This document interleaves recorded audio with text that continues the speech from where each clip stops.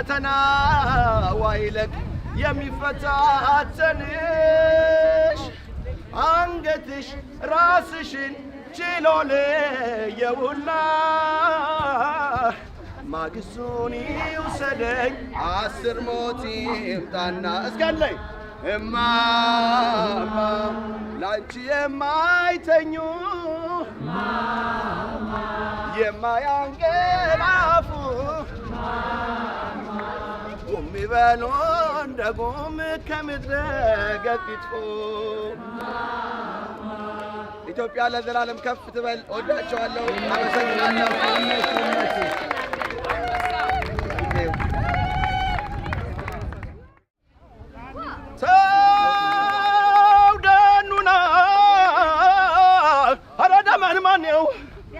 አራዳኛው አገሬ ኢትዮጵያ ኩሪ ይገባሻል። ተውደኑና አራዳማንማኔው አራዳኛው አገሬ ኢትዮጵያ ኩሪ ይገባሻል። የማያስደፍሩ ጀግና ልጅ ወልደሻል። ደመንማኔው ወረደኔው ተውደኑና አራዳማንማኔው አንተ መንገደኛ ልጠይቅህ ወሬ ከአባቴ ባድማ ተጠምዷል ወይ በሬ መጠመዱንማ ተጠምዶ ነበረ ደመለኛው ወይፈን ማነቂያ ሰበረ ደመንማኔው ዘራፍ አካኪ ዘራፍ አገሬ ኢትዮጵያ ጥቁርም አይደለሽ ጥቁር ነሽ አሉ ነጭም አይደለሽ ነጭ ነሽ አሉ ዘራፍ አካኪ ዘራፍ ዱብ ዱብ ያለው እንደ በረዶ በልጅነቱ በረሃ ወርዶ በረሃ ዳሪ በሰው ጠመንጃ ወንዝ አሻጋሪ ሱሪ ዝቅ ዝቅ ጠጉር ፈተላ አሬት መጣብኝ ይወሮ በላ እዚህ ቁጭ ብሎ ደም ከሚያፈላ ስደደው አባይ ገድቦ ይብላብላታ ዘራፍ አካኪ ዘራፍ እያሽመሌ ባለች ቀጭነች ዘራፍ አካኪ ዘራፋታ አረጃሎ ባላ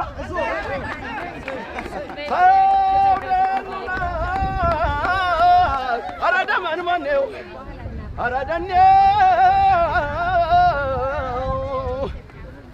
ተውደኑና አራዳማንማኔው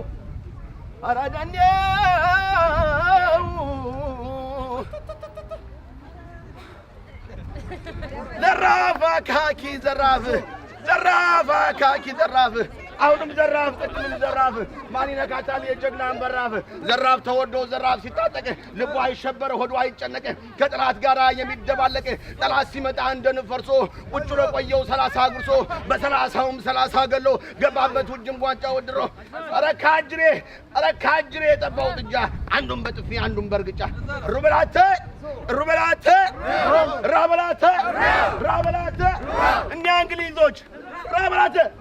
እኛ እንግሊዞች እኛ ጣሊያኖች የቸገራቸው በጎንደር ቢሉ ማን ሊፈራቸው መይሳው አስሮ መድፍ አሰራቸው መድፉም ይገኛል ዳፋት ያለው ደብረ ታቦር ላይ ዳፋት ያለው ያነ መድፋቸው ለውርደታቸው ምስክር ነው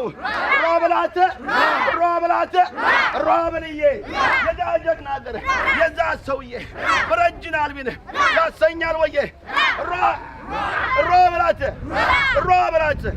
መላው ጠፍታቸው ሲደናገሩ ለተንኮላቸው ጎጀን ይዳሉ ጎጃም ሽፈራው በላይ ሽፈራው ተቀበላቸው እያቆረጡ አባይ ጣላቸው አራይሰማ ሮበላት ያውታቸው ሲደናገሩ ለተንኮላቸው ሲደናገሩ ለምጠታቸው ወሎ እንዲዳሉ ወሎስ ቢሄዱ ንጉሥ ሚካኤል ተቀበላቸው አጼ ምኒልክ የዓድዋው ጀግና ከጣይቱ ጋር ጠላት የመታ ስሙ ይነሳል በሁሉም ቦታ ማለት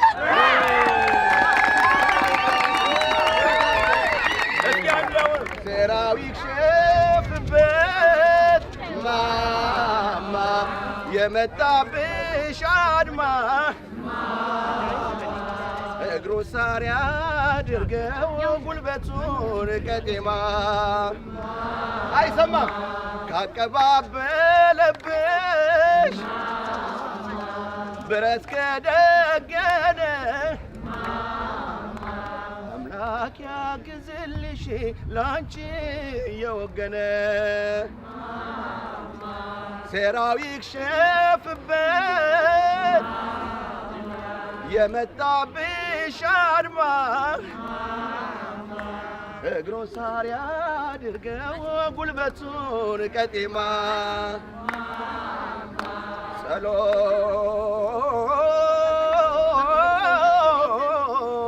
ጸሎትሽ ይሰማ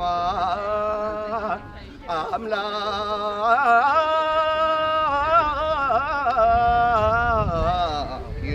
ይለመንሽ ፈተና ዋይለቅ የሚፈታተንሽ አንገትሽ ራስሽን ችሎ ለየውና ማግስቱን ይውሰደኝ 10 ሞት ይምጣና እስካለኝ እማማ ላንቺ የማይተኙ የማያንገላፉ ቁም ይበሉ እንደ ጉም ከምድረ ገጽ ይጥፉ። ኢትዮጵያ ለዘላለም ከፍ ትበል። እወዳቸዋለሁ። አመሰግናለሁ።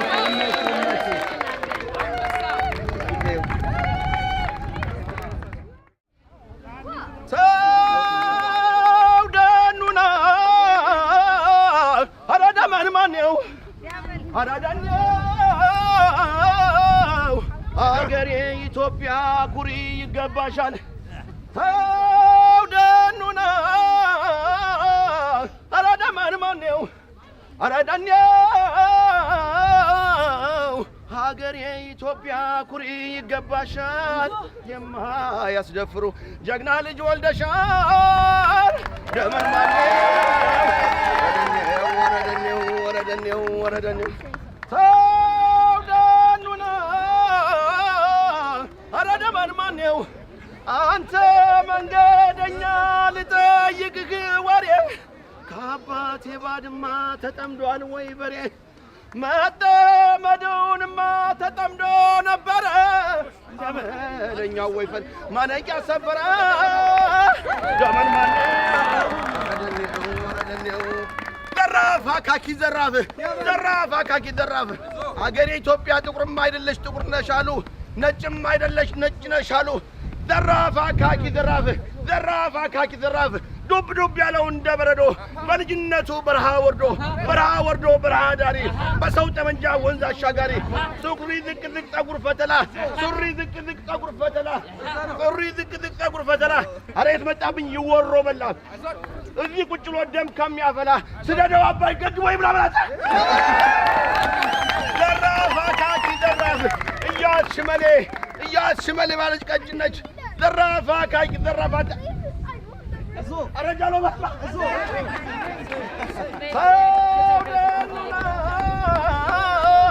አራዳ ማን ነው አራዳኛው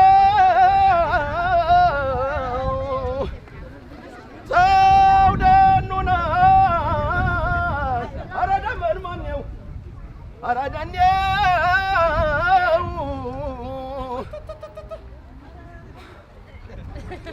ዘራፍ አካኪ ዘራፍ አሁንም ዘራፍ ቅድምም ዘራፍ ማን ይነካታል የጀግናን በራፍ ዘራፍ ተወዶ ዘራፍ ሲታጠቅ ልቡ አይሸበር ሆዱ አይጨነቅ ከጥላት ጋራ የሚደባለቅ ጠላት ሲመጣ እንደ ንፈርሶ ቁጭ ብሎ ቆየው 30 ጉርሶ በ30ም 30 ገሎ ገባበት ውጅም ጓንጫ ወድሮ ኧረ ካጅሬ የጠባው ጥጃ አንዱን በጥፊ አንዱን በርግጫ ሩበላተ ራበላተ እኛ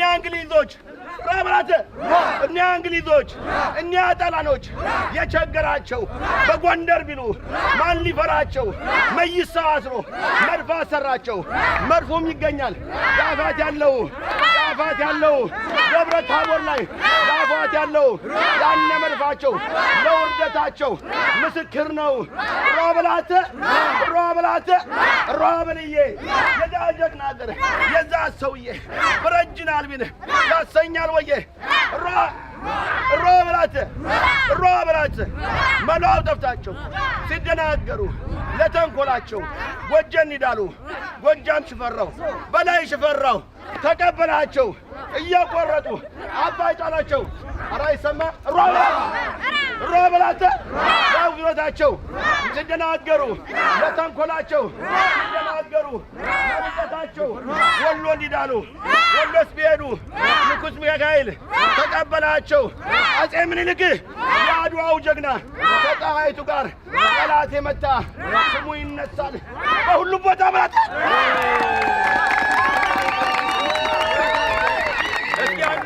ሰራዊት ሸፍበት ማማ የመጣብሽ አድማ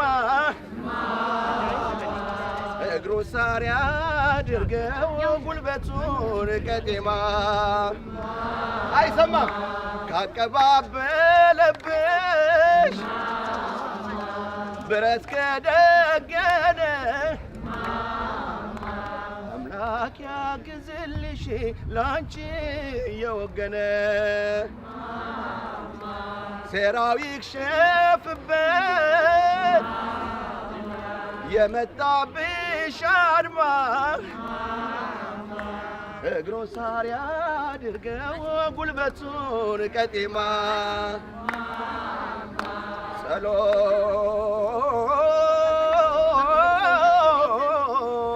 ጸሎትሽ ይሰማ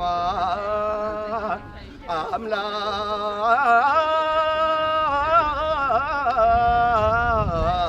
ይለመንሽ ፈተና ዋይለቅ የሚፈታተንሽ አንገትሽ ራስሽን ችሎ ለየውና ማግስቱ ራስልኝ የነመቤት ራስሽን ታስተዋውቂኝ ወይና አብ ሰይፉ ሌላ ምን አለ መሰረት ፎር ውመን የሚባል ምንድነው እርዳታ ድርጅት ራን አረጋለሁ በእንግሊዝ ሀገር የሚኖሩ ስፖንሰሮች ናቸው የሚረዱኝ ለጊዜው still trying to find others ግን እሺ መጀመሪያ ስለ ወይናብ ሰይፉ እናወራ እስኪ ወይናብ ሰይፉ ማናት ሁለት ልጆች እናት እኔ ላስተዋውቅ እንዴ አንቺን ላስተዋውቅ ይሻላል I think so I have no idea ወይናብ ሰይፉ የሾላ ልጅ ነች የአዲስ አበባ ልጅ ነች የተወለደች ነች ከዛን ጀምራ አይደል እንዴ አዎ አለቅም ብላ እዛው ያለች ናት አሁንም እዛው ያለች ነች ወይናብ ሰይፉ እንደ አይነት ስራዎች ለመስራት ከቤተሰቦቿ ከአባባ ሰይፉ ከምንወዳቸው ደግሞ ከናቷ ብዙ ነገር ተምራለች እስኪ ስለ መጀመሪያ አሁን በቅርብ ቀን መቼስ ነፍስ ይማር ብለናል ስላጣሻቸው I really don't think I can talk about her እሺ ኦኬ ከዛ የጀመረ ስለሚመስለኝ ነው እሺ አዎ እሷ ከዛ ደግሞ የባለቤቴ እናት አሰፋሽ ገብረስላሴ ትባላለች እሷም በትንሽ ሳምንት በፊት አረፈች አክቹሊ እሷ ናት በጣም ብዙ ለቻሪቲ ስራ ያስተዋወቀችኝ ኦኬ ከሷ ጋር ወደ 12 አመት ያህል ሰራን እናትሽን ስም ጥሪና አስተዋውቂ ከዛ በኋላ እንሄድበታለን እሺ ሌኒ ሞክራ የታወቁት ጋዜጠኛ ነፍስ ይማር ጋዜጠኛ ናት አዎ ግን ለብዙ ለሴቶችም ሴቶች ታጋይ ናት ለሴቶች በጣም ፈርቀዳጅ የሚባለው ነገር አይደል አንቺም አሁን ፎከስ ያደረግሽው እንግዲህ ሴቶች ላይ ስፔሻሊ አንደር ፕሪቪሌጅ የሆኑ ሴቶች ላይ አዎ ስሙን ምንድነው ያልሽው እስኪ ንገሪኝ መሰረት ፎር ውመን አማርኛና እንግሊዘኛ ያው ጉራማይሌ ሆኖ ነው አዎ ግን ጉራማይሌ ሆነው ሁለት ነገር ስላለ ነው ከዚህ አብሮች ፕሮጀክቱ ላይ የሚሰሩትም ነጮች ናቸው ብለሽ ነው የነገርሽ ታንክ ዩ እንዴት አሁን እንግዲህ 2016 ላይ ነው የተቋቋመው እንዴት መጣ ይሄ አይዲያ? እንዴት ነው ስትራክቸር ያደረገው? ከዚህ ስራ በፊት እንትን ነበር የምሰራው ጉድፈቻ አዶፕሽን ላይ ነበር የምሰራው ኢንተር ካንትሪ አዶፕሽን እና የፎስተር ኬር ነበረንኛ እና እዛ ላይ የሚመጡ ህፃናት በሙሉ የሚመጡት በእናት ችግር ነው እናታቸው ልጆቹን መያዝ አለመቻላቸው ነው እንጂ ማንንም እናት ልጁን አይጠላም ችግር ነው እንደዛ ያረጋቸው ሁሉንም ስለዚህ what I thought is እናቶቹን ከደገፈን ልጆቻቸውን የሚጥሉበት ምንም ምክንያት የለም ማንንም እናት ጨክኖ ልጁን አይጥልም you know unless they have no way of taking care of those children በጣም ጥቂት ናቸው ወይ አእምሮ በሽተኛ ይሆኑና ምናምን ነው እንጂ አለበለዚያ ሁሉም በችግር ምክንያት ነው ልጆቻቸው የሚጥሉት so እንግዲህ ኢንተርናሽናል እንግዲህ አሁን ራሱ ፊልም ስታርስ ምናምን የምንላቸው ራሳቸው ከኢትዮጵያ እየወሰዱ በጉዲፈቻ ያሳድጉ ነበር ግን አንድ ስቴጅ ላይ የኢትዮጵያ መንግስት ይሄን ተከለከለ አሁንም ቆሟል ምክንያቱም ምን መሰለህ ያው ፖለቲካ ሆነና ስለ ልጆቹ ህይወት ሳይሆን ፖለቲካ ገባበትና ከዛ ደግሞ በጣም ብዙ ሰው ብር ይሰራበት ጀመረ ያው ቢዝነስ ሆነ which was really bad you know it stopped being about the children እሱ ደግሞ በጣም ምክንያቱም አሁን አሜሪካ ውስጥ የሆነች ልጅ ተጎዳሽ ተባለ የሆነ ችግር ተፈጠረ ብሎ በጣም ዓለም ላይ ሲሰማ ደነገጡ አውጥተን ልጆቻችንን ለችግር ሰጠን ብለው እዚህ ያለው ተረስቶ ማለት ነው እና እዛ አሁን ከዚህ በፊት ነጮች ወይም ዩሮፒያንስ ወይም አሜሪካንስ ኢንቨስት ወይም ዶኔት የሚያደርጉት ነገር ቀጥታ ቆመ ማለት ነው ቆመ አው በጣም ብዙ ኦርፈኔጆች ተዘጉ because በዚህ በአዶፕሽን የሚመጣ ብር ነበር ኦርፈኔጆቹን ራን የሚያደርገው ግን ያው ኦርፈኔጅ የሚያግል ደግሞ ሰው የከፈተ ቢዝነስ መስሪያ አደረጉት በጣም ብዙ ሰው and it was bad አሁን ብታያቸው አዶፕሽን የሚሰራ ሰው በሙሉ አሁን ብታየው የት ደረጃ ላይ እንዳሉ ያስደነግጣል በጣም ትልልቅ እንትኖች ናቸው በጣም ሀብታም ሰዎች ናቸው እንደሱ መሆን አልነበረበት ምን ኮንቨርት አድርገሽ ነው አንቺ አሁን ከዚህ 2006 ላይ እንግዲህ አሁን እንዳነበብኩት ዌብሳይት አላችሁ ቆንጆ ዌብሳይት አላችሁ እና አሳየዋለሁ እዛ ላይ mainly geared የተደረገው ደግሞ ለፈረንጆቹም ይመስላል እነሱ እንትን እንዲሉት ነው ዋናው አላማው ዌብሳይቱን ያደረጉት ስፖንሰር ለመፈለጊያ እንዲያግዛት ነው ኮንቲኒየስ እንዲሆን ነው ማለት ነው ለምሳሌ አሁን ከጀመርን በኋላ ስንጀምር ዝም ብለን 6 እናቶችን ነው 8 እናቶችን ይዘን አስገብተን ትሬኒንግ ምናምን አድርገን ነበር ምንለቅ ግን ምን አየ what I saw from that is ምንም ህይወትን ብታስተምራቸው ሲወጡ ልጆቹን የሚያደርጉበት ቦታ የለም አባ ስራ ይጀምሩና ልጆቹን ምን ያደርጋሉ ትንንሽ ናቸው ትምህርት ቤት አይቀበላቸው ስራ ይዘው ሲሄዱ ማንንም ሳይቀጥራቸው ልጅ ይዘው አይፈልጉም መቅጠር ልብስ እንኳን እንዲያጥቡላቸው ልጅ ከያዙ እንቢ ነው የሚሉት ይገርማል so ምን አሰብኩኝ ዴኬር ነው ከኔ ጋር ለሚወጡ ልጆች ትንሽ ዴኬር ጀምር ብዬ ተማከርን so አሁን ጀምረናል አንድ አመት ሊሆነን ነው ማለት ያው ኮሮናም ነበር ብዙም አልሰራም ብቻ አሁን ግን በደንብ it's perfect ጧት ያመጣሉኛ ጋር ልጆቹን ያስቀምጣሉ ሞግዚቶች ቀጥር ያለው ልጆቹን ይዘላቸዋለሁ ወጥተው ሰርተው ይመጣሉ ልጆቹን ይዘው ቤታቸው ይሄዳሉ so now it's working ዋናው ትልቁ ችግር ልጆቻቸውን የሚይዝላቸው ሰው አለመኖር ሲንግል ማም ዴኬር ከፍለው እንትን ለማለት በጣም ከባድ ነው እምነትም የለ አምነው የሚሰጡት ሰው ራሱ በጣም ከባድ ነው በጣም ቤሲክ የሆኑ የፋይናንሻል ማኔጅመንት ስኪልስ ስፔሻሊ እኛ ራሳችን ትምህርት ቤት ያላገኘውን ነገር እንዲማሩ ማድረግ ስፔሻሊ ገንዘባቸውን እንደሚይዙ ኤግዛክትሊ ማይክሮ ፋይናንስ እንዴት እንደሚያገኙ ምናምን እየሰራችሁ ነውና እስኪ ይሄ አይዲያ እንዴት መጣልሽ እሱን ፕሮጀክቱን ስንጽፍ የሚረዳኝ ነበር መንግስት ሰራተኞች ናቸው ከመንግስት ጋር ነው አብረን የምንሰራው የነሱ ኢንቮልቭመንት ለኛም ሴፍቲ ነው ቼክ አድርገው መንገድ ላይ ጎዳና ላይ እውነት የተቸገረ ሰው ነው በተለይ ዴኬሩ ላይ ገርማል ብዙ ሰው መጠቀም ይፈልጋል ያልቸገረው ሰው ማለት ነው አምኖ ልጁን የሚሰጠው ሰው ስለሌለ ብዙ ጊዜ መጠቀም ይፈልጋሉ ሸውደው እሱን ቼክ የሚያደርግልኝ መንግስት ነው ማለት ወረዳዎች ናቸው ከጎዳና ላይ እውነት የተቸገሩ እናቶች ናቸው እኛ ጋር የሚገቡት እሱንም ቼክ ያደርጋሉ ያው እኛም ብዙ በእነሱ ላይ ትንሽ አንዳንድ እንትን ስለሚኖር እኛም ዞረን ቼክ እናደርጋለን አብረን እድሜ ጋፕስ እንዴት ነው እድሜያቸው ስንት እስከ እድሜ ጋፕ ቤት እናቶቹን የስራ እድሜ ላይ ያሉ እስከ 55 ድረስ እንቀበላለን ወደ ታች ግን ያው እናት እስከሆኑ ድረስ እንትን የለው 12ም ሊሆኑ ይችላሉ because ያው እንደምታውቀው እኛ ሀገር early ብዙ ነገር happen ያደርጋል so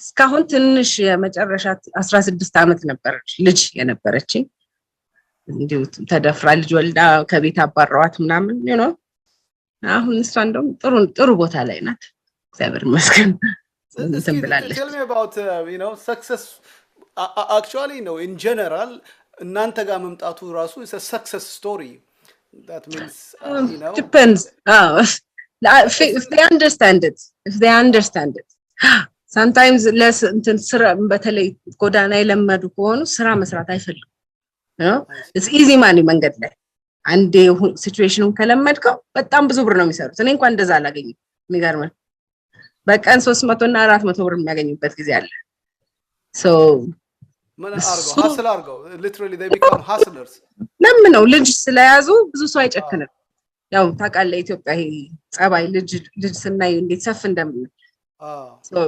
ልጃቸውን ያዩ ሰው በጣም ብዙ ነው የሚሰጣቸው በተለይ ማርያም ገብርኤል ምናምን የሆነ ቀን በዓል የሆነ ቀን ወደ ቤተክርስቲያን ጠጋ ይላሉ በደንብ ሰርተው ነው የሚገቡት በደንብ ካንድ መንግስት ደሞዝተኛ እነሱን ያህል ያገኝ ግን it's not continuous is it it's not ግን ደግሞ ብዙ አደጋ አለ መንገድ ላይ መሆናቸው ለብዙ ነገር ይጋለጣሉ አጥቷል በተለይ rape victims መዛ ጎዳና ላይ ባለመኪናው ምን ሁሉ ነው ያቆመ በጣም ብዙ ነገር ነው ይደርስባቸው በጣም unless they're in a group ምናምን የሚሆኑትም ለዚህ ነው አብዛኞቹ so ተከራይተውም የሚኖሩ አሉ ደግሞ ቀን ወጥተው ለምነው ተከራይተው የሚኖሩ አሉ that's which is good at least የሆነ ሴፍቲ ነገር አላቸው ስለዚህ ይሄንን ሲስተም በጣም የለመዱ እኔ ጋር መምጣት አይፈልጉም ምክንያቱም እኔ በምንም አይነት አልፈቅድላቸው እንዲለምኑ ሰርቶ መኖር የሚችል ሰው ለምን ሰው ይለምናል ጉልበት የሰጠን ጭንቅላት የሰጠን was just work እንጂ የሰው ፊት ልጆቻቸውንም የሰው ፊት አታሳዩ ካሁኑ አታስለምዱ ያልኩ በጣም ስለምጋፋቸው dignity እና exactly እሱ ነገር ጠፍቷል ይገርማል ብዙ በጣም ብዙ ሰው ላይ ነው የጠፋው የሚያሳዝን እና ልጆቹን ለእናንተም ባይሆን ለልጆቹ የሰው ፊት አታሳዩአቸው ካሁኑ ሰርተው ተምረው ራሳቸው እንደሚለውጡ ማወቅ አለባቸው ማንንም አውቆ የተወለደ የለም you just fight for your life በየትም ቦታ ብትወለድ ፋይት ማድረግ አይቀር እና እሱን አሳዩአቸው የሚረዱኛሉ ሁሉም አይደሉም የሚረዱኛሉ የሚረዱት በጣም they try and ደግሞ የሞከረ ደግሞ ያቅተው በአብዛኛው social service የሚባላል literally every ወረዳው እንደምታየው local authorities designated የሆነ highly educated የሆኑ the investment actually እዛ ላይ የሚፈሰውም ራሱ ልጆች ላይ especially single moms ምናምን የሚባሉት ላይ በደንብ next generation ነው እነዚህ ሰዎች ሊያመጡ የሚችሉት ስለዚህ ልጆቻቸውን እንጠብቅ ኢኩፕ እናስተምር ደግሞ ሶሳይቲ ላይ ብዙ ኮት ኤሊኔት እና ዲስክሪሚኔት የሚያደርግ ፋክተር አለ ያንን መስፈር አለብን ተብለው ሃይሊ ኤጁኬትድ የሆኑ ሶሻል ሰርቪስ ኤሊትስ ናቸው እንደዚህ ነገሮችን ራን የሚያደርጉት መንግስት ራሱ በጀት አለው ግን እሱ ብቻ በቂ አይደለም ባይ ዘ ወይ አይደለም ሁሉም ሰው ማገዝ አለበት ሁሉም everybody እንጂ በመንግስት ብቻ የሚሆን አይደለም charitable entity እንደዚህ ተሰባሰባላችሁ እንሞክራለን ግን አብዛኛው ቻሪቲ ላይ ያሉ ያው ኢትዮጵያ ውስጥ ኤንጂኦ ብር መስሪያ ሆኗል you know አሪፍ የውጭ ሀገር ብር እየመጣ ህዝቡ የሚበላበት ሆኗል ለፐርፐዙን ትቶት ሄዷል ለምን እንደሚሰራ ብዙ ቦታ ላይ ትተውት ሄዷል እና it's very hard በእኛ ስም ራሱ አሁን እንደኛ አይነት ስራ አንዳንቺ ነው የሚሰሩት ይሉኝና ሄደ ስታይ ቢሮ ብቻ ነው ያላቸው አንድ ክፍል ቢሮ ተከራይቶ ግን የኛ ባጀት እንኳን የነሱን አያክል ስንት ሰው ይዘን ቤታችን ውስጥ ማለት ነው ያላቸው ባጀት በጣም ሃይ ነው ምንም የለም የምታየው ነገር እና ትንሽ አስቸጋሪ ከነሱ ጋር ተግባብተህ መስራት give me a picture ሌላ ጊዜ በደም ታሳየኛለሽ give me a picture now አሁን ግቢ ተከራይተሽ ነው ወይስ ራስሽ ቤት ውስጥ ነው እንደዚህ እኛ ቤትማ ብዙ ሰው ነው ያለው ኦሬዲ ቤት ውስጥ ብዙ ሰው አለ ኦሬዲ ያንን አልችል ተከራይተን ቤት ግቢ ተከራይቻለሁ በደንብ መኖር ያለው ኩክ አለኝ በደንብ ሴቶችን የሚጋቡትን እናቶች የሚጠብቅ ሰው አለኝ ሶሻል ወርከር about 9 people in my staff okay ከዛ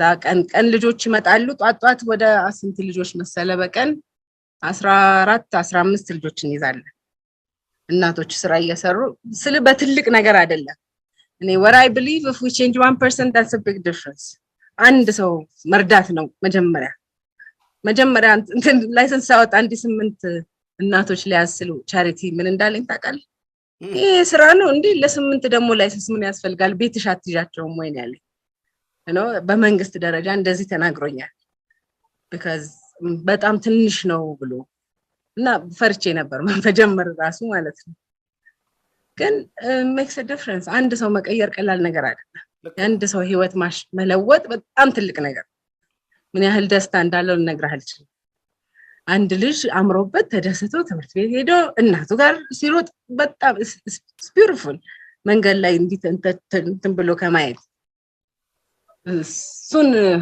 ሶ 8 ሴቶችና 15 ህፃናት ይዛለው ማለት ነው it's not a big thing run የምታረጊው how many days working days ናቸው 5 ህፃናቱ የሚመጡት ከሰኞ እስከ ዓርብ ግን ከጎዳና ያው የሚመጡት እናቶች every day ዛው ናቸው በርዛ ይቀመጣሉ ራሳቸውን ያው it's just a time for them to think is the start of our story in the museum and it helps set the context of the Italian invasion and it's important not only for Ethiopians but it resonates throughout the world especially with the African diaspora black pride resistance self-determination victory at Adawa connected to the part of the human spirit that never wanted to be shackled the one ready to fight to the death for freedom saying enough is enough. Of course, it was not Emperor Menelik who lived here in Bath. Fairfield House was home to His Imperial Majesty Emperor Haile Selassie and his family and government during the Second Italian invasion. And members of that government had fought successfully at Adawa and never imagined having to leave Ethiopia. In 1941, of course, Ethiopia won her liberation from the Italians. And it was in 1958 that His Imperial Majesty gave Fairfield House to the city of Bath for the good of the elderly. And the house is still used for this purpose today. As 28 years ago, Bath Ethnic Minority Senior Citizens Association started their work at Fairfield House, helping the local elderly. And they're still doing that today. Most recently, we have some exciting developments from our community interest company, of which Fisiha is a director and has been helping with a green energy report, which is our proposals to make Fairfield House as energy efficient as it should be, and an example heritage property in the city of Bath for that. Things like the museum has been developed and we're seeking accreditation, and we've also developed a historical tour and a study room which is focused uniquely on Ethiopian history. We've also rendered rooms that have been developed as business spaces for like-minded organizations that help support the life of the house. And we host many events throughout the year and everyone is welcome. And many of these events are put on by our communities, such as this coming weekend at Fairfield House, which is going to be a very busy weekend. as we have the Rastafari community celebrating Adawa on Saturday and the Ethiopian community celebrating Adawa on Sunday, and both events, and everyone from each community and wider is welcome at those events. So please stay connected to Fairfield House via our social media and our website, and please donate tonight to this excellent cause and great initiative from the Ethiopian community. And thank you everyone for taking part. Thank you. Fantastic, Benji. I'll just show as well a few of these items that we have. Yeah, that's fantastic. Please do. This is our Adawa display. These are historical figurines from the time. I'll pass over to Triscott. He can show you a few items. These are like the emperor sitting on his throne. And these are the oldest toys we have in our collection. They're dated from around 1910. So these are authentic artifacts in the museum. Here we have underneath, we have different 1930 toys. And one underneath is depicting the second Ethiopian-Italian War from the 1930s. So these are toys from the 1930s. And the top one is from 1910, and they are the oldest in our collection. Also, I pass it to... Yeah, at the bottom here of the cabinet, there's a shield that would have been used around the time of the Battle of Adawa. And from the study room, we brought up a chronicle of Emperor Menelik.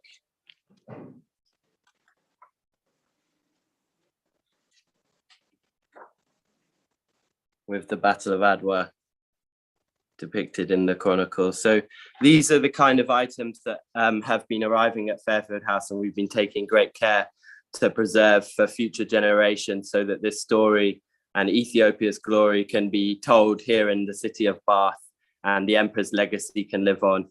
So give thanks, Rastafari. Yes, I. Maybe you can show this one also, this in the cabinet there, Benji. We have some more. We have all the orders of the Imperial Ethiopia in this cabinet, but also, again, some authentic toys, and these are from the 1930s. And the one in the purple coat, the Emperor Menelik II. His Imperial Majesty Emperor Haile Selassie is in the black cloak. And his father, one of the heroes of the Battle of Adawa, Ras Makonnen, with a shield. And on the background, you can see two images of the emperor. And these are all from the 1930s. So these are authentic toys. That's so kind of you for showing us. Thank you very much. Ras Benji, is Ras Tekla is there to do the poem? The poem? Oh, there he is. Thank you very much. Ooh. It's frozen a bit. Benji, you're frozen a bit.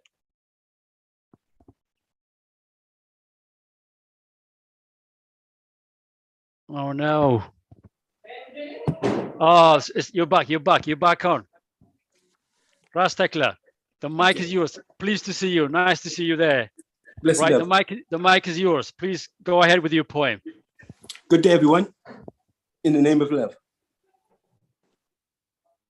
The Battle of Adawa. Sunday, the 1st of March, 1896. The enemies of Ethiopia tried their funny little tricks, but at the Battle of Adawa, they fell into their very own pits, as victory belonged to the excellent Ethiopians as they protected their own sovereignty and that of Empress Teitu and Empress Menelik. Emperor Menelik II always held reverence for the Creator in times of peace and in times of disorder.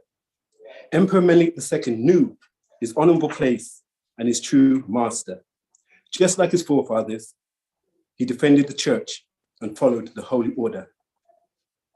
The Battle of Adawa was a terrible and dreadful war. Greed, power, and selfishness was at the core. Envy and jealousy, the swindling, spiteful, insidious Italians wanted more. Vile and vicious, through the exquisite land of Ethiopia, they cut and tore, and left many excellent Ethiopians lifeless on the floor. With hatred, the enemies of Ethiopia broke down the door. The insidious Italians represented the eerie European countries that walked without candor. For as the insidious Italians pushed their way through Ethiopia, the eerie Europeans nation shouted, encore. The insidious Italians tried to deceive Negus Magas, Menelik II, twisting their oaths that they swore. The injustice of the matter, Russia, France, and Turkey would not simply ignore. Though the excellent Ethiopians were basically on their own, just as before. The insidious Italians had written a treaty for the sake of peace and harmony, supposedly, but the Treaty of Wushe wasn't written with sincerity. The deception was found by majesty. The excellent Ethiopians were given one treaty, while the insidious Italians' version of the same treaty told a completely different story. When the deception was uncovered, Empress Tetu wanted Ethiopia to have no part of the folly, for the Treaty of Washu would have made the exquisite Ethiopian land a mere colony, and the excellent Ethiopians mere puppets for the rapacious Romans of Italy. Empress Tetu praised the honor of the clerk in warning Emperor Menelik II of the insidious Italians' treachery, but rebuked the Ethiopian translator and the insidious Italian envoy, Count Aton Lili. Emperor Menelik II eventually rejected their treacherous treaty. That in turn infuriated the insidious Italians and forced Rome to send an army. With pride and supremacy, the rapacious Romans violated human dignity by calling for General Baratieri to attack the excellent Ethiopians in their own country. The insidious Italians captured the cities of Adwa, and Machel. For a time, the insidious Italians, General Baratieri, was seen as a champion for his crime. The rapacious Romans glorified their general in the light that was lying. Meanwhile, Emperor Menelik II immobilized over 100,000 warriors to purge Ethiopia of the slime. With the insidious Italians outnumbered and forced to fall back and retreat, Emperor Menelik II offered the insidious Italians a kind gesture before their inevitable defeat. Emperor Menelik II offered safe passage so that they could keep their lives, their hands and their feet. But the rapacious Romans insisted on war, for they preferred the bitter rather than the sweet. So the excellent Ethiopians crushed the insidious Italians and ran them out of every hill, valley, and street. The commanders of the forces of Ethiopia faced a dreadful situation. Ras Ulula Ngida, Ras Makonnen Walder Michael, Ras Mengesha Johans, Ras Michael of Wallow, Tekel Haminot of Gojam, invaded by a tyranny, a mad enemy that only wanted Ethiopia to add to their collection. The enemies of Ethiopia sought to inflict pain, distress, and mass destruction. For the excellent Ethiopians would not simply bow or succumb to the sleazy strangers' invasion. They would fight to the bitter end, to the very last, without hesitation. Empress Tetu and Empress Menelik II, Field Marshal, led the way with courage, justice, and determination. The enemies of Ethiopia felt the brunt of the excellent Ethiopians' mystical, mysterious vibration. Sunday, the 1st of March, 1896, the enemies of Ethiopia tried their funny little tricks, but at the Battle of Adawa, they fell into their very own pits. As victory belonged to the excellent Ethiopians, as they protected their own sovereignty and that of Empress Tetu, and Empress Menelek's. With the power of right on the excellent Ethiopian side, the enemies of Ethiopia didn't get the expected easy ride. On the contrary, Barataria and his army had to scurry and hide. The excellent Ethiopians, with firmness of purpose, eventually turned the tide. Ethiopians worldwide were honored and by some glorified. Emperor Menelik II and the greatness of his throne, the Lion of Judah, was magnified. The victory of the Battle of Adawa becomes an example to study. The big bad bully fell on his knee, just like Goliath in biblical history. Good over evil will always win in time eventually. In circumstances such as war, unification is key. And the excellent Ethiopian united as one immediately. The victory of the Battle of Adawa is a celebration to be held every year to remind us all of how the excellent Ethiopians conquered their own fear and overcame their enemies and made them all disappear. When the enemies of Ethiopia fled the scene of the crime, the excellent Ethiopians could once again dance, sing, cheer, and feel fine. Honor was maintained as the enemies of Ethiopia were tamed and put in line. Sunday, the 1st of March, 1896, the enemies of Ethiopia tried their funny little tricks, but at the Battle of Adawa, they fell into their own pits, as victory belonged to the excellent Ethiopians, as they protected their own sovereignty and that of Empress Tetu and Menelek's. The excellent Ethiopian warrior fought with all of his heart. The excellent Ethiopian woman also played her part. The excellent Ethiopian woman was in more than the shadows from the start. It was the excellent Ethiopian woman that fed the belly of the warrior and pushed the wounded in the cart. The excellent Ethiopian woman tended to those warriors in great need. When the excellent Ethiopian warrior fell, the excellent Ethiopian woman nursed him with compassion, efficiency, and speed. The excellent Ethiopian woman marched side to side with the warriors, clearing the campsites so that the warriors could take rest and feed. It was because of the excellent Ethiopian woman's actions that made the military operation able to proceed. The brave, excellent Ethiopian woman was exceptional in everything that she'd done. Her behavior, her composure, her conduct is why the excellent Ethiopians won. The excellent Ethiopian woman dug trenches, awoke the warriors early at dawn.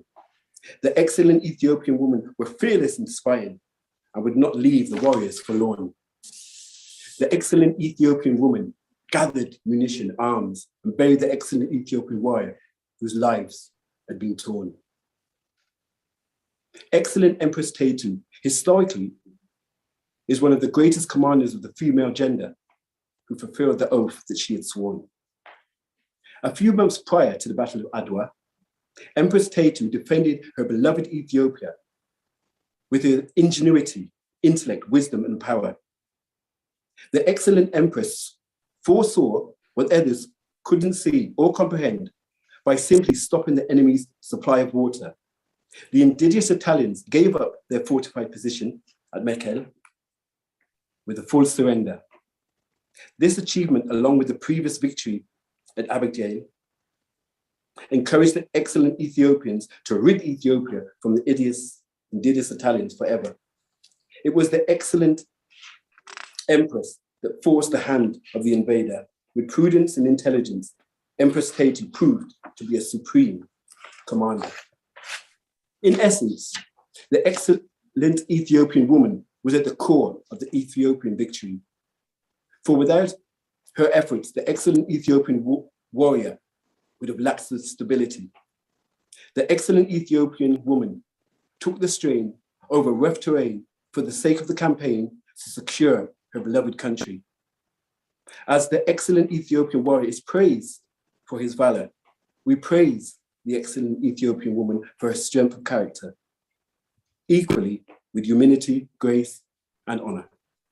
Sunday, the 1st of March, 1896, the enemies of Ethiopia tried their funny little tricks, but at the Battle of Adawa, they fell into their very own pits, as victory belonged to the excellent Ethiopians, as they protected their own sovereignty and that of Empress Tetu and Menelik. The victory of Adawa came at a time when the Erie Europeans were committing a worldwide catastrophic crime, invading countries at will, ever ready for wartime. The Erie Europeans girded themselves with supremacy. They looked upon themselves as the best of humanity in thought, mind, and in body. As far as the Erie Europeans were concerned, the world was theirs to rule, and anybody that should oppose them would be insane or a fool. They used riches of corruption, though violent actions were their main tool.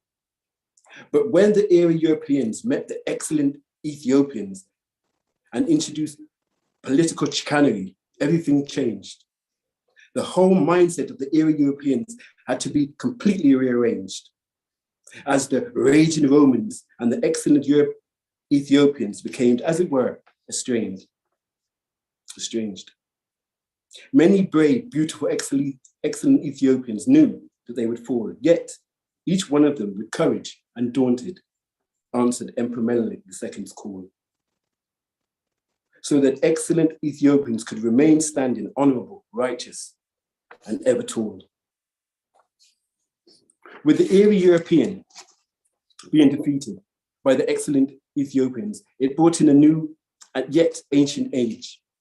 For the Erie Europeans had to accept that the excellent Ethiopians would not and could not be bamboozled by misinterpreted words on a page. Also, that the excellent Ethiopians had the ability to fight with military strategy, intelligence, and ferocious rage. The excellent Ethiopians were seen as the oppressed people around the world as a liberating, shining light, demonstrating what could be achieved if you believe with justice, guns, and the right. The excellent Ethiopians showed the world that unification with equity can overcome even the most hazardous plight. Sunday, the 1st of March, 1896. The enemies of Ethiopia tried their funny little tricks, but at the Battle of Adawa, they fell into their very own pits, as victory belonged to the excellent Ethiopians, as they protected their sovereignty and that of Tetu, Empress Tetu, and Emperor Menelik. Bless you. Thank you very much. That was so good. Excuse the little errors here and there, but I could see the honorable people watching and you made me a little nervous. Thank you for the No, it's wonderful. Thank you very much. That was so great. Very kind of you. Thank you. Thank you very much for it. Can I say thank you very much for inviting me, and thank you very much for listening. I know it was a bit long-winded. Thank you. I could watch and see that you were listening. Thank you. And no, we were passionately listening. We were passionately listening. That was so magnificent. Thank you very much. And if there's anything that I can do, please, honorable people that are in front of me, please only ask. Please, thank you. Thank you very much. I see that man with his arm, with his hand here like this. It's very comforting to see and to feel.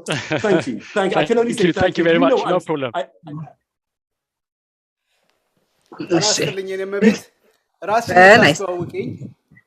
ወይነ አብ ሰይፉ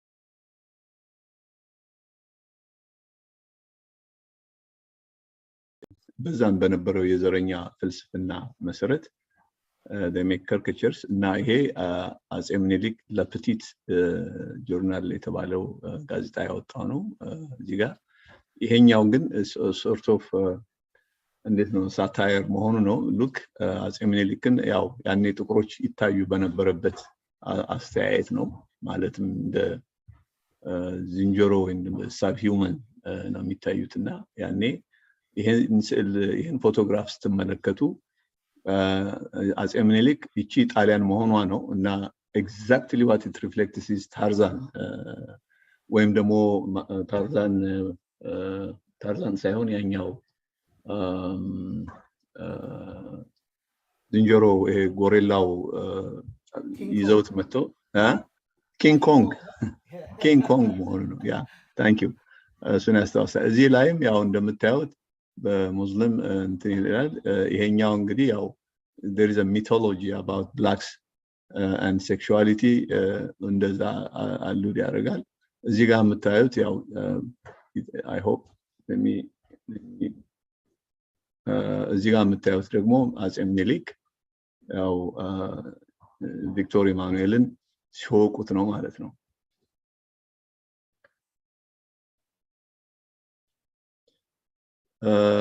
እንግዲህ በኢትዮጵያ እና በትልቁ ተጽዕኖ ግን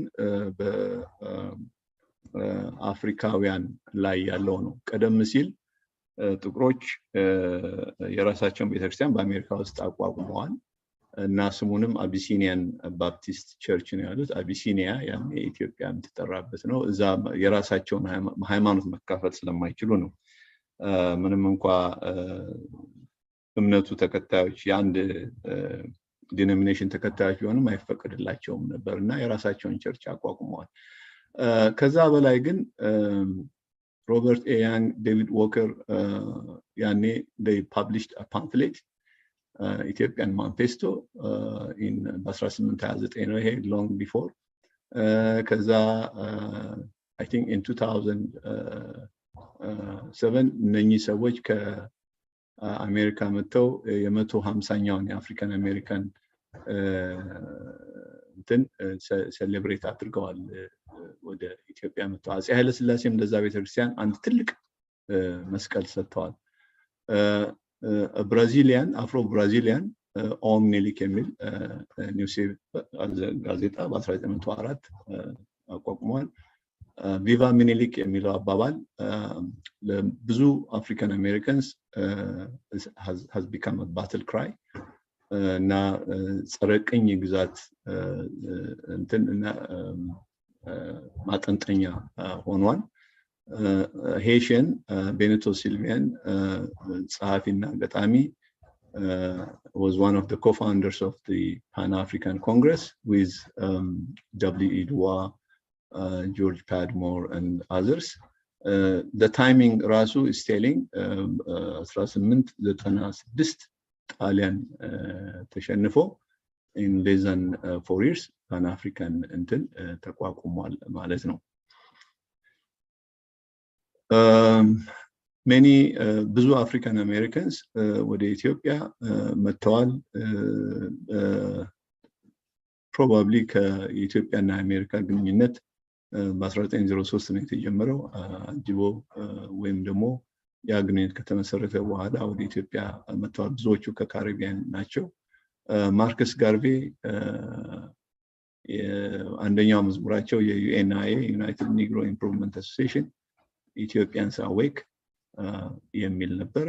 ማርከስ ጋርቬ በጣም ለኢትዮጵያ ትልቅ ፍቅር ያለው አፄ ኃይለ ሥላሴ ለንደን በነበሩበት ጊዜ በጣም ሊያነጋግራቸው ይፈልግ ነበር። እሱም ባይዘን ኤግዛይል ሆኖ እዛ ይኖር ነበረ። የጣሊያን እና የኢትዮጵያ ጦርነት በ1927 ከዛ በፊት አፄ ዴሊጌት ሲላኩ ብዙ ኢትዮጵያውያን ዴሊጌት አሜሪካን ሀገር ሲሄዱ they really seek out African Americans በግላቸውም ይሁን መንግስትን እንትን በማለት የመጀመሪያው ዴሊጌሽን ሄደው የአንደኛ ዓለም ጦርነት እንዳበቃ አሜሪካኖችን እንኳን ደስ አላችሁ ለማለት ነው። ከዛ በኋላ ሌላም ዴሊጌሽን ሄዷል እና በግል ብዙዎችን አነጋግረዋል። በነገራችን ላይ እነኚህ የሄዱት ዴሊጌትስ ማደሪያ ስላልነበራቸው they have to stay in churches and I think Howard University later on used to be a residence for some of the Ethiopian delegates. Louis Farrakhan, I think Professor Gates ባዘጋጀው Africa's Holy Land በሚለው ቪዲዮ ላይ ጠይቆት በሚናገርበት ጊዜ the Nation of Islam መሪ እኛ ኃይለ ሥላሴን ስለ ኃይለ ሥላሴ ንግስ ነበር የጠየቀው። እኛ ኃይለ ሥላሴን ስናይ We have been hearing about King George, King this, King that. Now we know that we have our own king. እና ኢትዮጵያ ለኛ ከፍተኛ ቦታ ያላት ለኛ የኩራት ምንጭ ነች ወዘተ ብለው ተናግረዋል። Professor Solomon, please try to wrap up in the next few minutes, 5 minutes maximum, please. Thank you so much. Okay. እሺ እንግዲህ ይችን ነገር I wish I could አነብላችኋለሁ። ይህ ከጦርነቱ በኋላ ከተጻፈው ከኒውዮርክ Pearl of Ethiopian sign of unrest among natives in British South Africa. This is London Times reporting, aka New York Times, a special cablegram ይላል እና ይሄ ምንድነው በኢትዮጵያ ውስጥ ኢትዮጵያ ያደረገችው ነገር ጥቁሮችን ያነሳሳል እና we have to be careful የሚል ነው። እንግዲህ ያው ስክሪኑ ላይ ያያችሁት ነው። ጣሊያን በ1927 ወሮን ባሸነፈን ጊዜ ብድሩን የራሱን ከርክቸር አውጥቷልና እዚህ ጋር የምታዩት የጣሊያኑ ልጅ ጣሊያኖቹ ባንዲራውን ይዘው የኢትዮጵያን እጅ ሲነሱ ነው እዚህ ጋር የምታዩቸው ወይም የጣሊያን የፋሺስት ሰላምታ ሲያቀርቡ ነው። ለዚህ ነው እንግዲህ ምኒልክ ተወልዶ በአነሳ ጋሻ ግብሩ እንቁላል ነበር ይህን ጊዜ አበሻ ተብሎ የሚነገረው እና ንግግሬን በዚህ ያበቃለሁ። የኢትዮጵያ የዓድዋ ድል የኢትዮጵያ ድል ብቻ ሳይሆን የመላው ጥቁር ሕዝብ ድል ነው። ዛሬ በኢትዮጵያ ላይ በተለያዩ አጋጣሚዎች ሕዝቧን ለመከፋፈል ለእድገት የምታደርገውን ጉዞ ለመግታት የሚደረገው ጥረት ሁሉ ይህች ሀገር ድሃ ሆና ያን ያህል ነገር ማድረግ ከቻለች ሀብታም ከሆነች አይቻልም በሚል ነው እና ታሪኩ የኛ የጋራ ታሪክ እንዳይሆንም ብዙ ነገር ይሰራል። ነገር ግን እስካሁን ድረስ ኢትዮጵያውያን እዚህ ደረጃ ደርሰዋል። ወደፊቱን ደግሞ እግዚአብሔር ያውቃል። አመሰግናለሁ ለሰጣችሁኝ እድል። መልካም የዓድዋ በዓል። Professor Solomon, we very thank you for sharing your knowledge with us. That was so really great. I will learn a lot from you. That was great slides as well. Some of the pictures I've never seen at all before. We're very honored to have you. Thank you so much. If you don't mind, stay around. Some people might have a question for you. Please stay around. We're very kind. We're very honored for that. But now we know Engineer Scale is now here. I think he was busy with other things, but finally he's with us. He apologized. Apologies accepted. Engineer Scale, without further ado, please say a few words about all these great, scholars and Lijnabiyat and etc. Please say a few things. Engineer Scale, you're there now. I know. Yeah, sorry for being late. I'm working in a plant in Iowa, and our company computer system was giving me a difficult time to get on Zoom, so I'm using my phone. And I'm still wearing my high-vis clothes I need to wear in a paper mill. In any event, I appreciate for the opportunity. We've done this last year. This year, I think it's getting a little bit bigger, and we need to continue to build on this. We have guests, some of them have already been here. I want to say a few words about Lijnabiyat. Lijnabiyat, as you have heard him, he was born and raised in the Cleveland area in Ohio, and but he has been to Ethiopia a number of times, spent time with his grandfather, his late grandfather, and his parents did a wonderful job. And he has a dear sister also, Dr. Manna. They are very in tune with what's going on in Ethiopia. One thing, what Nabiyat does and excels is he speaks Amharic more than any one of us. In fact, when we write things, he's the one who proofreads it. Not only speaks it, he writes it. He's an excellent person to have a chat in Amharic or in English in any language. So, in fact, if Nabiat is still here, I want you to address this August group in Amharic for a few minutes if you haven't said a few words in Amharic. Nabiat, are you there? Please unmute and greet this our guests in Amharic. Okay, I guess he's not here. So I'm gonna, and he is instrumental in getting the message from the prince, and he's also very close to the Crown Council. Our next guest is Professor Tilaun Yilma. Professor Tilaun, it's going to be your turn after this. Could you unmute Nabiat, please? He's saying that he couldn't unmute Engineer Fasa. Unmute Nabiat. Oh, okay. Biniam, can you unmute Nabiat or Eleanor, yes. whoever? Okay. Biniam, yeah, we try. Everyone. Okay. Yes, we try. Okay. Okay, Nabiat, can you? Okay, thank you. አመሰግናለሁ። Okay. Did you speak in English earlier? Now I want you to address this group in Amharic, please, for a couple of minutes. በደስታ ስለጋበዛችሁኝ አመሰግናለሁ። ቅድም ወጥተ ነበር መሰለኝ አጥር ያለ ገለጻ አድርጌ ነበር የአድዋን ድል በተመለከተ እንዲሁም ፌርፊልድ ሃውስን በሚመለከት አጥር ያለ ንግግር አድርጌ ነበር። ስለጋበዛችሁኝ አመሰግናለሁ። ሁላችንም እንኳን ለ126ኛው የአድዋ ድል በዓል አደረሰን እላለሁ። እንግዲህ ከዚህ በላይ መናገር በጣም እናመሰግናለን። አማርኛ መናገር ብቻ ሳይሆን ቀኔ ሁሉ ይቀኛል እና በጣም ጎዘን እናመሰግናለን እዚህ ስለመጣ ከፕሪንሱም መቼስ ስለመጣልን በጣም እናመሰግናለን። Thank you, Nabia. And plus, I hope your father, Engineer Aklilu, and Wazir Zufan are also here. I have invited them, and they did a wonderful job with you too. Thank you. Thank you so much. Next, Professor Tilaun, please unmute Professor Tilaun Yilma. Professor Tilaun is an emeritus professor at UC Davis. He's a world-renowned virologist, and he has contributed in his field immensely. He is a National Academy of Science inductee, and he's also have written about Ethiopia for the last 20-some years, over 30 years. And I'll give him a few minutes to finish the introduction and continue with the presentation. For our English-speaking guests, Professor Tilaun will be presenting in English. Professor Tilaun, take it, please. Unmute Professor Tilaun for me. First, I'd like to thank the organizing committee, especially Engineer Scale, for this opportunity to speak. Before I share my slides, I want to show you a few things. I have the privilege of having two swords issued by Emperor Menelik. Can you see this?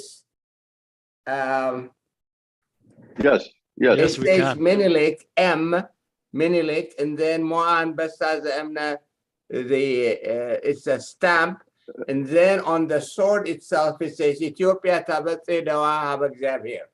So I have that, and then I have the second one. Again, that's a Menelik sword that was used actually in the Battle of Adawa. So I feel very privileged. It doesn't belong to me. This belongs to the Ethiopian people.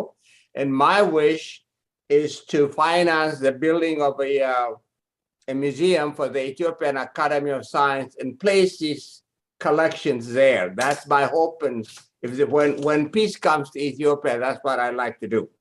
In addition to that, I was contacted by the first USAID Point for Director's daughter that something that he had gotten from the emperor on his 75th birthday, they were gold coins that were issued, and I have a whole set of them that were issued for the emperor's 76th birthday. I would also donate this to the Ethiopian Academy of Science. And then I have a few other collections. With that, now I'd like to go to my presentation, and I want to share my screen. Yeah, you can share your screen. You are. Yeah, that's what I'm going to do. Can you see the screen? Yes. Okay, yes. Great. The next 15 minutes, I would like to share with you. This is such a great honor. And I want to discuss a few points. The first is, it is important that we continue to do this, because a nation that forgets its past has no future. Let me see if I can. How did it all start? How did we get into this situation? Just one of the things that happened, I need to move this picture over here. Lord Macaulay in 1835, after he visited Africa, I don't have the time to read the whole thing, but his presentation on the 2nd February 1835 to the British Parliament was, he was really impressed by Africans, their pride. He didn't see a single beggar, their dignity. And basically he came to the conclusion, unless we break the very backbone of this nation, which is her spiritual and cultural heritage, and therefore I propose that we replace her old and ancient education system, her culture, for if the Africans think that all that is foreign and English is good and greater than their own, they'll lose their self-esteem, their native culture, and they will become what we want them, and truly a dominated nation. This has been the agenda of the West since his proposal, and this continues. And here is Henry Kissinger, supposedly as a teenager, escaped the Holocaust as a German Jew. But what was his, when he became head of National Security Council for the United States, his suggestion was depopulation should be the highest priority of a foreign policy towards the third world. And he had especially a specific recommendation, in that in the epilogue of Theodore Vestal, which is a great historian and a great friend of Ethiopia, he recommended in 1972, National Security, known under his direction as the committee in charge of running the world, wrote a confidential report on the future of Ethiopia. He purportedly recommended that US policy should be to keep that nation in perennial internal conflict, using such vulnerabilities as ethnic, religious, and other divisions to destabilize the country. This was proposed in 1972. And then I was a guest of University of Milan in 1997, traveled around Italy and gave lectures. And then I asked what the official, the dean, if he could make arrangement for me to meet with the foreign minister of Italy, because I asked him, why is the West waging ethnic politics on Ethiopia? And he said to me, I have a very good friend. His name is Mr. Largo. He is in charge of East Africa. He would be more helpful to you than the foreign minister. So I'll take an appointment for you. And he did, and I traveled. I flew down to Rome, met with Mr. Largo. He said he could not give me a copy of the document, but he could let me read it. And I just have a little, when I was a guest of University of Milan in Italy in 1997, I learned from the foreign ministry in charge of East Africa, the British provided a master plan to the State Department how to destroy Ethiopia by waging ethnic politics. USAID funded the program named Basic Education System Overhaul, or BESO. The aim of this program was to destroy our national language, Amharic, and teach Ethiopians in their ethnic languages, which there are more than 80.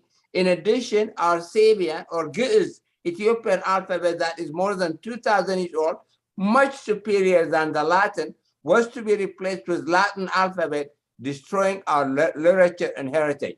That's exactly what Mullis was assigned by USAID to do, and that's what the TPLF did, and I will continue with that. Now, we should be very grateful. We are in debt to the family of Pankhurst.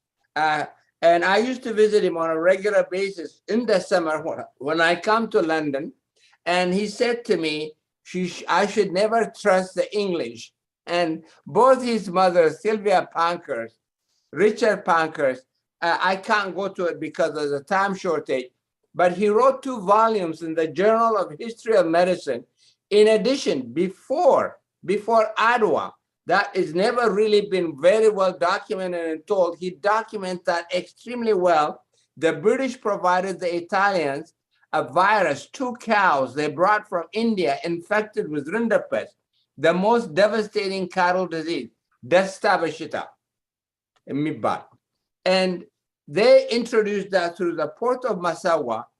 Greater than 90% of all ruminants, cattle, sheep, goats, buffalo, wildebeest, antelope just perished. When I was developing a recombinant vaccine for rinderpest at the Plum Island Animal Disease Center, I took 19 animals, injected them with a single dose of the virus in the prescapular lymph node. All of them died in 6 days. This is not slaughter. This is bloody diarrhea. This is what the British gave the Italians to weaken.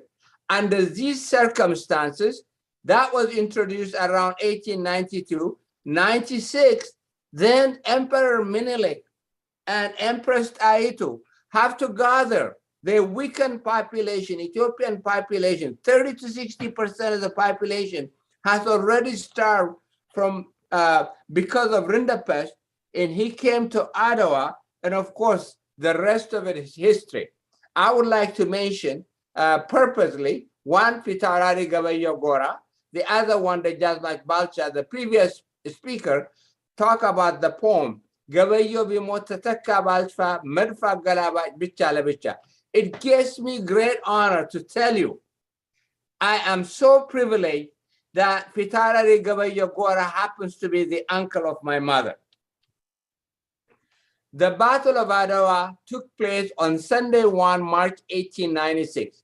In the annals of the colonization of the continent of Africa, there is only one great nation, Ethiopia, that defeated a European power, Italy, at the Battle of Adawa by the army of Emperor Menelik and Empress Taitu. She played a very, very significant role, a great hero of Ethiopia.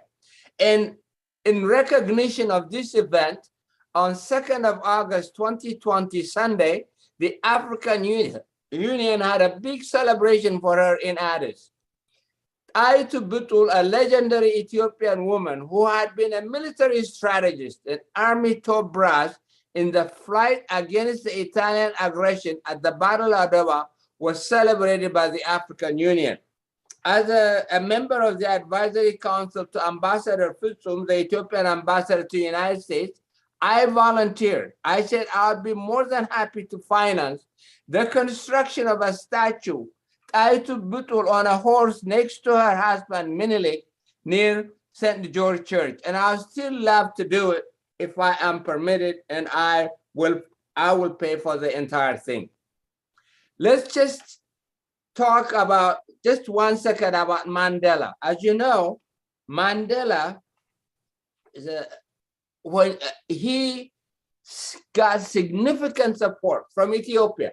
Mengistu actually supported and to defeat the apartheid regime in South Africa. This is what Mandela said about Ethiopia. Ethiopia always has a special place in my imagination, and the prospect of visiting Ethiopia attracted me more strongly than a trip to France, England, and America combined. I felt it would be visiting my own genesis, unearthing the roots of what made me an African. When Meles invited Mandela, he just told him in no terms, he said, "You are a disgrace. How could you introduce to a beautiful country, Ethiopia, an apartheid system of Kulin?" And he refused to visit it. And here we have another one who said, this is Trump, why do we want all these people from shithole countries here? We should bring more people from places like Norway, the blondes and the blue-eyed. So the West had never had any good desire. What is the agenda of the West for Africa? The West foreign policy for Africa is just as racist as their domestic politics to their own citizens of Qatar. It has 3 major goals: sucking our resources, promoting white supremacy, waging war. So we could use all our resources, buying their war weapons instead of using it for development. That's their agenda for us. Here is Benito Mussolini again. Look at this Ethiopian here, one of us. Look at his feet. And he fought for the independence of Ethiopia barefoot. We should never forget that.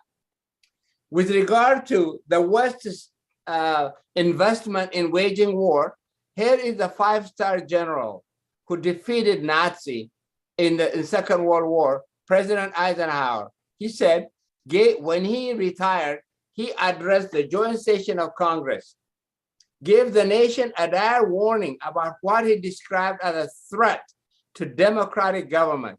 He called it the military-industrial complex, a formidable union of defense contractors in the armed forces. Not only is the democracies, even the West itself is a victim of its military-industrial complex, because they're always looking for, as soon as the United States was done with Afghanistan, they were ready to start a war in Ethiopia. Here is President Jimmy Carter. He said the US has only enjoyed 16 years of peace in its 204-year history, making this country the most warlike nation in the history of the world. We're seeing it now. And here is the outcome of colonialism. They created colonial boundaries, which are a source of conflict. Who are our fake leaders and Askaris Banda who execute their master's agenda? For example, there was this Millennium Village, Jeffrey Sachs from Columbia University. He said he invented 50,000. I was at the National Academy of Science when this presentation was made. I said, what is your 50,000? Mullah spent $2 billion defending Badme, Iraq, and all the Italian boundary, defaming our great history and our defeat of Italians at Adawa. He spent $2 billion, and here's Jeffrey Sachs about 50,000. These are the Askaris that they like to make in charge of us. Now, what is the difference between these two characters? They both are Tigrinya speaking. Askaris to the Gore, Banda, they spend billions of dollars defending Badme, Iraq. In fact, one African paper said it's like two bold men fighting over a comb. How could you spend billions of dollars defending a colonial boundary when we have children with no shoes? They can't even have clean water to drink. And then here is this Tigrayan Askari, the TPLF carrying, transporting their British master, Martin Platt, who writes all these tweets to the side of the crime in Ethiopia. And this is the killing they created. The British and the American sponsor put mullahs to create this killing so that our nation could be destroyed along ethnic lines. Here is another orchestrator, assistant of mullahs. This is Herman Cohen. Supposedly complains about Nazis, but he doesn't do nasty things to Ethiopia. He is another one who sponsored mullahs to continue this apartheid program in Ethiopia. I predicted this. I have an op-ed article in the New York Times, April 24, 1996. This was gonna lead to destruction of Ethiopia. And unfortunately, my prediction is coming true. This is CNN described a pointless savage war is finally over, CNN. And then the Nobel Prize, a consolation prize, is given to Abiy. Why did we have the war in the first place? What is really the difference between Mullahs and Isaiah? And what is even interesting is 784 billion in 2006 alone, this is a UN report in the New York Times, was transferred from developing countries to the West. And here is Jacques Chirac talking about what he has done to Africa, the former French president. We drained Africa for 4.5 centuries. Next, we plundered its raw materials. After that, we said they Africans are good for nothing. In the name of religion, we destroyed their culture. And now, as we have to act with elegance, we are picking their brains with scholarship.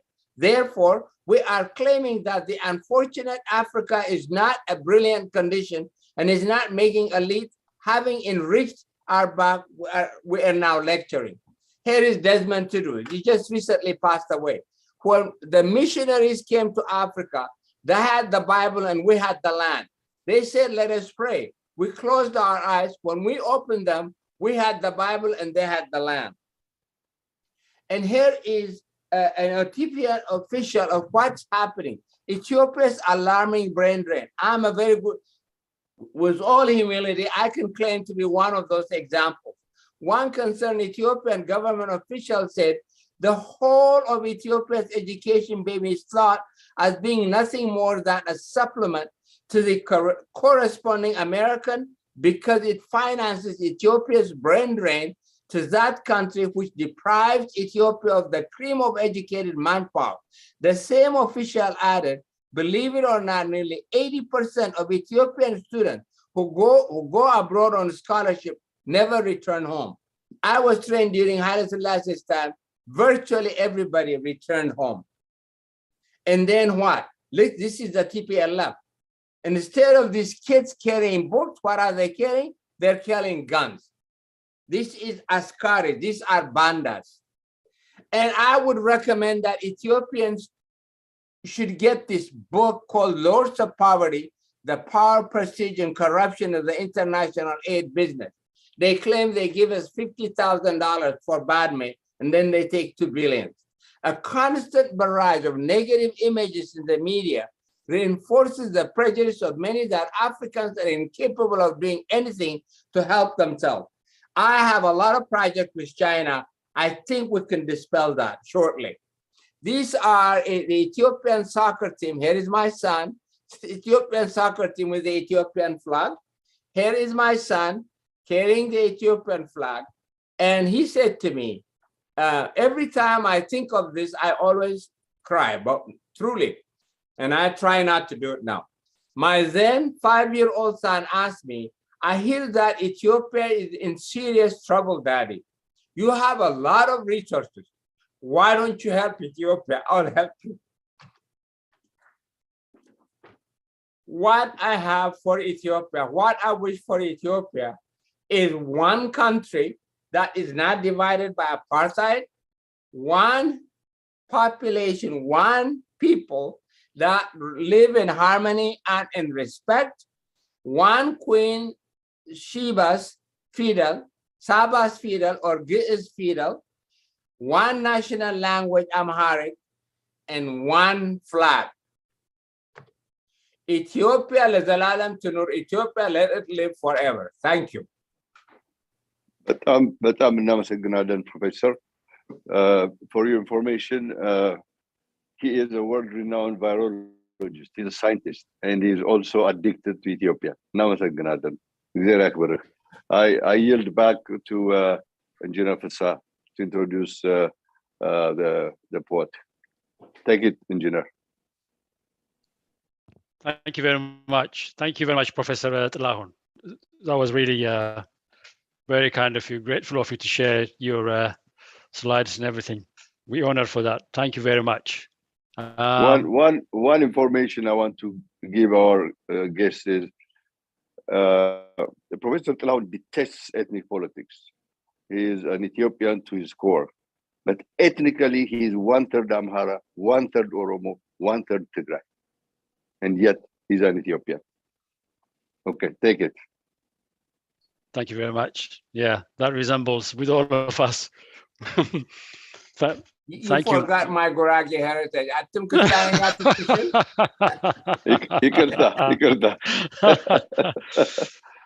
Okay. Well taken. Yep, comment. Thank you very much indeed. So we've got another poem. Binyam, student, University of Bristol, electrical electronic engineer, a bit like mine, in fact, many years back. So Binyam, please, okay, I think you've got, he wants to read a poem written by Laman Sisai. Laman Sisai, unfortunately, wasn't able to do it here. So we've got Binyam, maybe he's got another as well to share with us. Binyam, please, all yours. Okay, thank you so much. I think I'm a little bit emotional. So if I'm emotional and nervous, please, I think, forgive me. So the first poem I'm going to read is in Amharic, and it's by Laureate Tsaggaye ገብረመድህን. So the title of the poem is called Wa Adawa.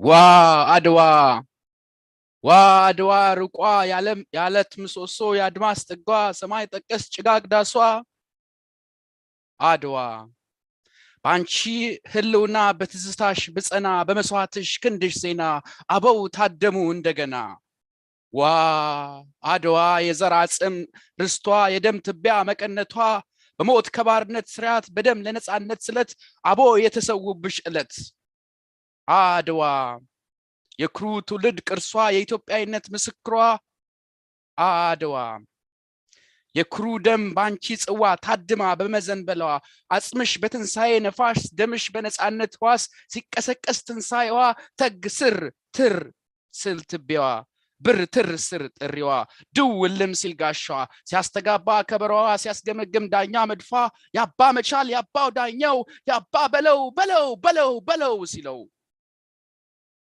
ዋ አድዋ ያቺን ጽዋ ያንቺን አይጣል ማስቻል ያለው አባ መቻል በዳኛው ልብ አባ መላው በገበየው ባባ ጎራው ባባ ነብሶ ባባ ቃኛው በለው በለው በለው በለው ዋ አድዋ አድዋ የትናንትናዋ የው ባንቺ ህልውና በትዝታሽ ብጸና በመስዋዕትሽ ክንድሽ ዜና በነጻነትሽ ቅርስሽ ዜና አበው ተነሱ እንደገና ይሄ ግጥም የተወሰደው እሳት ወይ አበባ ከሚለው ከሎሬት ጸጋዬ ገብረመድህን የግጥም መድበል ላይ ነው አመሰግናለሁ በመቀጠል I'll be reading an English poem by Chancellor by the University of Manchester Chancellor Lemon Cisse. The Battle of Adawa 1896 preceding Adawa. Remember this, the Europeans carved up our homes with blood trust, not because we were the third world, but because we were the first. Because we held gold in our hearts, because we have diamonds for eyes, because oil runs through our veins and the blessing hung in our skies.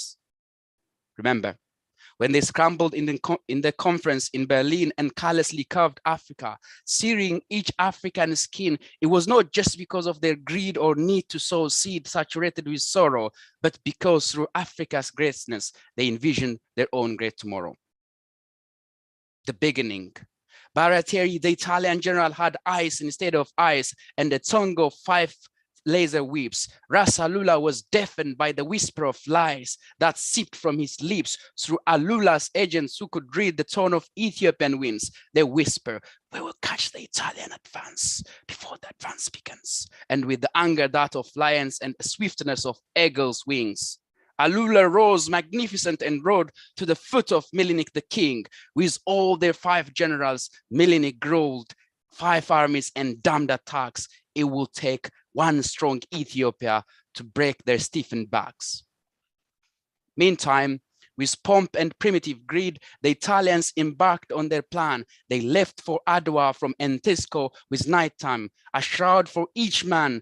Unbeknown, every step was recorded by Alula's silent, speedy spies who traced the battalion's movement through the reflections they left in the sky. The Italians, nothing the Ethiopian dawn as a cloak for a surprise attack, had no knowledge the warriors were waiting and would give the surprise back. With all their 5 generals, Ras Alula whispered their armies and planned attacks. It will take one strong Ethiopia to break their brittle backs. The war.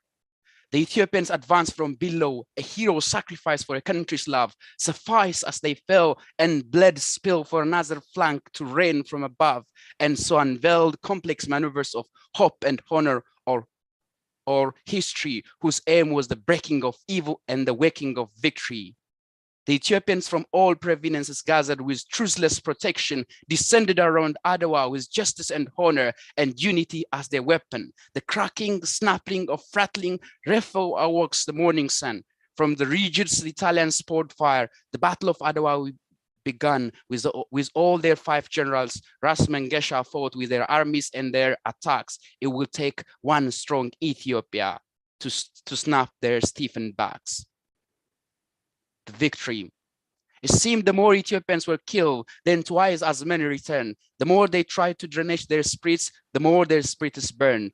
It seemed as if amongst the red mist, each man that fell wounded rose again. Each breath of air rejuvenated his lungs. Each drop of blood seeped back to his veins. It seemed that the Ethiopians rose from the riverbeds, came from the shadows of mountains, with eyes of stone and dread, and Baratieri's general, sensing the beginning of the end, succumbed to the deafening whisper, surrender, surrender, surrender. Remember this. It was not one of Ethiopia, but Ethiopia's one. It was not part of the some that won, but part of everyone. It was not the hurt on its own, but its vein that pumped on. It was not just the warriors, but where they all from. Remember this, how the story washed across the continent and enslaved, flooded with the story of Adawa in a whispered tidal wave, from Kenya to Senegal, from Morocco to the Gambia. The liberation began in Adawa in 1896 and ended in South Africa. Thank you so much. Thank you so much, Binia. I'm so honored. That was so great. I was emotional, listening to all the poems you're reading. That was so great. Thank you very much indeed. So, Engineer Scale, come back again. Thank please. you. Thank you. Thank you. That was wonderful, both in Amharic and in English. It was a balancing act, and another young man from England. So we're trying to balance it from the US and from England. Now I'm going to introduce a person that doesn't need an introduction, especially in England, in Europe, the famous Professor Mambo Muche. He has worked a number of universities in Europe, including in the United Kingdom and in Denmark, and now his latest is in South Africa. He's a professor, and he's into technology and creativity. He also has a number of organizations he leads. One of them is a network of Ethiopian scholars. And he's like Professor Claude. He's addicted to Ethiopia and Ethiopianism, and it kills him to see where we are in our history, especially the result of this ethnic politics. And he just came from another Adwa celebration from South Africa. Professor Mamo, please, the podium is yours. Thank you. በጣም አመሰግናለሁ። በጣም ይሰማል? ጥሩ ነው? You can practice your English also. Okay, should I do it with English? Okay, yes, let me speak in English. Yeah, that's better. Yes. Okay. I just, I really appreciate you for doing the Adwa Great African Liberation annually. I think we should continue to celebrate it. We should not only celebrate it, we should also do some tangible output based on the Adwa victory lessons. From that, what can we do to help us create a strong, united Africa? I think we should work on it, because what Adwa victory did was those that were not united, that used to even fight with each other, when aggressor or enemy came, whatever differences they had, instead of being distracted by their differences, they decided to come together, unite, and did a strong, amazing strategy to defeat the enemy, and they did it decisively. And it's got a strong lesson, I think, for not just for us, for Ethiopia, but for even all those in the world that face this kind of challenge. So that's what Adwa victory has, this extraordinary recognition and distinction. And it actually continues, we call it, because as you know now, Ethiopia has always faced major difficulties, from all these external actors, although they have not formally colonized Ethiopia, but in various ways they have affected the Ethiopia's future and destiny. You can just take, for example, on the Grand Renaissance Dam, now we're struggling to have our own electricity and to use even our own water. There are about 11 treaties. In all these treaties, Ethiopia is excluded. It has never been included, despite the fact that most of the water comes from the Blue Nile. Ethiopia has not been included. The British, the Italians, the French, who wasn't involved? Almost all of them were involved. What did they do? They attacked Ethiopia. So Ethiopia, although we're not colonized, but we have always been under attack, and it's continuing. It hasn't stopped. So because of that, we do need the Adwa victory lesson very, very, very much, and that's what we should do. And another important thing is the current attack on the leadership, especially on Emperor Menelik, is also very, very really annoying very much. For us now to hear that in Addis, they didn't want to celebrate it where the Emperor Menelik's statue is there and the square is there is incredible. When we celebrated it in Cape Town, we actually had the Rastafarians and also many Africans. I was amazed that so many people from the rest of Africa participated and joined. I wish a lot of Ethiopians were able to see this, because it was amazing what I saw and what really happened. And we joined them, we participated together. And what was fascinating is the knowledge they have about Ethiopia and the knowledge they have about Adwa victory. Not only that, also the knowledge they have about the Second World War. I heard today some of the initial discussions about even Emperor Haile Selassie and so on. All this Second World War, everything it is amazing what they did. That knowledge was spreading, including even young people were there, children were even there. I mean, from different parts of Africa, they were all using the Ethiopian flag. I mean, everything, just amazing. It's a fascinating thing to see it. And I just came back.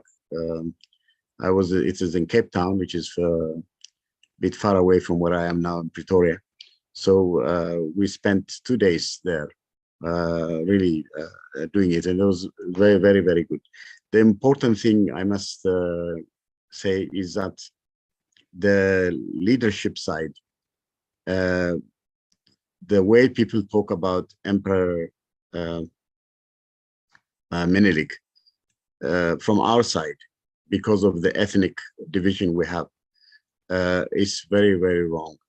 Emperor Menelik, I must just give you some quotations of how other people have said about Emperor Menelik, and instead of appreciating and recognizing this extraordinary leader, they now are attacking him. And they created the Anole thing, if you know about that. Many strange things they have been doing, and this must be stopped, and this is not fair what has happened.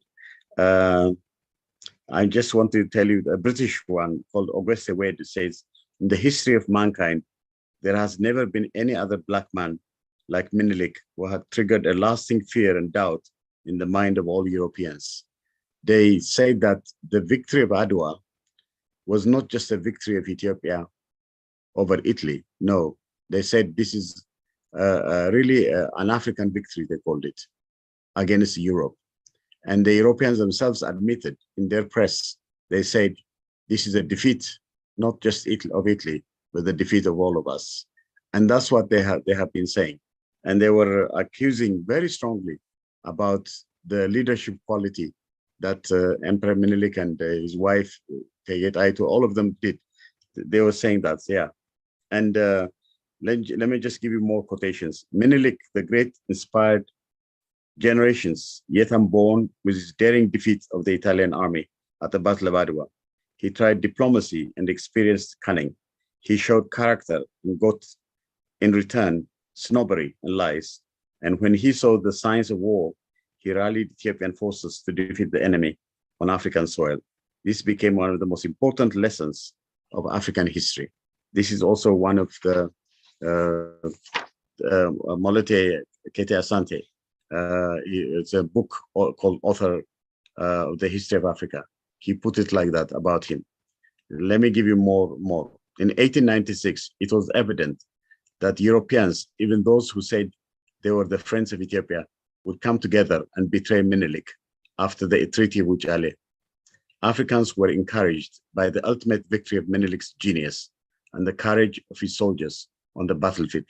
Let our youth never forget the many heroes of our victories. Let our nations raise monuments to them in every city to teach lessons of resistance, selflessness, and African and unity. This is what they say. And it's very important where we are now here in South Africa. We are trying to build Menelik Square, or all Menelik roads and many things like that, so that we also already in the place where I am in Pretoria, there's a as a Menelik, as a Haile Selassie road. There's if you go to two places I noticed, I have been seeing it, they have things like that. In fact, here in South Africa, they recognize and appreciate. And in Ethiopia, I don't know what's happening with all these ethnic war divisions that we have. We are attacking what the people who should not be attacked. And this is very, very important.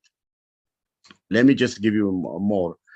Why I say this to you now is we should really challenge what they did. The current officials, I don't know, this guy who is called a culture minister or some whatever, what he did, not to say that it should the Adawa victory day should not be in the Menelik Square. I mean, this is not good. If the American President John F. Kennedy, the French President Jacques Chirac, Muammar Gaddafi all recognize Ace Menelik as the greatest African leader for ably leading and winning the Adawa victory to make Africa free, why are some in current Ethiopia use ethnic bias and fail to recognize this great African leader? This is very, very important, because even we heard that Gaddafi he had a picture all the time as a Menelik's picture, as a great leader, as a great African leader. I mean, he did. And all of them have acknowledged him very well. So all I'm simply saying, why I mentioned this to you is that as Menelik has been known to be very, very strong, and he has not, what has he not done also? Many, not just the victory of Adawa, but he has done many things. So we should appreciate whatever mistake all of us make mistakes, we're all humans, but the key achievements they made should not be really rejected by politics. Politics is not clean. It's very unclean. Politicians, I really, what I see, they are very complicated. Because of that, I really appreciate all of you to be very strong, and let's now try to use these negative things we hear from these people to make sure that we value, appreciate, and recognize the real achievements that the leadership, the quality leadership they left for giving us the great Adawa victory. This Adawa victory is not just our victory, it's a victory of Africa. We actually created what we call AGAVA, Adawa Great African Victory Association. And we are working on it very much, where we are thinking of creating a handbook. We're thinking of really creating very, very strong things. All the education, Pan-African University, many things like that around this, so that the Adawa victory continues. It should not stop until we are all united, until Africa is really united. Adawa victory. Stop. Thank you, Professor Mamo. If you can wrap it up, and also if you can integrate it to the Fairfield House. We are also trying to create awareness towards the Fairfield House, and if you can integrate it with the Fairfield House and the work we are doing, and wrap it up in 2 minutes, I appreciate that. Thank you. No, this is fine. I appreciate very much that what is being done. All this, not just Fairfield. Also, we need to do it even in our own especially in Ethiopia, we need really very strong restitution. Remember all the things that have been stolen across the world. There must be ways by which we bring back extraordinary knowledge that has been taken from us, and that has and restitution. I was recently, in fact, Professor Alula Pancras. I was with him. He was here in Pretoria. We're discussing about that very, very strongly.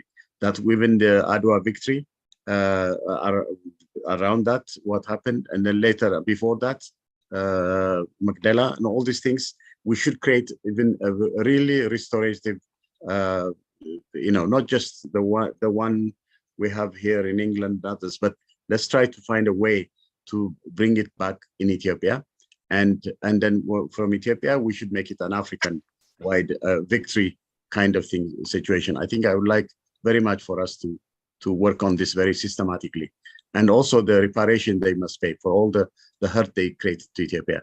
All that has to be done, but if we are united, it's easy to do it. If we are divided, always we have challenges. But now our problem is that the colonial project is being is translated with ethnic division. That ethnic division is actually, it is something that helps colonialism. It does not help. So we need Adawa victory to end it, because we must draw that great lesson from after victory. Thank you very much. If you are not tired, you can stay along. So people ask questions, we'll send it to you. Okay. We really appreciate. What time is it in South Africa now, Professor? It should be very now late. nearly midnight. Yeah, it's going to be midnight in half an hour.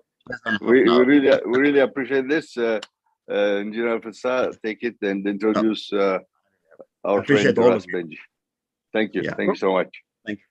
That was Professor Mamomiche. That was so great. We've met before in London. You may not remember me, but we have met before. Yes. We had a great word of exchange. We had a great time, I remember. But please, yes, what a wonderful listening to you, and I do share your views. We all must remember our history, and it's important. We must remember and share, tell our history, and not just simply talk and share, blah blah, but do something tangible, as you say. I do share that, and I'm happy to help in any way, shape or forms. So yes, we won't just simply drop it. We won't just simply talking. We will try to achieve something great, which will be exemplar,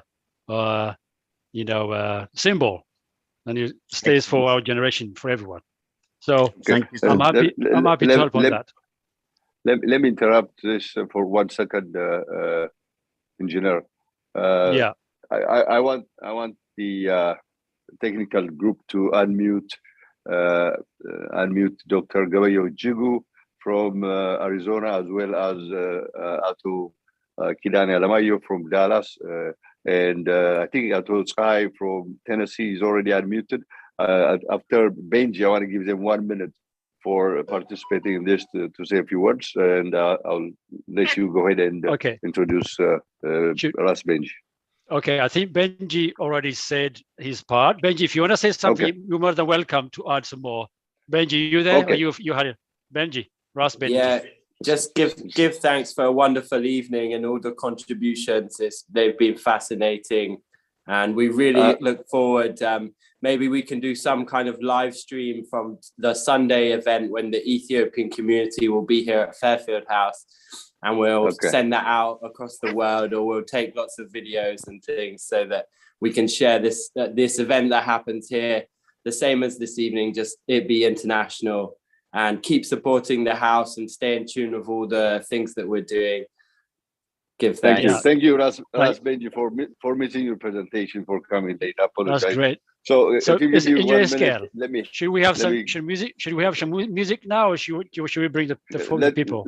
Let's give this 3 individuals, because we have quite a few people from the US who joined us, and I want to start out with Dr. Gabayo from Arizona to say a few words for a minute, and then followed by Ato Kidane Alamayo. These are our senior members, and then after Ato Kidane, Ato Sky from Tennessee.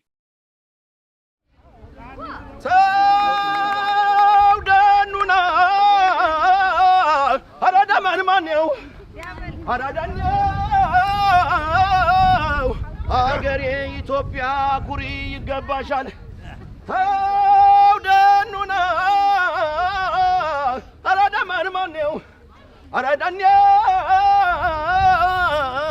ሀገሬ ኢትዮጵያ ኩሪ ይገባሻል የማያስደፍሩ ጀግና ልጅ ወልደሻል ደመን ማነው ወረደኔው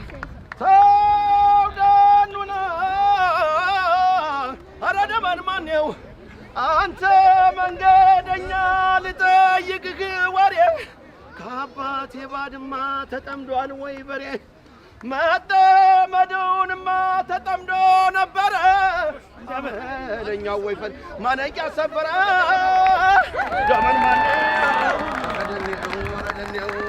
ዘራፍ አካኪ ዘራፍ ዘራፍ አገሬ ኢትዮጵያ ጥቁርም አይደለሽ ጥቁር ነሽ አሉ ነጭም አይደለሽ ነጭ ነሽ አሉ ዘራፍ አካኪ ዘራፍ ዱብ ያለው እንደ በረዶ በልጅነቱ በረሃ ወርዶ በረሃ ዳሪ በሰው ጠመንጃ ወንዝ አሻጋሪ ሱሪ ዝቅ ፀጉር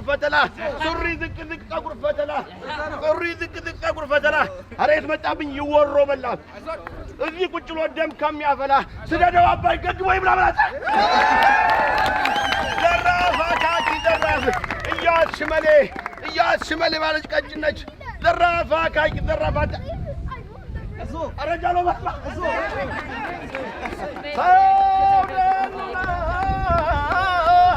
አራዳማን ማነው አራዳኛው ተውደኑና አራዳማን ማነው አራዳኛው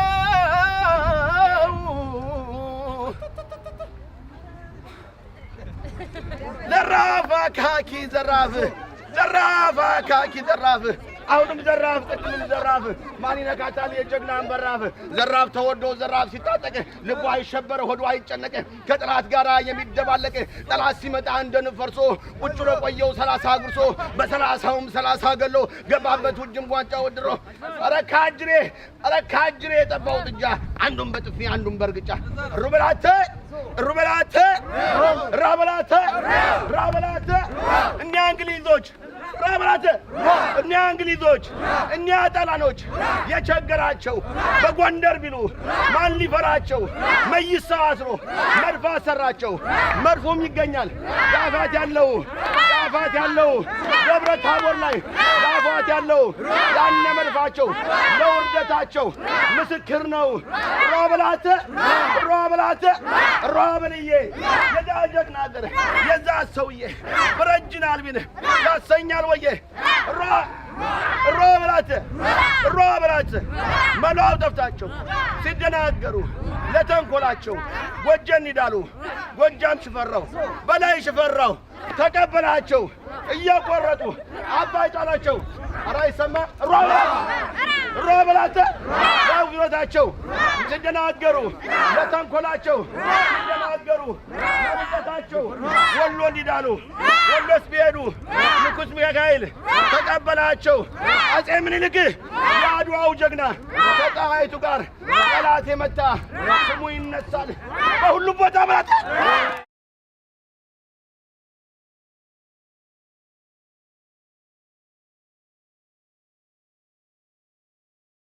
Okay. Introduce Ras Benji. Okay, I think Benji already said his part. Benji, if you want to say something, you're more than welcome to add some more. Benji, you there? Okay. Or you had it? Benji, Ras Benji. Yeah, just give thanks for a wonderful evening and all the contributions. They've been fascinating, and we really look forward. Maybe we can do some kind of live stream from the Sunday event when the Ethiopian community will be here at Fairfield House. And we'll send that out across the world, or we'll take lots of videos and things so that we can share this event that happens here, the same as this evening, just it be international, and keep supporting the house and stay in tune with all the things that we're doing. give Thank thanks. Thank you, Ras Benji, for missing your presentation, for coming late. I apologize. That's great. So if you give me 1 minute, let me. Should we have some music? Should we have some music now, or should we bring the people? Let's give this 3 individuals because we have quite a few people from the US who joined us, and I want to start out with Dr. Gaballo from Arizona to say a few words for a minute, and then followed by Ato Kidane Alamayo, these are our senior members, and then after Ato Kidane, Ato Sai from Tennessee. Go ahead, Dr. Gaballo. From Arizona. Ato Kidane Alamayo from Dallas. Yeah. Okay. Ato Kidane Katar. Yes, thank you. Salam. You prefer it in English, I presume. Yes, that would be wonderful. Yes. Yeah. I just want to make 3 minor points in 1 minute. Number 1, I want to express my deep appreciation and thanks to the organizers of this magnificent commemoration event. I really appreciate it. Number 2, I want to just mention that when the Wuchale Treaty was signed, my own ancestor, Abanada, or that is his nom de guerre, or Efarasim, and his real name was Kanyazmach Delnasar Tanfo. He was there. He was a member of the delegation led by Ras Makonnen to Italy for the finalization of the treaty. When they found out that this Article 17, dangerous, was there, and they objected to it right there. But why I'm mentioning it is that they received a loan of 4 million lires, the currency, Italian currency, half of which was used to buy Italian military equipment, which was used in the Adwa War after 8 years. So that is one point of history that needs to be mentioned.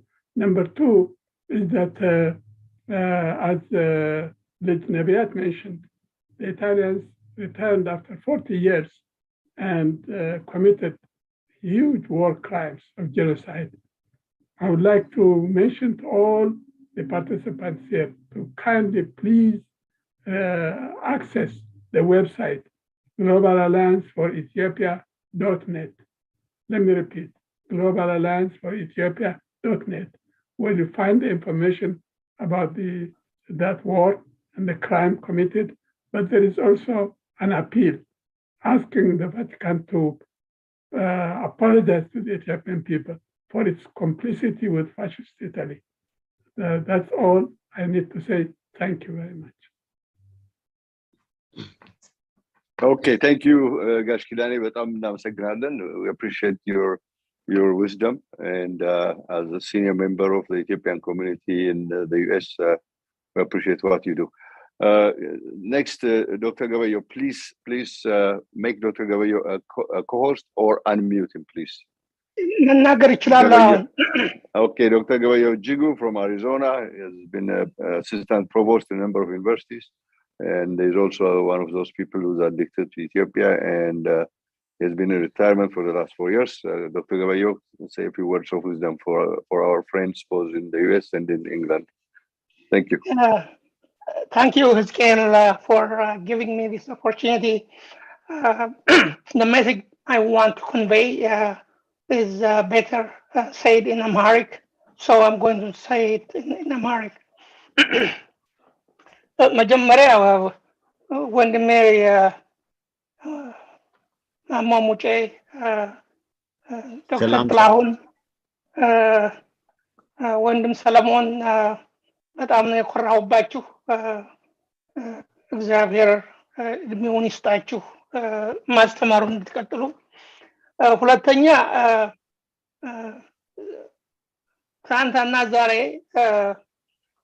ያለ ወትሮዬ የኢትዮጵያ ውስጥ የሚሆነውን ነገር እከታተል ነበር እና እንደተለመደው በጣም ያበሳጨ ነገር ሆነ። አንደኛው አዲስ የተሾመው ሰውዬ በዓሉ መስቀል ማነው ምኒልክ አደባባይ ሳይሆን አድዋ አደባባይ ነው የሚል አቧራ በተነ። ቀጥሎ የአንዱ አስተዳደር ገዢ ትልቅ መግለጫ አውጥቶ ረጅም መግለጫ አውጥቶ ተሳስቶ እንኳ አንድ ጊዜ የሚኒልክን ስም ሳይጠራ ጨረሰው። በጣም ይገርመኛል። አገሪቱ አሁኑ ባለችበት ሁኔታ ይሄን መነቋቆር ሊያመጣ ስራ መስራት መቼ እንደምናቆም ሊገባኝ አይችልም። ደግነቱ የአዲስ አበባ ወጣትና የአካባቢው ህዝብ በሙሉ ብቅ ብሎ በዓሉ በምኒልክ አደባባይም በአድዋ አደባባይም በደንብ ተከበረ። ይሄንን ሁኔታ መቀጠል አለበት። ታሪካችን ያላወቅ ፕሮፌሰር ጥላሁን እንዳለው ጥሩ ብሔር ልንሆን አንችልም፣ ጥሩ ህዝብ ልንሆን አንችልም፣ ጥሩ አገር ልንሆን አንችልም። እና ይሄን ለማለት ነው። በጣም ነው ደስ ያለኝ እዚህ በመገኘቴ። አዘጋጆቹ ይሄን አይነት ፕሮግራም በማዘጋጀታችሁ ክብር ምስጋና ይገባቸዋል። አመሰግናለሁ። ደህና ዋሉ። Okay, thank you from Arizona. Now it is from Tennessee. You are already a co-host. Ato Saidamaka, please, for a few minutes. He's an IT expert and he's working in the university there. And he's been working on Ethiopia issue for the last 30-40 years almost. Ato Saidamaka. Hello, ይሰማለሁ? አዎ በደንብ ትሰማለህ። ያላስተዋወቅኩት ካለ አንተ ጨምርበት። ምንም የሚጨመር ነገር ብዙ የለም። ባለቤቱ ደግሞ ወይዘሮ ሳራ ትባላለች። እንዴት አይነት ፖት ነች! ኔክስት ታይም ግጥም ጽፊልናለች ለሚቀጥለው ዓመት በለልኝ። እነግራለሁ። በጣም አመሰግናለሁ አዘጋጆቹን፣ በተለይ ኢንጂነር ፍስሐ፣ ኢንጂነር እስቄል እዚህ ያቀረባችሁት በሙሉ ፕሮፌሰር ማሞንን በማየት ደስ ብሎኛል። ይሄ ትልቅ በዓል ነው። የሚያኮራን በዓል ነው። አሁን ዶክተር ገበየው ሜንሽን ያደረገው አይነት ሰው እንደዛ አይነት እርምጃ ሲወስድ የሚያሳየው ነገር ቢኖር የኛን ድካም ነው። እኛ ደካማ በመሆናችንና ልክ አሁን በሚሰራው ስራ አይነት በብዛት ብንሰራበት ውጤቱን ልንቀይረው እንችላለን። አዲስ አበባ የተደረገውን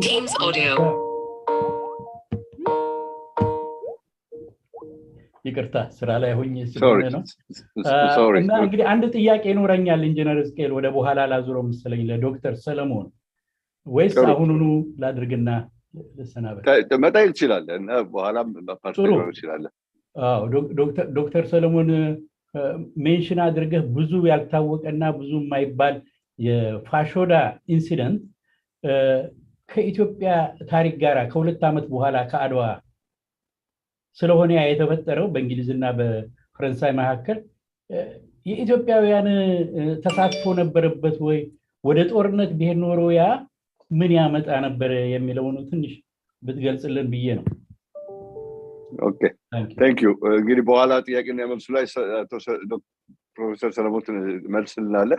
አሁን ወደ መጨረሻው የተቃረበ ስለሆነ ቢፎር አይ ይልድ ባክ ማይ እንትን ታይም ቱ ኢንጂነር ፍሳ እኔ ይሄንን እድል ተጠቅሜ ፊው ወርድስ ለማለት ፈልጋለሁኝ። አሁን ሀገራችን የደረሰችበትን ሁኔታ በአማርኛ ነው የምቀጥለው። ይሄንን በሚመለከት ዝም ብለን ማየት የለብንም። ይሄን እንደውም እኔ ሌት ስለመጣሁ ነው እንጂ አት ዘ ቢጊኒንግ አድርገዋለሁ ብዬ ነበረ።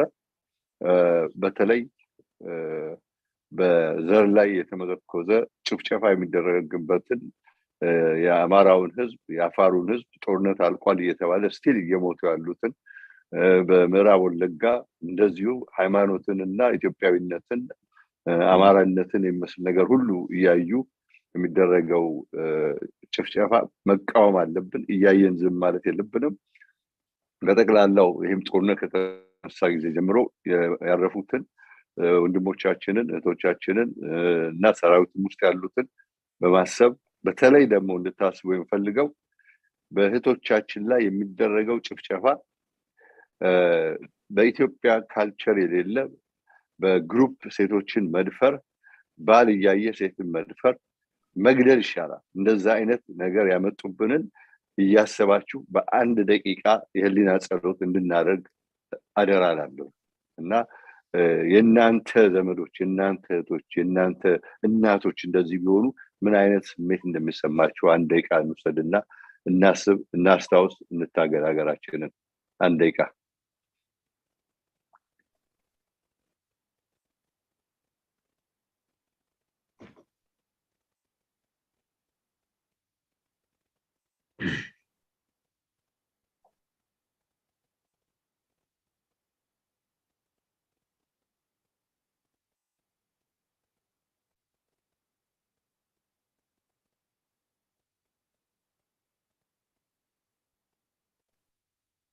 በጣም እናመሰግናለን። የአማራ ህዝብ ጥያቄ ኢትዮጵያ ጥያቄ ነው። የወልቃይት ጥያቄ ኢትዮጵያ ጥያቄ ነው። ወልቃይትና ራያን ለወያኔ አስረክቦ መመለስ የሚባል ነገር መታሰብ የለበትም። ይህንን ለመናገር ፈልጌ ነው። ዝም ብለን እያየን አይደለም። ዝም ማለት እያዩ ክራይም ሲሰራ ዝም ማለት አሁን አንድ ጊዜ ኤግዛምፕል የሰጠሁት የቨርጂኒያን ህግ ነው። ኤዲንግ ኤንድ አቤዲንግ ይሉታል ዶሮች ወይም ደግሞ ቢንግ አን አኮምፕሊስ ቱ ክራይም በብዙ ዓመት እና እስከ እድሜ ሁሉ እስራት የሚያስቀጥል ነው። ባንካፈልበትም እንኳን እያወቅን እየሰማን ይሄ ነገር ሲደረግ ዝም ማለት ክራይም ነው። ጨርሻለሁ። ኢንጂነር ፍስሐ ውሰደው እና ወደሚቀጥለው ፕሮግራም እንሻገር። Thank you very much, everyone. Again, great, so many great things. Really, I'm just humbled and just sitting back, listening to everyone. It's very, very thank you indeed. I'm sorry, I'm in a bit of a rush, but we have got another amazing music, beautiful music. In fact, the music emphasizes and talks about Empress Taitu. We have a lady, Yezinash. Yezinash is with us. Yezinash, please, can we see you and play that music for us? I know you have a new album came out. Yezinash, I think, lives in London. So Yezinash, please, we've not met properly, but I appreciate. Thank you so much for accepting this invitation. And please, the stage is yours, Yezinash. Namaste. Bata.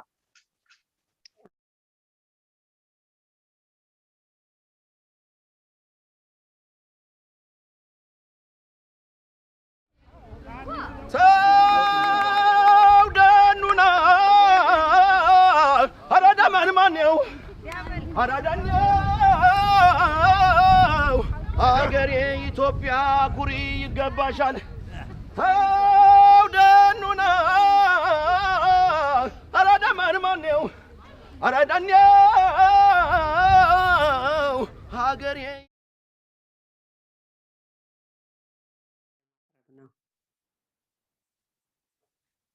እሺ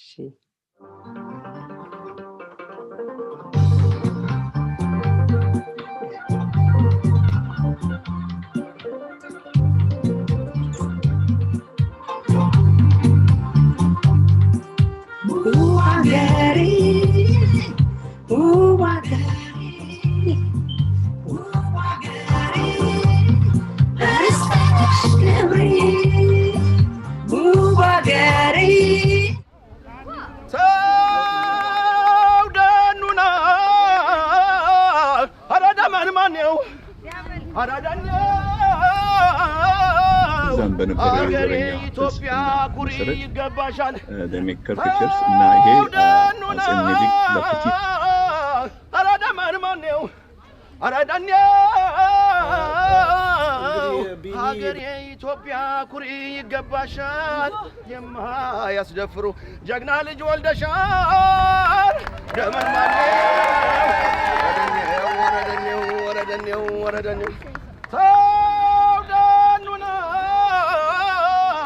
አራዳማን ማነው አንተ I appreciate you for coming perform for us. Really, really good. I was feeling it, you know. Goosebumps, as I say. ዘፈን ብቻ አይደለም ልብሱም በጣም አሪፍ ነው መልኩም አሪፍ ነው ደንበኛ ኢትዮጵያዊታችን ነሽ እናመሰግናለን አመሰግናለሁ እንግዲህ ኦኬ መቤት ይገኘው ነው የጋበዝኳችሁ እሺ ሲዲ ኦንላይን ላይ ያለ እንግዲህ ሌላ እዚህ ሀገር ሲዲ ሪሊዝ እየሆነ ነው ስንገናኝ ደግሞ ሲዲውን በስጦታ ሰጣለሁ አመሰግናለሁ እናመሰግናለን እግዚአብሔር ከፈቀደ መጪው እሁድ እንገናኝ ይሆናል በአካል በደንብ የሚገባ ከተመስገን ጋር እንደ እግዚአብሔር ፈቃድ We're so honored to have you. Thank you very much. We appreciate it really. You know, goosebumps, as they say. You know, thank you very much. So we should go on to where is index. I'm here. ስማችንን ሲያጠፋው ነበር ይሄንኛው ምንድነው የኢንጂነሮች ሾው አረጋችሁት ምናምንና ገብቼ በተበጣለው ስለነበር now is your chance buddy take it we were looking for you earlier እንዳለ አስተዋውቀው እንጂ yes so let me introduce Ndala so yes we know Ndala Index as is known for Ethiopian Tribune so you're doing very well so yes we did same show last year as well there was a lot of appreciation and yes it was a great work last year so Ndala thank you very much you know maybe you should add more things about you know a bit of the thing you do and then let's move into I know we may be running a bit late but move into a Q&A session if people have any question please everyone maybe chat you know write your question if you wish or say in words all is welcome but Ndala you take it from here Index yeah already አንድ ጥያቄ አለ አቶ ፀሐይ ከቴነሲ ለዶክተር ፕሮፌሰር ሰለሞን ጠየቀው ቀጥል እንዳለ it's your show now okay thank you I appreciate that it's my show ያው ተገፍተናል ተጨቁነናል ያው ሰልፍ መውጣታችን አይቀሬ ነው እዚህ ላይ አንድ ወንድማችን አለ አብሮ ሲዘፍን የነበረ በላይ የሚባል እንደው ጥያቄዎቹ እስኪመጡ ድረስ እንደው አንድ ሁለት ቀረርቶ ብታረግልን ስለፋኖ ብትዘምር አሁን በቀደምለት አዘጋጅቶ ነበር ኢትዮጵያን ኮሚኒቲ እሁድለት በጣም የሚነካ ዝናሽም ነበረች በጣም የሚነካ ነገር ነው ያረጋውና እንደው በላይ unmute yourself እንደው ብታንቆራቁሩልን በጣም አመሰግናለሁ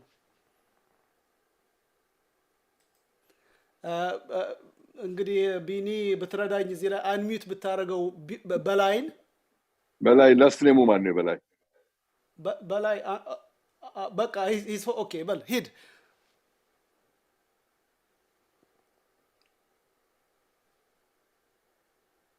unmute yourself አንተ ጋር unmute አድርገው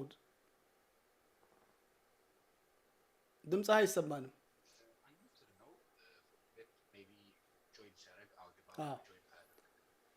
ይሰማችኋል ድምጹ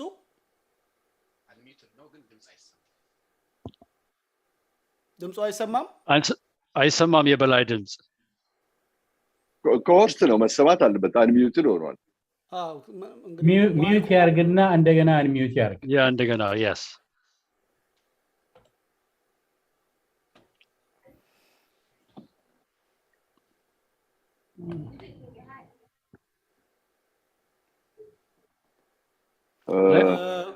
በቃ እንቀጥል ወደሚቀጥለው አንሚዩት እስከሚያረግ ድረስ እህታችንን የዝናን አመስግነዋል ወንድሞቻችን እህቶቻችን እዚህ ያሉ ቀደም ለፕሮፌሰር ሰለሞን ጥያቄ ቀርቦ ነበርና እስቄል ፕሮፌሰር ሰለሞን ጥያቄውን አቶ ፀሐይ ከቴነሲ ጠየቀው ነበር አለ ፕሮፌሰር ሰለሞን አለ አንሚዩት አድርግ ፕሮፌሰር ሰለሞን እሺ አርጋለሁ አዳምጣዋል ጥያቄው ነው ሲደገምልህ ደግሞ አስታውሳለሁ ግዴለ አንተ እንደኛ አላረጀህም ወጣት ነህ አቤት አንተ እንደኛ አላረጀህም ወጣት ነህ ማስታወስ አለብህ እንዴ ፕሮፌሰር ቀጥል እሺ በጣም አመሰግናለሁ እና ምንድነው አጼ ምኒልክ ስልጣን ላይ እንደወጡ መጀመሪያ ያደረጉት ነገር ድንበራቸውን ለአውሮፓውያኑ ማሳወቅ ነው እና ይሄን ድንበር በሚያሳውቁበት ጊዜ መጀመሪያ ላይ ምንም መልስ አልሰጧቸውም እና ግራ ገባቸው እኔ ለምንድነው ተሲሉ ያቺ የውጫሌዋ ነገር ኖራ በጣሊያኖች በአውሮፓውያን በኩልና የሚል በጣሊያኖች በኩልና የሚል መልስ ነው የሰጧቸው እና ራሻኖቹ ናቸው ምኒልክ ጣሊያን ሸውደዋል አጨርብረዋል ብለው ነገሩን ያስረዷቸው እና እንግዲህ ይሄ ኢቨንት እንዳለ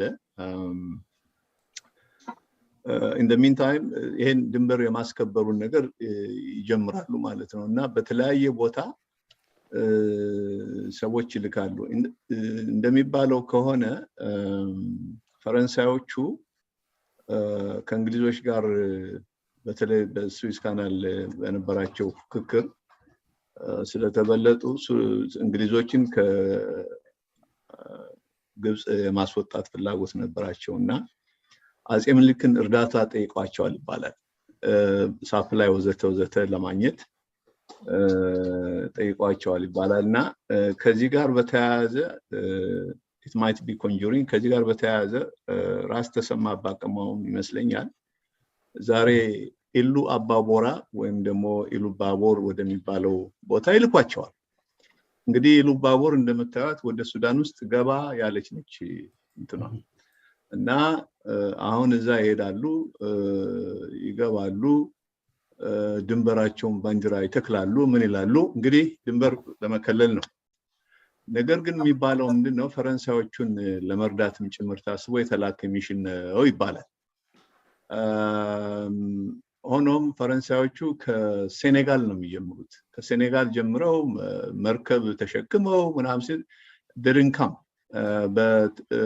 በተባለው ጊዜ ሊደርሱ አልቻሉም በመሃሉ ያ አካባቢ እንደምታውቁት ረገረጋማ ወባ ያለበት ከዛ በላይ ደግሞ ይሄ ጸጸፍ ላይ የሚባለው ከብት በጣም የሚያስቸግር እንትን ነበርና እንደምታውቁት ያኔ የኢትዮጵያ ጦር ሲዘምት እንደው ምግባችን ጊዜው ካለ ዝም ብላችሁ አስቡ አንድ ከባህል አንፃርም ለመናገር የምፈልገው ነገር ስላለ ቆሎ ጭኮ ቋንጣ ጨጨብሳ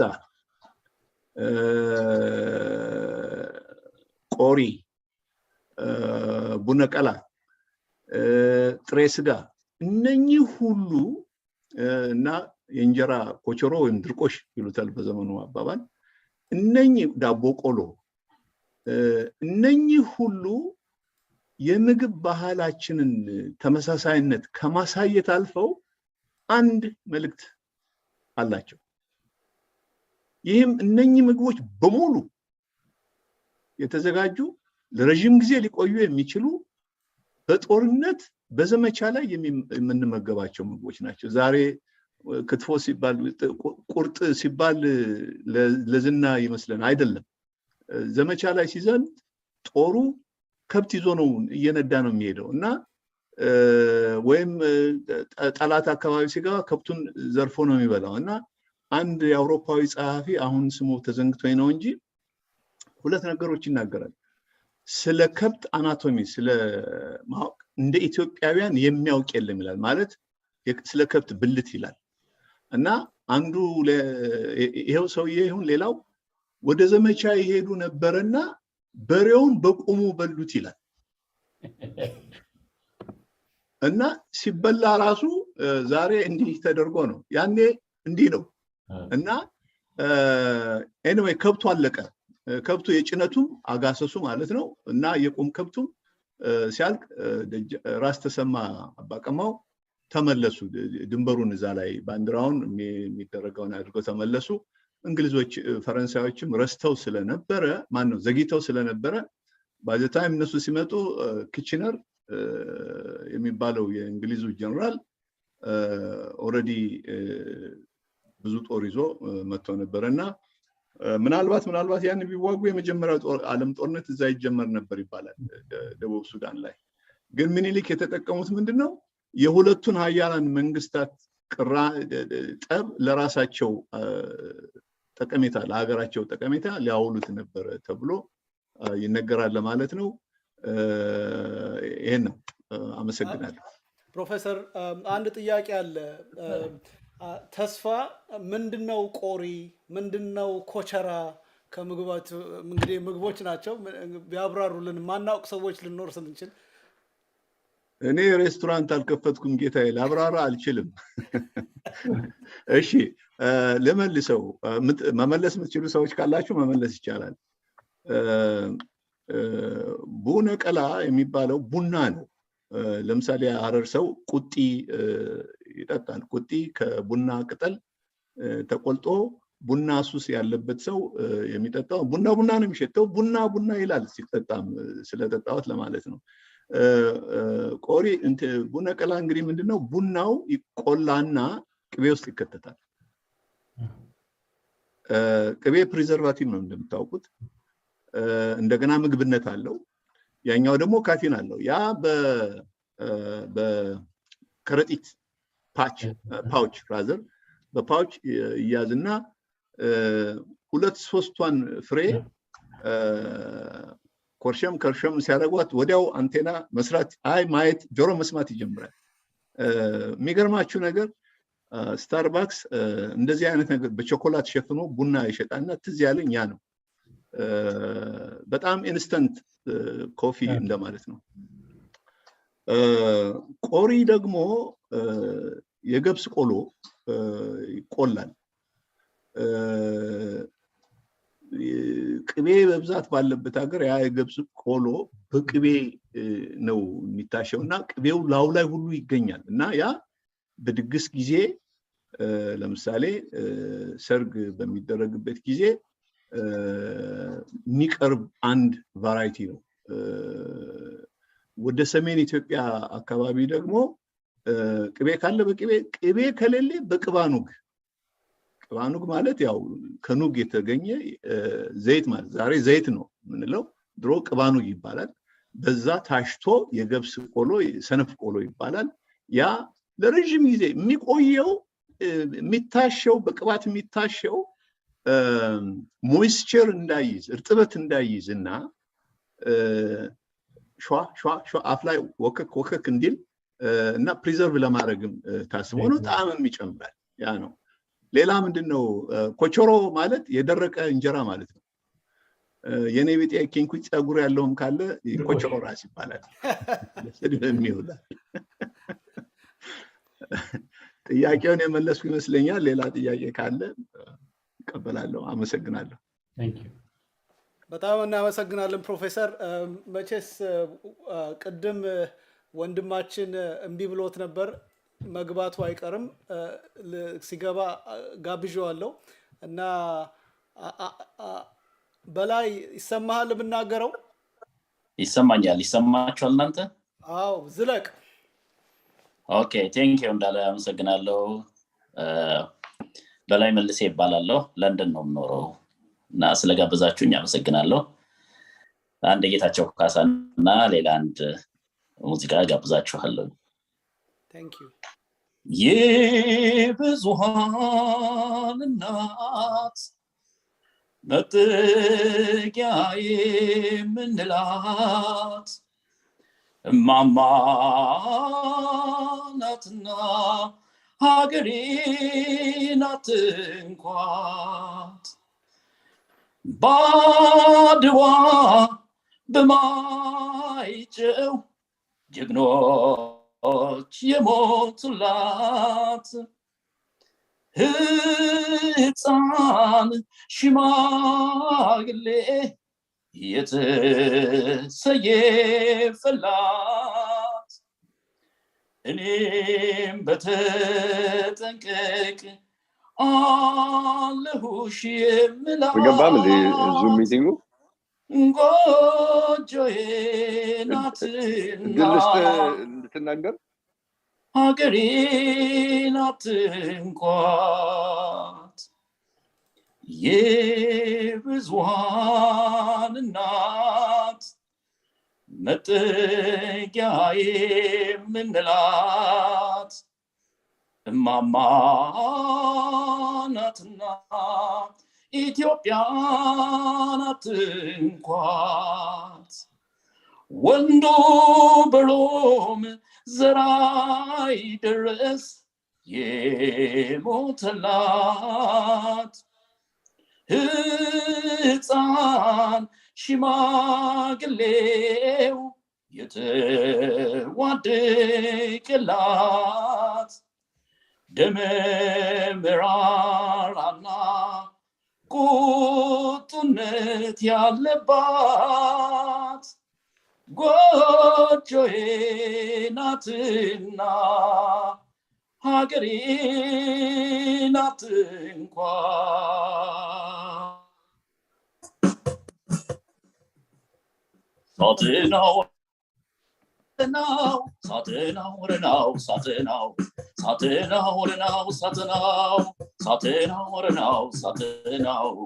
ሳትናው እንደ ቆላው ሳትናው እንዳንደ ግሪሳ ሳትናው ያያረፈው ልቤ ሳትናው ደግሞ ተነሳሳ ሳትና ጀግና ደስ ይለኛል ሳትና ሲታጠቅ ማለዳ ሳትና ጎበዝ ደስ ይለኛል ሳትናው ሲታጠቅ ማለዳ ሳትናው የሚያበላ መስሎ ሳትናው የሚሸኝ እንግዳ ሳትናው የሚሸኝ እንግዳ ኧረ ፋኖ ፋኖ ኧረ ፋኖ ፋኖ ኧረ ፋኖ ፋኖ ኧረ ፋኖ ፋኖ ኧረ ፋኖ ፋኖ ፋኖ አገሩ ገባ ፋኖ አገሩ ገባ ሳይሰናበተኝ ያ ጀግና ወታደር ሰው ማያረገኝ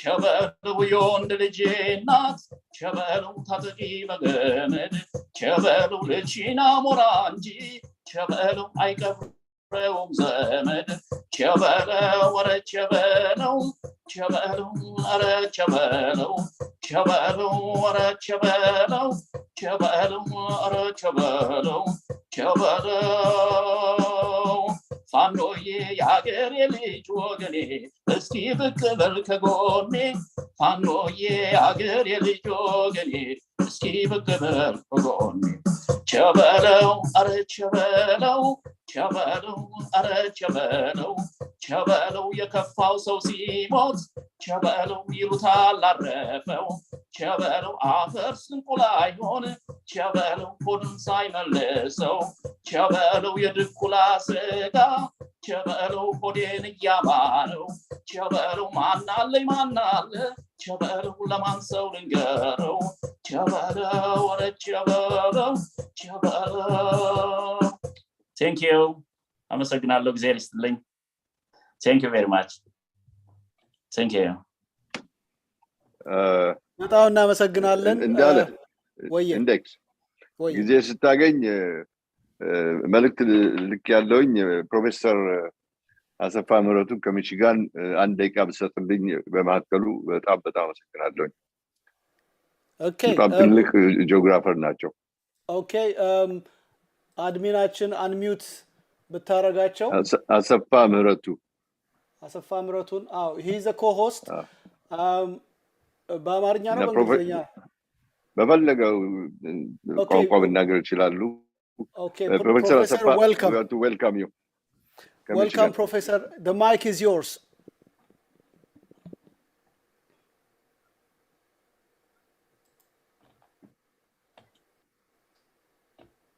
Oh no, Michael.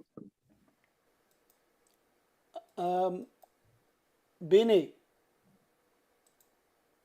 He's a coast. He should. በሁለት እንትን ነው የገባው actually. ሁለቱንም ኮስት አድርጎታል ኦኬ and I'll check him go to the next while you engineer scale and index while we're waiting Dr. Amara sent me a great message earlier I wonder if he's still there. He's a good friend of Gash Kifle from our area. You can hear me okay, I hope. I had to change my computer. So loud and clear. Loud and clear, fantastic. Is Dr. Amara there? I hope he's there still. Gash Kifle, he was telling me, I wish he could say himself. If he's there, rather than me saying it. Dr. Amara, are you there? He's in Sweden at the moment. Okay, no. Well, Dr. Amara is waiting, and Professor Asafa Maratu also waiting, and we also want to recognize Eleanor Combly. She's also with us. She can say also a few words, Eleanor.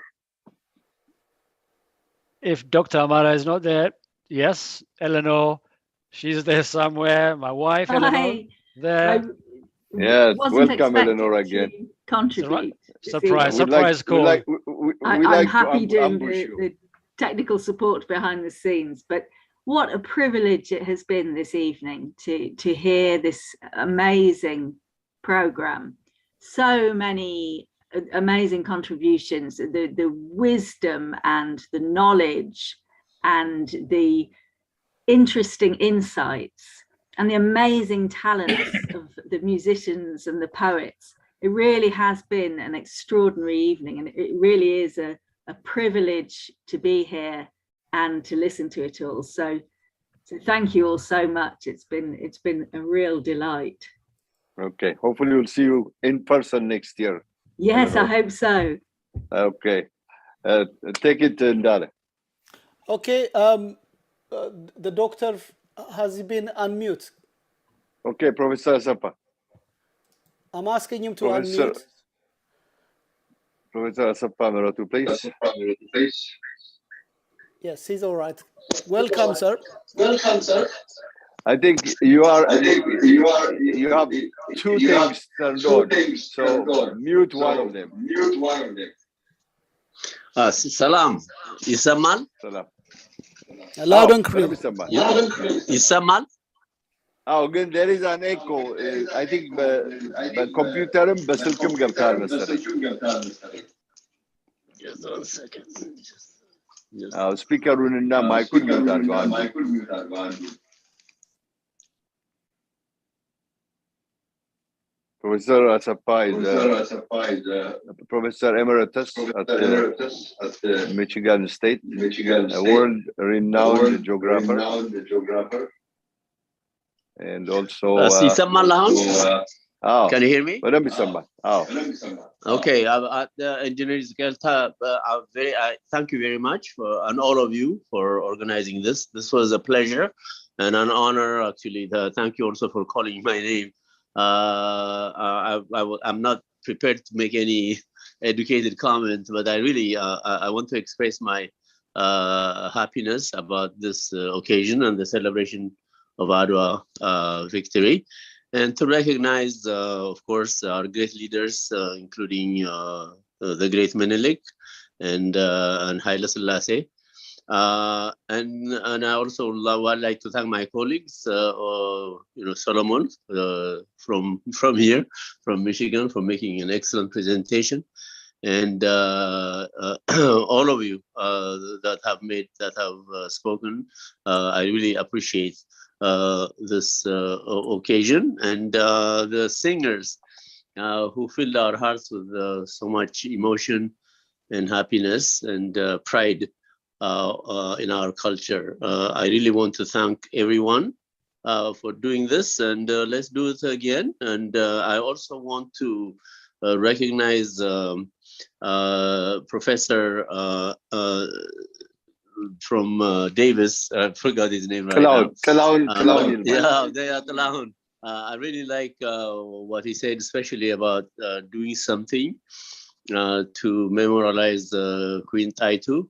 I would be one of those who would like to see a statue by her husband, or somewhere in a more prominent location, or same location. That's really a very good idea. In any case, I like also the points he made about Ethiopia and the sorts of enemies Ethiopia had, and that our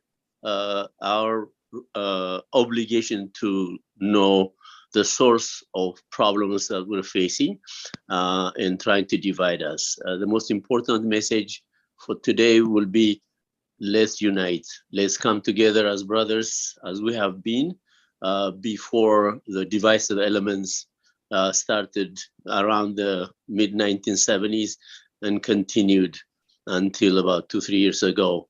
Let's do what Menelik did and bring all of us together in victory of togetherness for Ethiopia. Thank you so much for inviting me. I really appreciate and admire all of you for what you've done. Thank you. Thank you. Thank you. Thank you. Amen. Amen. Thank you. Thank you very much. We appreciate that. Our celebration will continue. Index. If you don't mind, a moment for Dr. Amara. If he's there, he was really saying he would like to donate some of his book to Fairfield House and etc. He was chatting to me in a separate messenger. He's written a book about Adawa himself from the message I'm getting. And I wish he's there to give us a bit about his background and what he's really proposing. Sounds amazing. Binyam is saying he's not there anymore. Well, he lives in Sweden, I think, Stockholm. Yeah, so I guess if he's 2 hours ahead, it's a bit late for him. But okay, I'll catch up with him. Yes, Gash Kifle is there. Maybe he could say he's a good friend of Gash Kifle. I wonder if Gash Kifle is there, he could say a few things.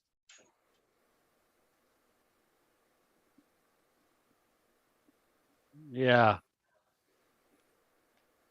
I can't. Do you see Gash Kifle there?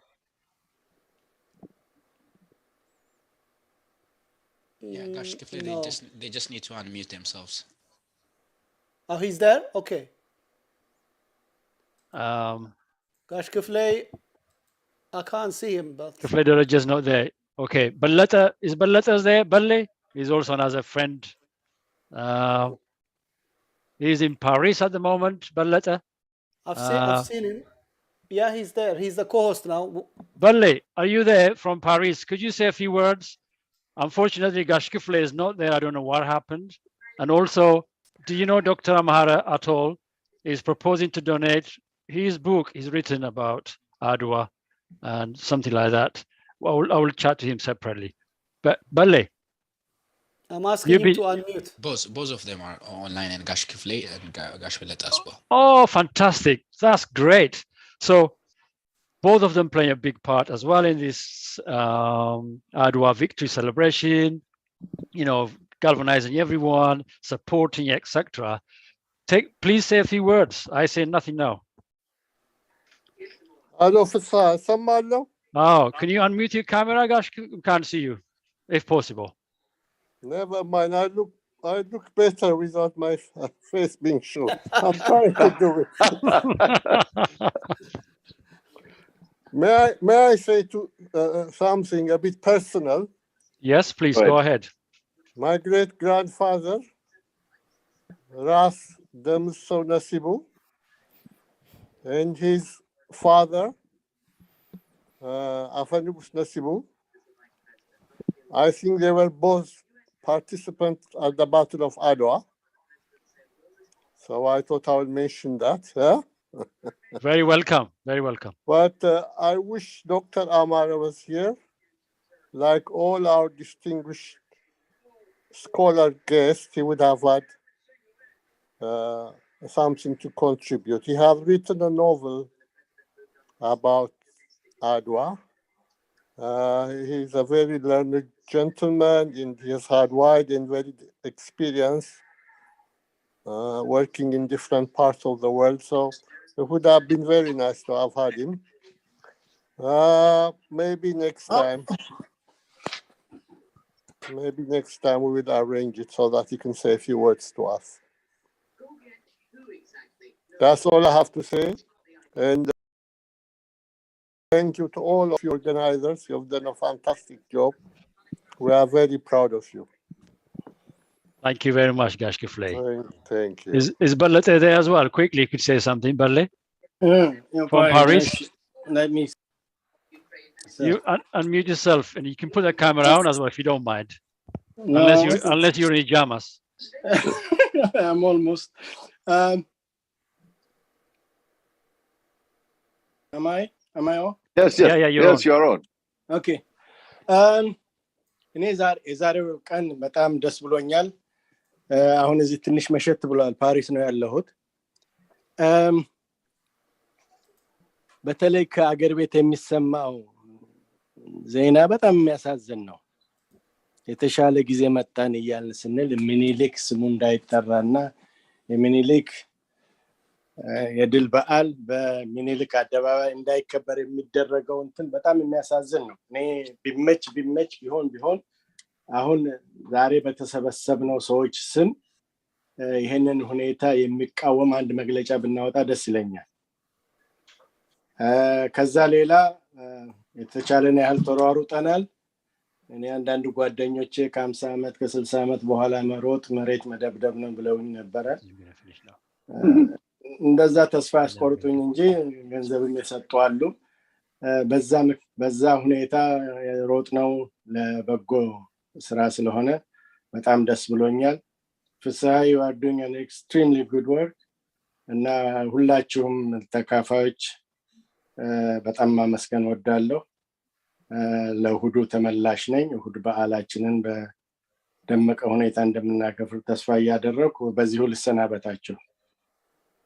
ደህና ሁኑ። እናመሰግናለን በላይ። Thank you so much. Thank you. We have to recognize Pauline. Is Pauline there? I've seen Pauline, but we'll also have a question for Professor Talahun Yilma. Is Pauline there? Pauline is, yeah, she's a co-host. Could you say a few words about the events? We would like you to give us a feedback on this. Thank you. Yes, I just want to say what a beautiful program. I'm just so proud to be part of the Ethiopian family and to be able to have even to get more understanding of the Battle of Adawa. You know, I just know a small amount, and when I talk at Fairfield, I have the big wall plaque. But to hear the scholars and to hear more and to be able to read the book when it does come.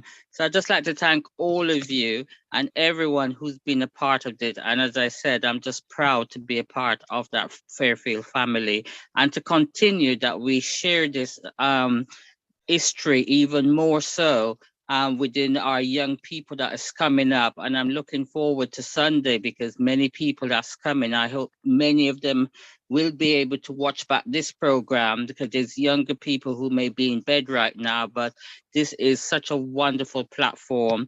And I hope, you know, I know that we will be doing this every year. And Fish, thank you so much, Fisher, for all of you've done. And Gash Kifley, I can't wait to see you soon.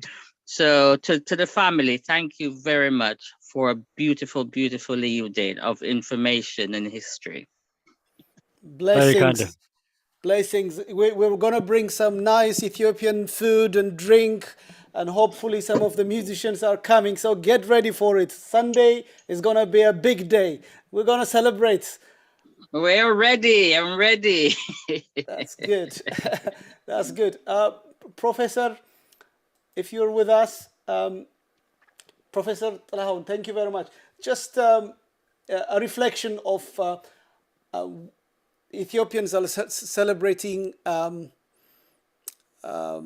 Adawa, especially the young ones, with passion. Unfortunately, the Ethiopian officials are not celebrating it with passion. I would like you to say a few words about that. Earlier on, Engineer Scale have proposed a silent prayers. What's your intake on this?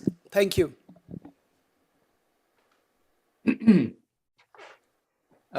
Would you like me to answer in English or Amharic? Both. I'll do it in English because there will be people who can listen to both. I have actually made a proposal. You know, when I went through school, went to school in Nazareth. It used to be Nazareth School, then it became Ategalaudio School.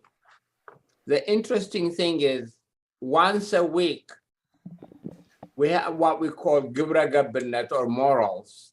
This is a lecture that we get, how to behave and that sort of stuff. However, in our history class, we hear about the Persians, the Romans, the British, all these things. We've never gotten a single lecture on Ethiopia. And where we have a 3,000-year-old country with great accomplishment, with great history, not even a 1-hour lecture on Ethiopia. So my suggestion, when I was visiting last Ethiopia after 26 years, was because Meles had made me persona non grata, filed a complaint on me to the State Department. So that's another story for a different day. However, one of the things that I really wanted to do, in fact, I've had several interviews, both in Ethiopian television as well as from television from Bahar Dar. One of the programs I would actually like to fund and contribute to is a program where it would be instituted instead of a 1-hour lecture morals, maybe from first all the way to the end of high school, at least once a week, there should be a class called the History of Ethiopia, and it should be a requirement for all children to take it. From first grade all the way to the end of high school, a minimum. This should be a requirement because there is a story of a great nation, whether they were the Romans or the Greeks. Somebody said, you know, this used to be a great nation. Now they're really down in the dump. Whatever happened to them? The answer was simple. They forgot their history. And so it's really important to institute, because now we don't really have a government that accepts it. For example, recently we had a meeting in Washington. I mean, we meet by Zoom. He's an advisory board to the Ethiopian ambassador. And he brought to our attention how he traveled to San Francisco, to Dallas, to all these places, raised millions, I mean, thousands of dollars. And then he said he was given a gift, the Ethiopian flag. I said, Ambassador Fitzum, when you go around, you collect in the name of Ethiopia resources, money. In Ethiopia, I mean, when Ethiopians organize, whether it's the United States or Britain, the diaspora is organized in the name of Ethiopia, carrying one flag, the Ethiopian flag. Maybe we should have a class for Ethiopians at home, not to have so many flags, so many divisions. So when are you going to work on instituting, going back to one Ethiopia, one nation, one people? People can speak their languages. I speak, for example, Kistane Goragenya a little bit, because when I go to my family in Mercato, I enjoy speaking it. But a nation needs to have one national language, one flag, something that binds us together. That's our history. So they should be, instead of teaching about the great Roman Empire, the British Empire, so forth and so forth, I think there should be a history of the great Ethiopian Empire. Ethiopia has a long time history, a beautiful language, national language. Let me give you one example, if I be allowed. My laboratory was a consultant, a biotechnology reference center for Food Agriculture Organization of the United Nations. So I used to frequently travel to Rome. So when we decided that I would do this job, the person in charge of the program, the virology program, his name was, still is, he is retired, lives in Ireland, Chris Wachakowski, but originally from Poland. So when he first, so I have to work with Professor Wachakowski. So when he first told me his name, it's really important to remember somebody's name. I purposely wrote it in Amharic, in Ge'ez, to make sure I can pronounce it perfect. So next time I saw him, I said, "How are you, Professor Wachakowski?" And he was startled. And I said, are you okay? He said, yeah, Yilma. They call me Yilma by my last name. Kalahun is very difficult for them to pronounce. Yilma, how did you do it? I said, what? You are the first person that I know who is not Polish who can pronounce my name perfect. I said, the first time you told me your name, I wrote it in my language, in Amharic. I can reproduce any sound I want in that language. About 3 years ago, I was invited to be a keynote speaker at the African Union for a conference. One of the things that I really wanted to suggest was, you see how that Lord Macross, the British Lord, who decided he needs to destroy our culture, our language, our heritage, in order to subjugate us and rule us. That's exactly what they did. I'm actually speaking in English right now. So my suggestion, because of COVID, the meeting was canceled, but I was gonna make a proposal that Africa should start heading in the direction of celebrating our African heritage, our African, really, language, literature. So I was gonna suggest, instead of Africans adopting Latin, where you have to memorize spelling, I was gonna suggest that the Ge'ez alphabet be introduced to all of Africa, and that should be used, and then it should be a proud source for all of us Africans. So my suggestion is that there should be a class in the great Ethiopian history, ታላቋ የኢትዮጵያ ታሪክ የሚል, from first grade at least to 12th grade, 1 hour a week. That's my suggestion. Thank you, Professor. I really appreciate that. In conjunction to this, Lij Nebiat, if you're there, because I've noticed that Lij Nebiat has been doing a great job about the Ethiopian flag. Lij Nebiat, are you with us? Yes, I'm still here, yes. Thank you, Enegeta. Amasagnalo. We can answer it in both the American way or the Ethiopian way. How is the job keeping the flag? በአማርኛ መናገር አለበት። በአማርኛ ለኢትዮጵያ ፍላግና ስለ ኃይለ ሥላሴ ስታንድ አፕ ደግሞ በእንግሊዝኛ እሱን አጠር አድርገን ተናገር። ቀጥል። እሺ፣ በጣም ጥሩ። የኢትዮጵያን ጥንታዊ ሰንደቅ ዓላማ ለማስመለስ በአያቴ በጀግናው አርበኛ በሻለቃ ለማወልድ ጻድቅ መታሰቢያ ድርጅት ስም እንዲሆን አድርጌያለሁኝ። ኦንላይን የፊርማ ማሰባሰቢያ እንቅስቃሴ ጀምረናል። እንግዲህ ከበርካታ ወደ 4000 ገደማ እንደዚህ ሰዎች ፈርመውታል። እና አጠቃላይ ሐሳቡ ምንድነው? በአንድ ሀገር ውስጥ መንግስት በሚለዋወጥበት ጊዜ ወይም መንግስት በሚቀየርበት ጊዜ የአንድ ሀገር ሰንደቅ ዓላማ ሊቀየር አይገባም ነው። እና ለምንድን ነው ብዙ ጊዜ ሰንደቅ ዓላማ የሚለውን ወርድ ተጠቀማለህ ወይም ቃል? በባንዲራና በሰንደቅ ዓላማ ልዩነቱን አስረዳልኝ። ባንዲራ ከጣሊያን ሀገር የመጣ ስለሆነ ያው በተለምዶ ባንዲራ እያልን ያው እንጠቀማለን። ነገር ግን እሱ ያው የተውሰው የባዕድ ሀገር ቋንቋ ስለሆነ እኔ ሰንደቅ ዓላማ በሚለው ነው የምጠቀመው። እሱ የተሻለ ቃል ስለሆነ እኛ የፈጠርነው ቃል ስለሆነ እሱ እንጠቀማለሁኝ። እና በቅርቡ እንደውም ከዚህም ሀገር አንዳንድ የቀድሞ ሰራዊት ኢትዮጵያ ገብቶ በነበረበት ወቅት ለጠቅላይ ሚኒስትሩ ደብዳቤ ጽፌ አስገብቼ ነበረ። በአስቸኳይ ጊዜ አዋጅ በአባቶቻችን ሰንደቅ ዓላማ ስር ለመሰባሰብ የሚፈልጉ ሰዎች በዛ ሰንደቅ ዓላማ ስር እንዲሰባሰቡ በአስቸኳይ ጊዜ አዋጅ እንዲፈቅዱ፣ ከዛ ደግሞ ያው በአገር አቀፍ ደረጃ ደግሞ ድሮ እንዲመለስ የህገ መንግስታዊ መብት የሚያስፈልገው ጉዳይ ስለሆነ እሱ እንዲያደርጉ ጽፌላቸው ነበረ። ነገር ግን እስካሁን መልስ አላገኘውም። ባገርማችሁ ጃሜካ ሄጄ ነበርና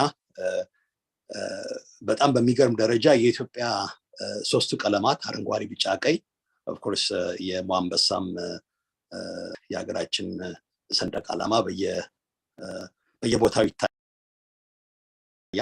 እና በአጋጣሚ ከአሜሪካን ሀገር የሄዱ ፈረንጆች ቢዝነስ ከፍተው የተለያዩ ሀገራት ሰንደቅ ዓላማ ያለበት ህንፃ ነበረና ያንን እዛ የተለያዩ ሀገሮችን ሰንደቅ ዓላማ አድርገው በአጋጣሚ ባለኮከቡን ሰቅለው ነበርና በእግረ መንገዴ አይቸው ስለነበረ ቆሜ አነጋግሬያቸው ይሄ ኢትዮጵያን የሚወክል አይደለም፣ በተለይ በዚህ ደሴት ውስጥ የሚኖሩ ሰዎች ብዙዎቹ አፄ ኃይለሥላሴን በአምላክነት የሚያመልኳቸው እንዳሉና አብዛኛው ኢትዮጵያውያን ደግሞ በጥንቱ ሰንደቅ ዓላማ እንደሚመኩ እንደሚያምኑ ካስረዳኋቸው በኋላ ሰንደቅ ዓላማውን እዛ ውጭ የሰቀሉትን ለመቀየር ቃል ገብተውልኛል።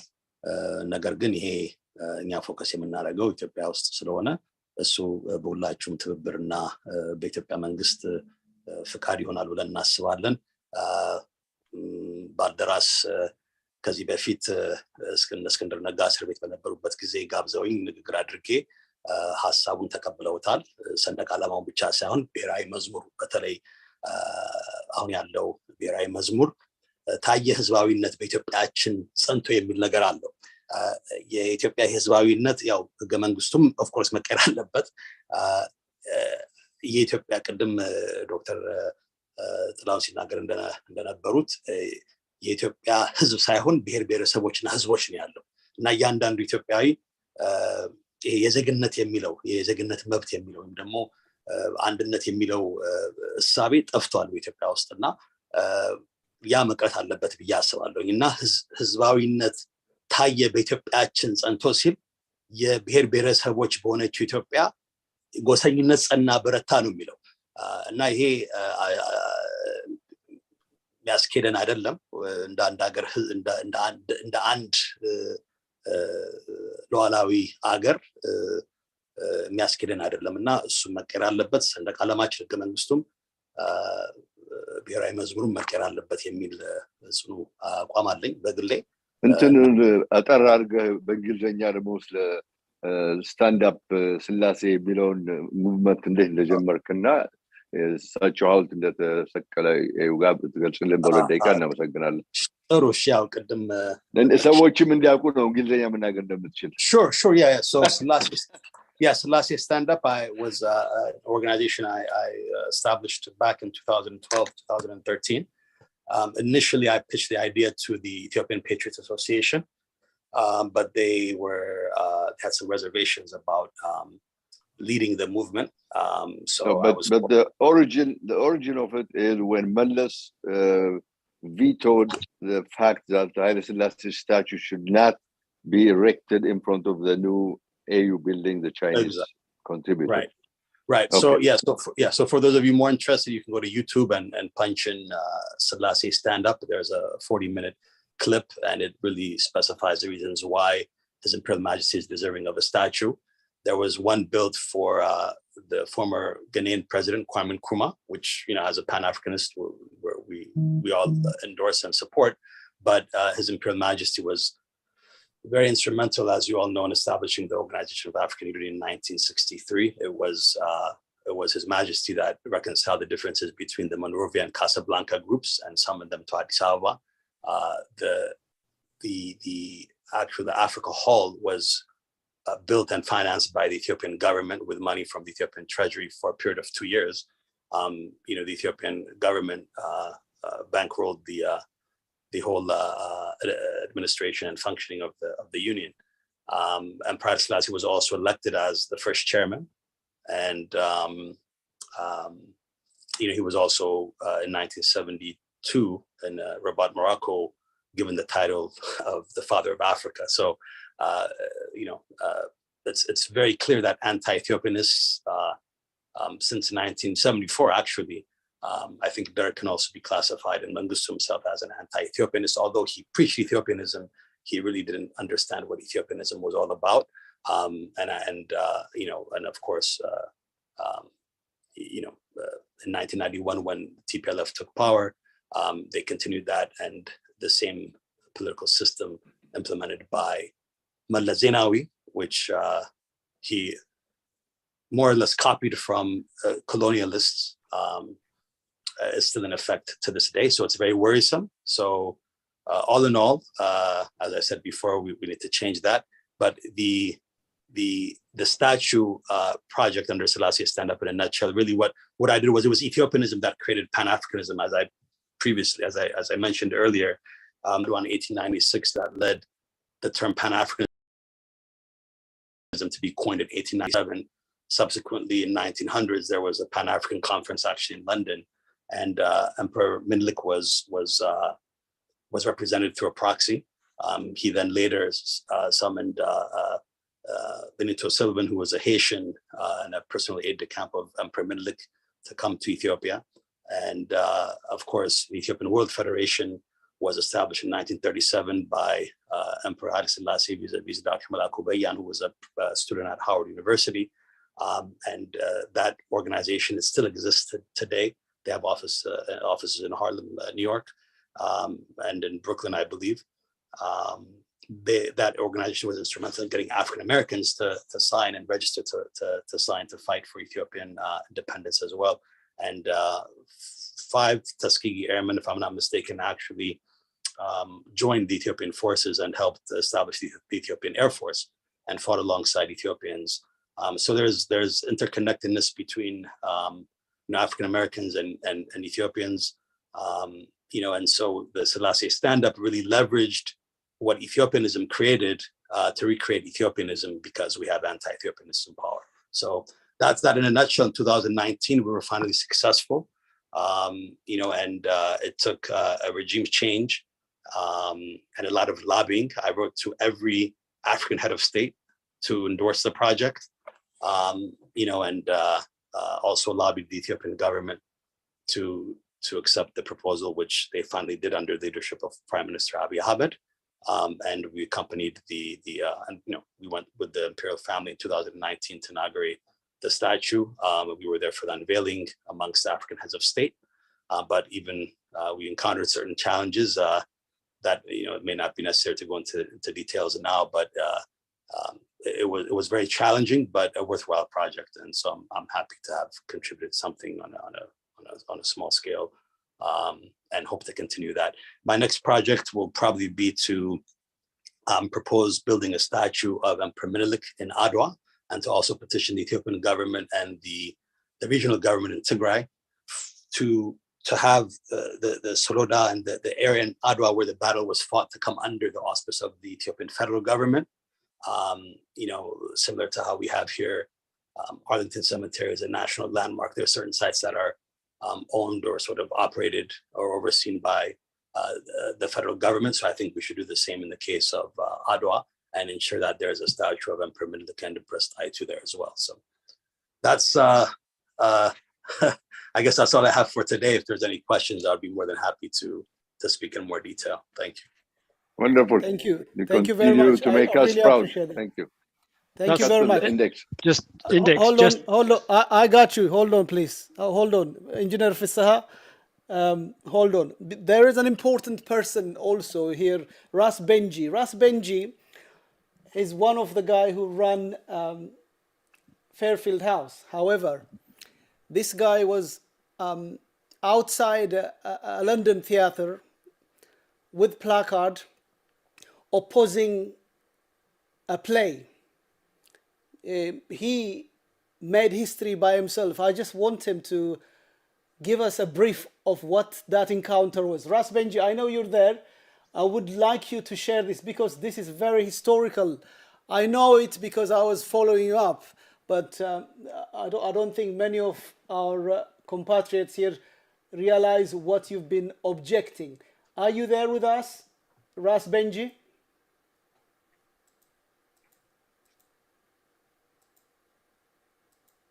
I think he might have left earlier. No, he's here. He's here. Is he there? Yeah. Still دولت. No, he's here. He's trying to unmute himself. I can see him. Yeah. Nice one. Okay. Thank you very much, Ras Benji. You know what I'm talking about. I'm not an idiot who's talking rubbish now. I want you to pinpoint that event and let the others be enlightened. It was 2016, and I heard that in London's West End, that Ryszard Kapuscinski's The Emperor, a remake of that that play or production associated with that book was going to be in London's West End, and it was last on, I think it was in 1989, and it was heavily protested in that time by Ethiopian monarchists, by the Rastafari community, Ethiopian World Federation. There was quite a big scene outside the theatre, and I think they actually stopped the play.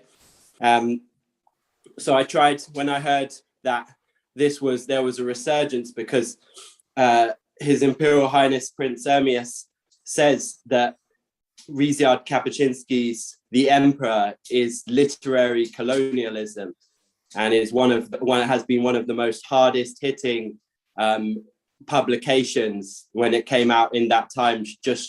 And I think it was 1978 that it first appeared, and it's all over Africa, all over the English-speaking world. It's been translated into many languages, and it's really like a character assassination on His Imperial Majesty at a time when really people were seeking that information. So it was almost legitimizing the Derg. I protested that play for 3 weeks outside the theatre each evening with placards.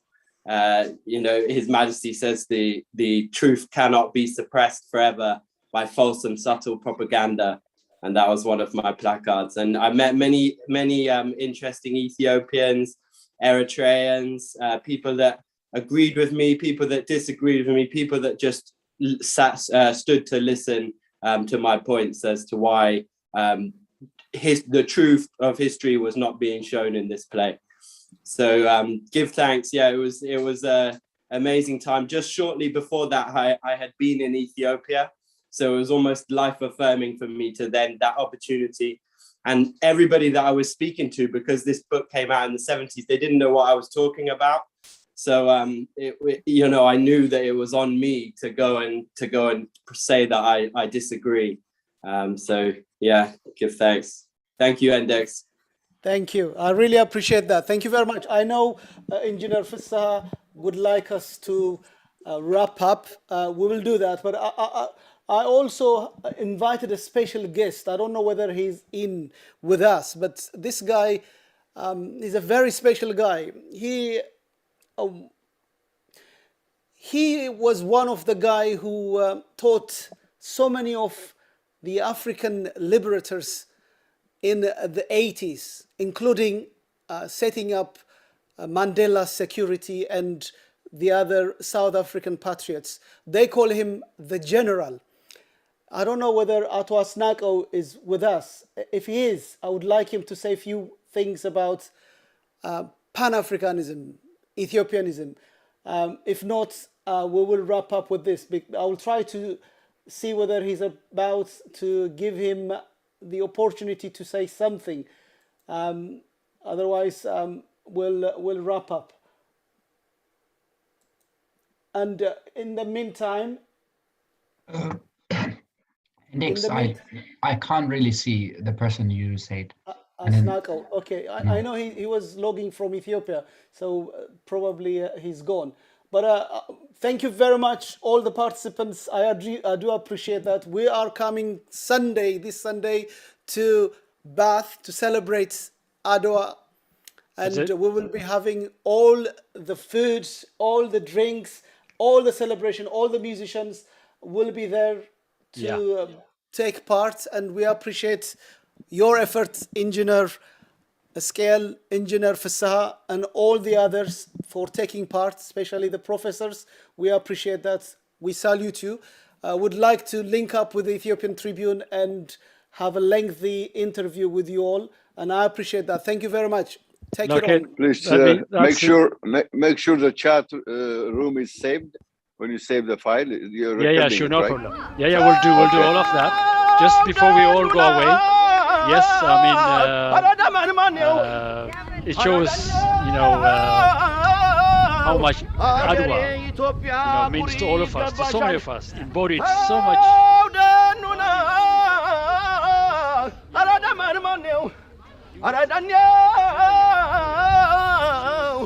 አገሬ ኢትዮጵያ ኩሪ ይገባሻል የማያስደፍሩ ጀግና ልጅ ወልደሻል ደመን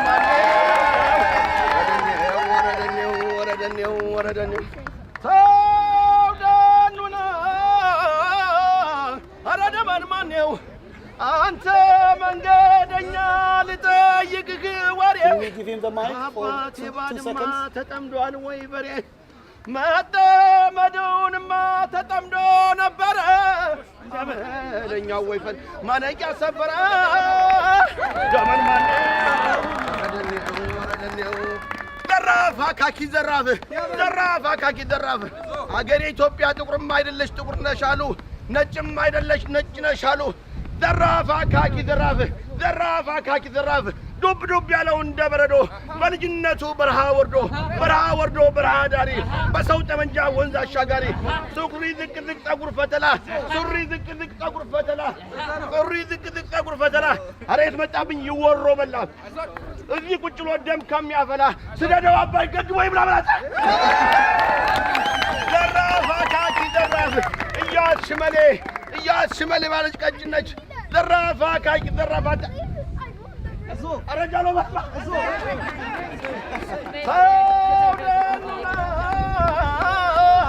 አረደመን ማነው አረደኔው ተውደኑና አረደመን ማነው አረደኔው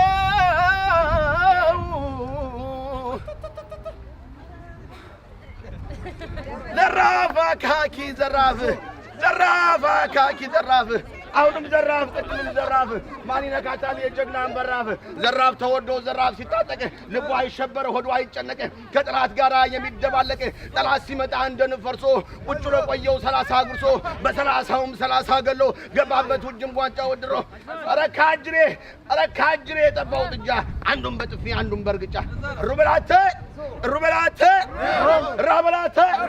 ራበላተ እኛ እንግሊዞች እኛ ጣሊያኖች የቸገራቸው በጎንደር ቢሉ ማን ሊፈራቸው መይሳው አስሮ መድፍ አሰራቸው መድፉም ይገኛል ዳፋት ያለው ደብረ ታቦር ላይ ዳፋት ያለው ያነ መድፋቸው ለውርደታቸው ምስክር ነው ሯበልዬ የዛ ጀግና አገር የዛ ሰውዬ በረጅን አልቢን ያሰኛል ወዬ ሯበላተ መላው ጠፍታቸው ሲደናገሩ ለተንኮላቸው ጎጀን ይዳሉ ጎጃም ሽፈራው በላይ ሽፈራው ተቀበላቸው እያቆረጡ አባይ ጣላቸው አራይሰማ ሯበላተ ያውታቸው ሲደናገሩ ለተንኮላቸው ሲደናገሩ ለምጠታቸው ወሎ እንዲዳሉ ወሎስ ቢሄዱ ንጉስ ሚካኤል ተቀበላቸው አጼ ምኒልክ የዓድዋው ጀግና ከጣይቱ ጋር ጠላት የመታ ስሙ ይነሳል በሁሉም ቦታ ብላት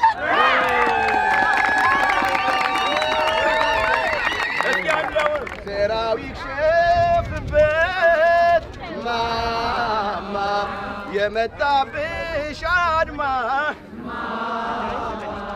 እግሩ ሳር ያድርገው ጉልበቱን ቀጤማ አይሰማም ካቀባበለብሽ ብረት ከደገነ አምላክ ያግዝልሽ ላንቺ የወገነ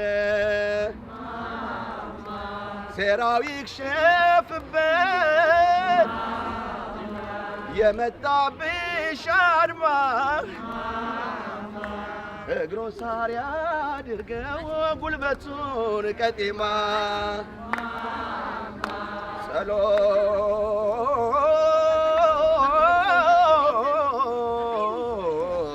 ጸሎትሽ ይሰማ አምላክ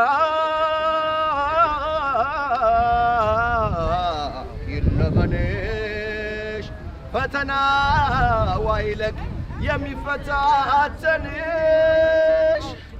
አንገትሽ ራስሽን ችሎ ለየውና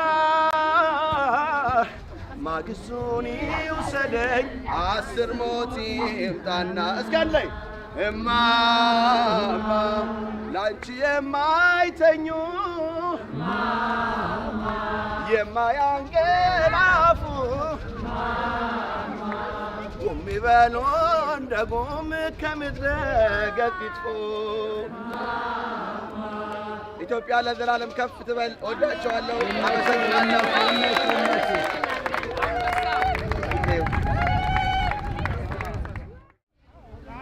ሰው ደኑና አራዳ ማንማኔው አራዳኛው አገሬ ኢትዮጵያ ኩሪ ይገባሻል። ሰው ደኑና አራዳ ማንማኔው አራዳኛው ሀገሬ ኢትዮጵያ ኩሪ ይገባሻል። የማያስደፍሩ ጀግና ልጅ ወልደሻል። ደመን ማነው ወረደኔው ሰው ደኑና ኧረ ደመን ማነው አንተ መንገደኛ ልጠይቅህ ወሬ ከአባቴ ባድማ ተጠምዷል ወይ በሬ መጠመዱንማ ተጠምዶ ነበረ ደመለኛው ወይፈን ማነቂያ ሰበረ። ደመን ማነው ዘራፍ አካኪ ዘራፍ ዘራፍ አገሬ ኢትዮጵያ ጥቁርም አይደለሽ ጥቁር ነሽ አሉ፣ ነጭም አይደለሽ ነጭ ነሽ አሉ። ዘራፍ አካኪ ዘራፍ ዱብ ዱብ ያለው እንደ በረዶ በልጅነቱ በረሃ ወርዶ በረሃ ዳሪ በሰው ጠመንጃ ወንዝ አሻጋሪ ሱሪ ዝቅ ዝቅ ጠጉር ፈተላ አሬት መጣብኝ ይወሮ በላ እዚህ ቁጭ ብሎ ደም ከሚያፈላ ስደደው አባይ ገድ ወይ ብላ ብላት ዘራፍ አካኪ ዘራፍ እያት ሽመሌ ባለች ቀጭነች ዘራፍ አካኪ ዘራፍ አረጃሎ ባባ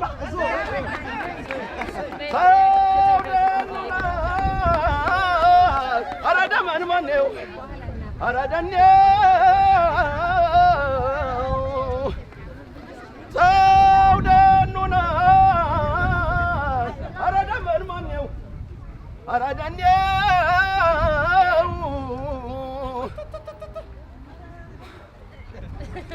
ዘራፍ አካኪ ዘራፍ አካኪ ዘራፍ አሁንም ዘራፍ ቅድምም ዘራፍ ማን ይነካታል የጀግናን በራፍ ዘራፍ ተወዶ ዘራፍ ሲታጠቅ ልቡ አይሸበር ሆዱ አይጨነቅ ከጠላት ጋር የሚደባለቅ ጠላት ሲመጣ እንደ ንፈርሶ ቁጭ ብሎ ቆየው 30 አጉርሶ በ30ም 30 ገሎ ገባበት ውጅም ጓንጫ ወድሮ ኧረ ካጅሬ የጠባው ጥጃ አንዱን በጥፊ አንዱን በርግጫ ሩበላተ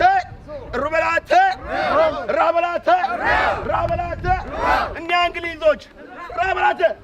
እኛ እንግሊዞች እኛ ጣሊያኖች የቸገራቸው በጎንደር ቢሉ ማን ሊፈራቸው መይሳው አስሮ መድፍ አሰራቸው።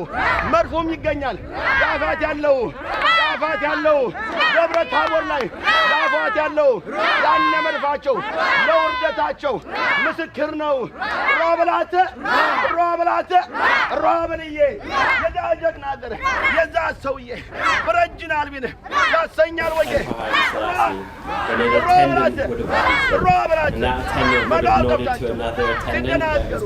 ለተንኮላቸው ወጀም ይዳሉ ወጃም ሽፈራው በላይ ሽፈራው ተቀበላቸው እየቆረጡ አባይ ጣላቸው አራይሰማ ራበላቸው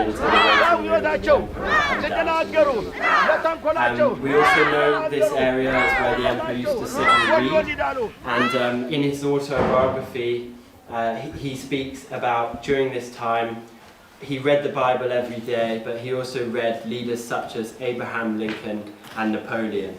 And with Napoleon especially, Napoleon had triumphantly overcome exile, so we think that the emperor was looking for inspiration to see that how it had been done before. And the emperor spoke French also, so Napoleon would be a huge figure from the century before that possibly his father Rasmussen as a military general would have spoke about the successes of Napoleon and what was going on in Europe. Prince Prince Asfawassen, and he was aged 20 years old when he moved into Fairfield House, and he was greatly missing his wife and daughter who were in Jerusalem. And this was also home to the emperor's second son, the Duke of Hara, Prince Makonnen, and he was 12 years old when he moved into Fairfield House, so he had all his teenage years in Bath. And he went to different schools. He went to Moncton Combe, he went to Wellington College, and he went to King's College, Taunton.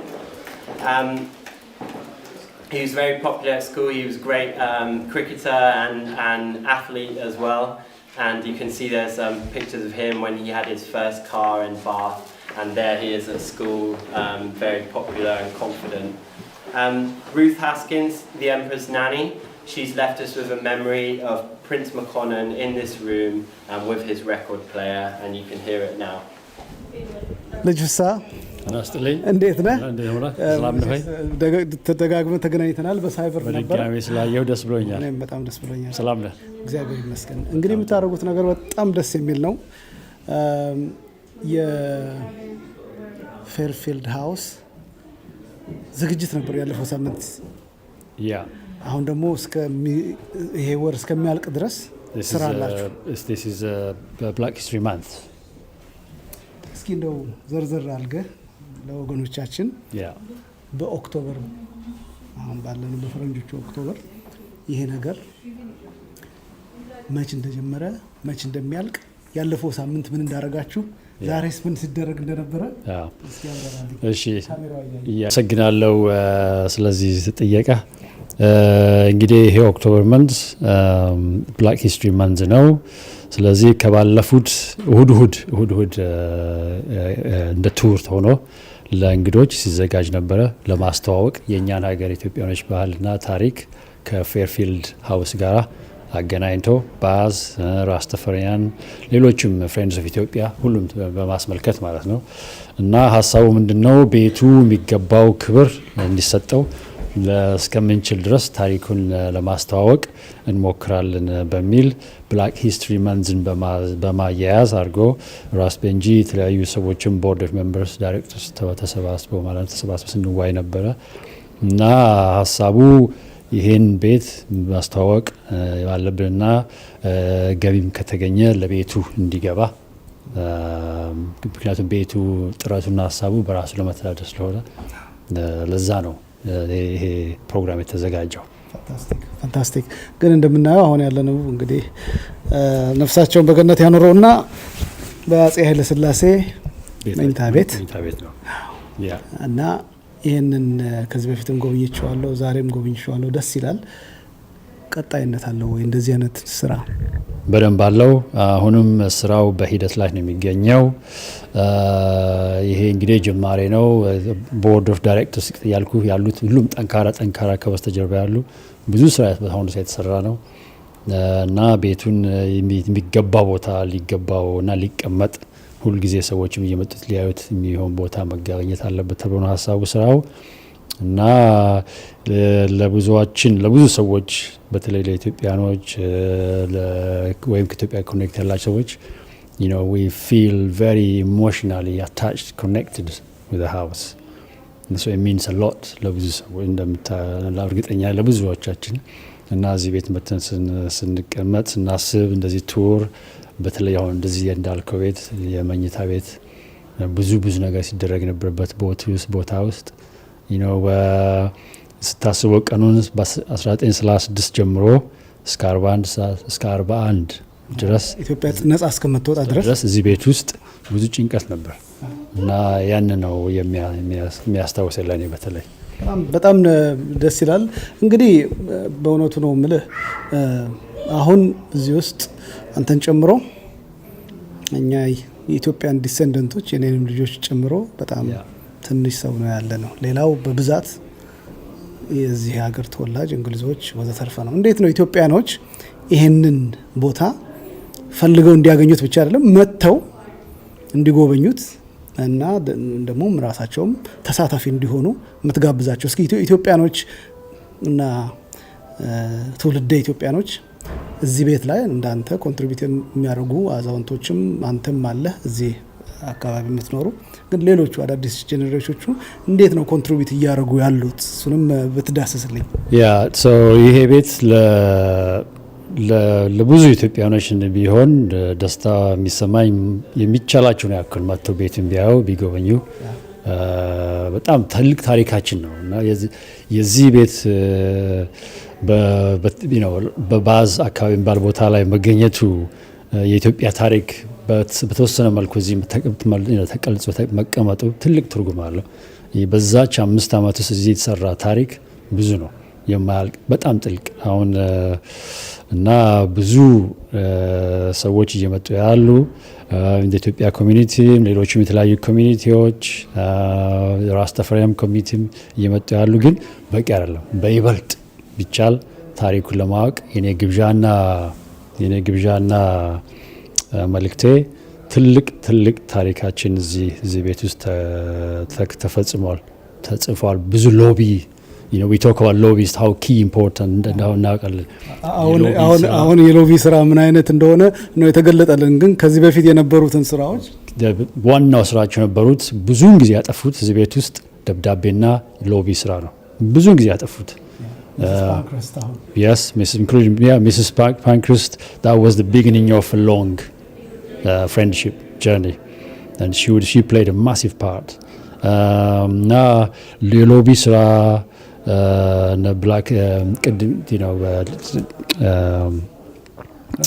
ቤንጂ ለማስተዋወቅ የሚሰራው ስራ ትልቅ ነው እና ታሪካችን በዛ ሰዓት የሎቢ ስራ የነበረው ዋው ብላቲን ሂሪ you see the person ስማቸውን ታውቃቸዋለህ። ጊዜያቸው ባጭር ሆኖ ሞቱ እንጂ ወደነየ ከመጡ በኋላ 1 ዓመት ከምናምን የእሳቸው ስራ ትልቁ ነው በሎቢ ስለምሳሌ እና ቤቱ ትልቅ ታሪክ ከኛ ጋር የተያያዘ አለው በእርግጠኝነት። ስለዚህ ኢትዮጵያኖች መተው ማየት ብቻ አይደለም መሳተፍም አለባቸው፣ ማወቅም ጭምር ምን ተከናወነ በዛን ጊዜ። እዚህ ጋር የምናየው ያቺ የስደተኛው መድኃኔዓለም ሌላ ትልቅ ታሪክ ነው። ታሪኩን ታውቃለህ እንግዲህ እንደ እርግጠኛ ኢምፐረር ኃይለ ሥላሴ ኤግዛይል ከመጡ በኋላ አንዱ ነገር ያላገኙት ምን ነበረ? ሚስ ያደረጉት የጸሎት ቦታ ለማግኘትና ለመጸለይ ለቅዳሴ ለማድረግ እና ከእስራኤል ሀገር ታቦትና 5 ቄሶች መጡ። ስደተኛው መድኃኔዓለም ተብሎ ስሙ ተጠራ። ያ እንግዲህ እዛ you see the glass structure ቤት እንደ ቻፕል ነው ማለት ነው። ቤተ መቅደስ ተደርጎ ተሰራለት እና ያ ነው የሱ ፒክቸር የምታየው እና በዛች ጋር በመስኮት ደግሞ የምታየው ቦታው እዛ ነበረ። አሁን ፈርሷል እንጂ እዛ ጋር ነበረ።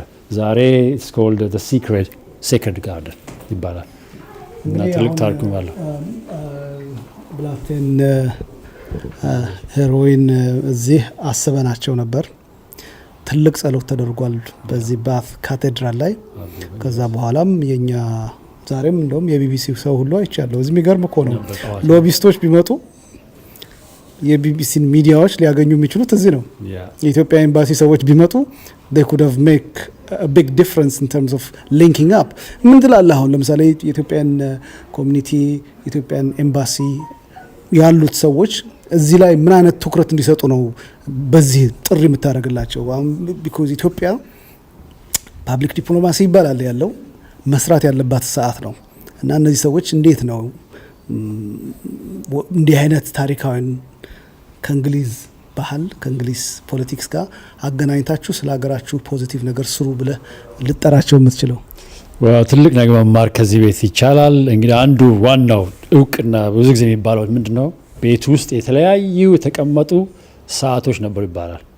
አነስ ያሉ ሰዓቶች እያንዳንዱ ሰው ሰዓትን ያውቃል እና የነበሩ ሰዎች እንግዲህ እስከ 30 አንዳንዴ ይጨምራል የሚባሉ ሰዎች እዚህ ነበሩ። በጠቅላላ ሁሉም ከዚህ መንግስትና ቤተክርስቲያን ነው አብረው የመጡት እና ብዙ ነበሩ በዛ ሰዓት።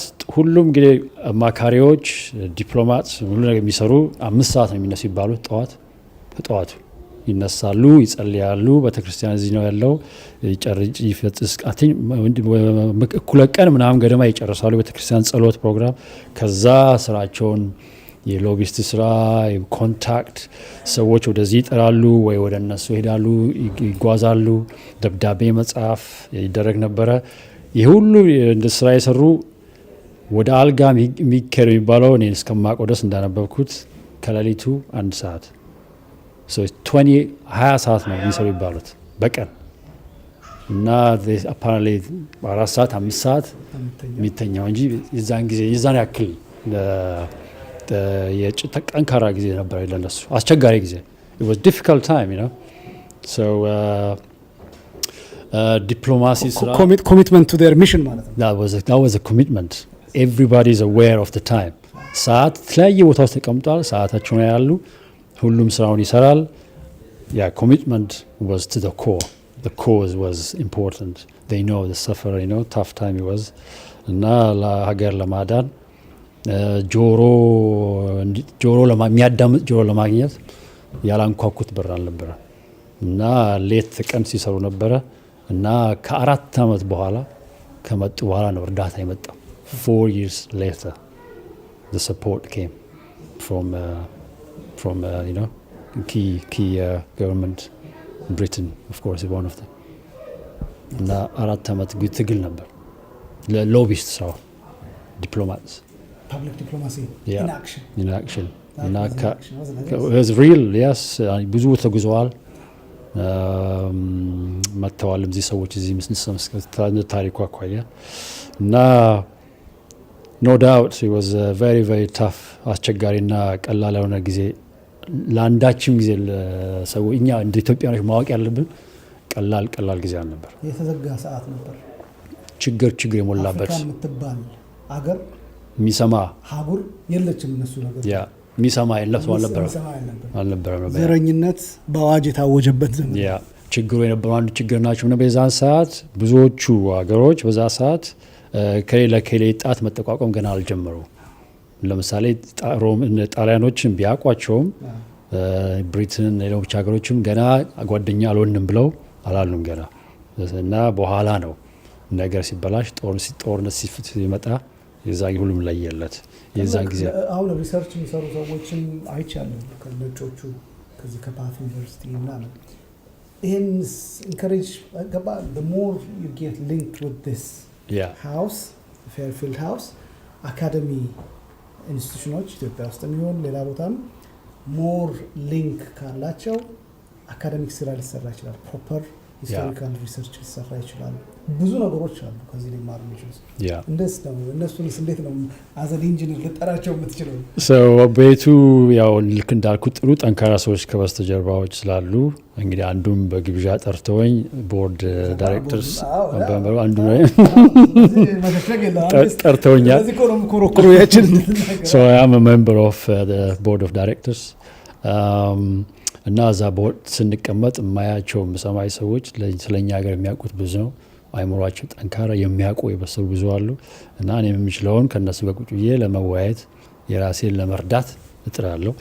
እና ቤቱ አሁን ለምሳሌ ቤቱ ሁሉም ሰው የሚፈልገው ከጥናት ከአካዳሚክ ሪሰርች ስታየውም ሙዚየም ነው። ቦታም እንደ ሬፈረንስ መጥቶም አሁን ተማሪዎች አሁን ምን ኦክስፎርድ ዩኒቨርሲቲ ገብቶበታል። ዩኒቨርሲቲ ኦፍ ባት አለበት። አይ ቲንክ ማንቸስተር፣ ኒውካስል እንደዚህ ሊንክ ተጀምሯል። ሶ ኢቨን ኬምብሪጅ አዝዋል እና የተለያዩ ዩኒቨርሲቲዎች ይሄን ቤት እንደ ቅጥያ ሆነው ተማሪዎች ስለ ኢትዮጵያ የሚያጠኑ ተማሪዎች ብዙ አሉ በየተለያዩ ቦታ እና የበለጠ የፈለገ ጥናት ሲፈልጉ ይሄ ቤት መጥቶ እንደዛ ሪሶርስ ተቀምጦ ላይብራሪ አሁን ትልቅ ላይብራሪ አለ ተከፈተ እና the whole of library ፓንክሬስት ሪቻርድ ፓንክሬስት ላይብራሪ ዶኔትድ አረጉ ለዚህ ቤት እና አሁን ቤቱ የተለያዩ ሪዘርቭ እንደረግ የተለያዩ እቃዎች እየመጡ አንድ ቀን ሰጥተው ለምሳሌ እዚህ እንኳን ለጉብኝት የመጡ ሰዎች ለባህም አንድ ቀን ቢሰጡና ኦርጋናይዝ ቢያደርጉ አክሰስ ሊሰጣቸው ይችላል። ኤኒዋን ለየትኛውም ቦታ የመጡ ኢትዮጵያኖችም ሌሎችም ፍሬንድስ ኦፍ ኢትዮጵያንስ ምናምን እንላችሁ ጠቅላላ ሁሉ ቤቱን መጥተው መጎብኘት አንድ ነው፣ ከታሪኩም ሌላ ነው። ላይብራሪ ግን ትላልቅ ኪ አስፈላጊ ጥሩ ነገሮችም ይዞ ቁጭ ተብሎ ይላል። ተጨማሪም አለ አሁንም አለ እና ለማንኛውም ሰው ለማወቅ ሀገር ታሪክ ለፈለገ ሰው it's like a resource. This is a place anyone can come and use as a resource. ለአካዳሚ በተለይ ለአካዳሚ point of view በይነመረብ የሚሉት ኢንተርኔት ወይም ላይ እንዴት ነው አክሰስ የምትደረጉት?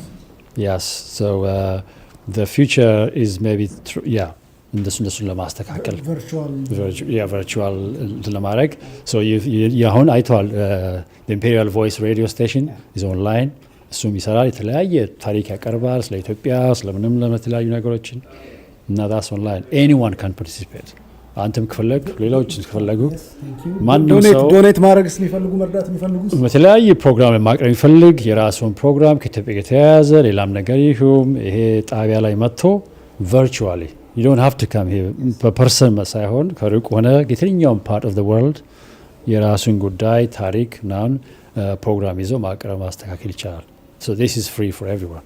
The invitation is yours. ማድረግ የምትፈልጉ መማር የምትፈልጉ እውቀትን ማካበት የምትፈልጉ you're very welcome. ኑና ኮንትሪቢዩት አድርጉ። ታሪካዊ ቦታ ነው። ታሪክ የሰሩ ንጉሠ ነገሥት ከቤተሰቦቻቸው ጋር ከካቢኔቶቻቸው ጋር መጥተው አገርን በፓብሊክ ዲፕሎማሲ ታግለው ወገኖቻችን አርበኞቹ ደግሞ እዛ ጉርቦ ለጉርቦ ተያይዘው ከጠላትን ተዋድቀው ይቺ ኢትዮጵያ የምትባልን በነጻነቷ የምትኮራ ሀገርን ሰጥተውናል። አሁን ደግሞ እውቀታችሁን ማህደሩን ለማስፋት ከፈለጋችሁ ኑና ወይም በዌብሳይታችን ወይም ኢን ፐርሰን የምትመጡ ካላችሁ እዚህ ኑ እርዱን እንረዳዳ ነው ሀሳቡ ነው። ቤቱን ይሄ ቤት ለማንኛውም ኢትዮጵያ ሌላም ዜጋ ላለው ሰው ይሄ ቤት እንደ ጥቅም ያለው ቤት እንደ የተለያየ ግልጋሎት የሚሰጥ ነው እና ያን ማንኛውም ሰው መጥቶ ይሄን ቤት መጥቶ መጠቀም ማየት እኔ የምለው ማበረታታት ማጽናናት እና ፕሊዝ ኤቭሪዋን ኢዝ ዌልካም። እንግዲህ ከበፊትም ወንድም አለም የሰራው ነገር ማርች ላይ የምናየውን ምስል የአድዋን ጦርነት አመካኝቶ ወይም ድል አመካኝቶ ትልቅ ዝግጅት አድርጋችኋል። አሁን ደግሞ እንደምትለው ኦክቶበር ተብሏል። እንግዲህ ቢትዊን ናው and March ብዙ ነገር አለ። ግን ምንድነው የታሰቡ ነገሮች አሉ? የታቀዱ ነገሮች አሉ? ዋናው ያሰብነው እንግዲህ እንደገና ሬስ ቱ አድዋ የነበረውን ሀሳብ እንደባለፈው እንደገና ለማድረግ ከባለፈው ካረግነው ሬስ ቱ አድዋ አላማ ጋራ ብዙ ሰዎች ጥሩ ፖዚቲቭ ፊድባክ ሰጥተውናል። እንደገናም እንዲጨመር የተለያዩ ሰዎች ኮንታክት እያደረጉኝ ነው እና እንደገና እሱን እንጀምራለን። ማርች ጃንዋሪ እንጀምራለን ሀሳቡን ለመወያየት እንወያያለን። ኤርሊ አሁን ኦክቶበር እያለቀች ነው እና ብዙ ያመለጣቸው ሰዎች ሊኖሩ ይችላሉ። ይሄ ቱር እንዴት ነው ቱሩ ቀጣይ ይሆናል? ቀጣይ ነው ዴፊኒት ቀጣይ ነው። ይሄ ሆነው ያው ቤቱ ከብላክ ሂስትሪ ታሪክ ጋር ለማያያዝ ተደርጎ ለማድረግ ነው እንጂ ቤቱም የተሻሻለ ነው። ትንሽ ስራ የሚሰራው አለው። ከዛ ጋር ተያይዞ ወደፊት የሚደረጉ ብዙ አሉ። ታይም ቴብሎቹን ምናምን ለማግኘት ይችላሉ ዌብሳይት ላይ ያ አሉ። ሶ ኢትስ ኮልድ ፌርፊልድ ሃውስ ነው የሚባለው .com እና እሱ ጋር ከሄድክ አለው ፕሮግራሞች እና ብዙ ፕሮግራሞች ተለጥፈዋል። ዋናው እና ኢትዮጵያኖች እንደ ታሪክ ዋናው ኢትዮጵያኖች ራሳችን መጀመሪያ ማወቅ ስላለብን መጀመሪያ ማንነን ታሪካችን እንዴት ነው ምን ተሰራ ይሄን ማወቅ ያስፈልጋል። መብሰል ማወቅ እዛ ስድሆን የዛን ጊዜ አንዱ ታሪክ የነበረን እዚህ ቤት ውስጥ ነው እዚህ ሀገር ውስጥ እንዳ ወዘ ትልቅ ታሪክ ነው እዚህ የተሰራው።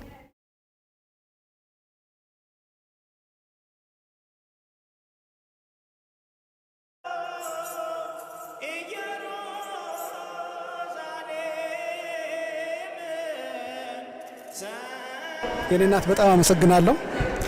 እንዴት አገኙት የዛሬን ሰርቪስ?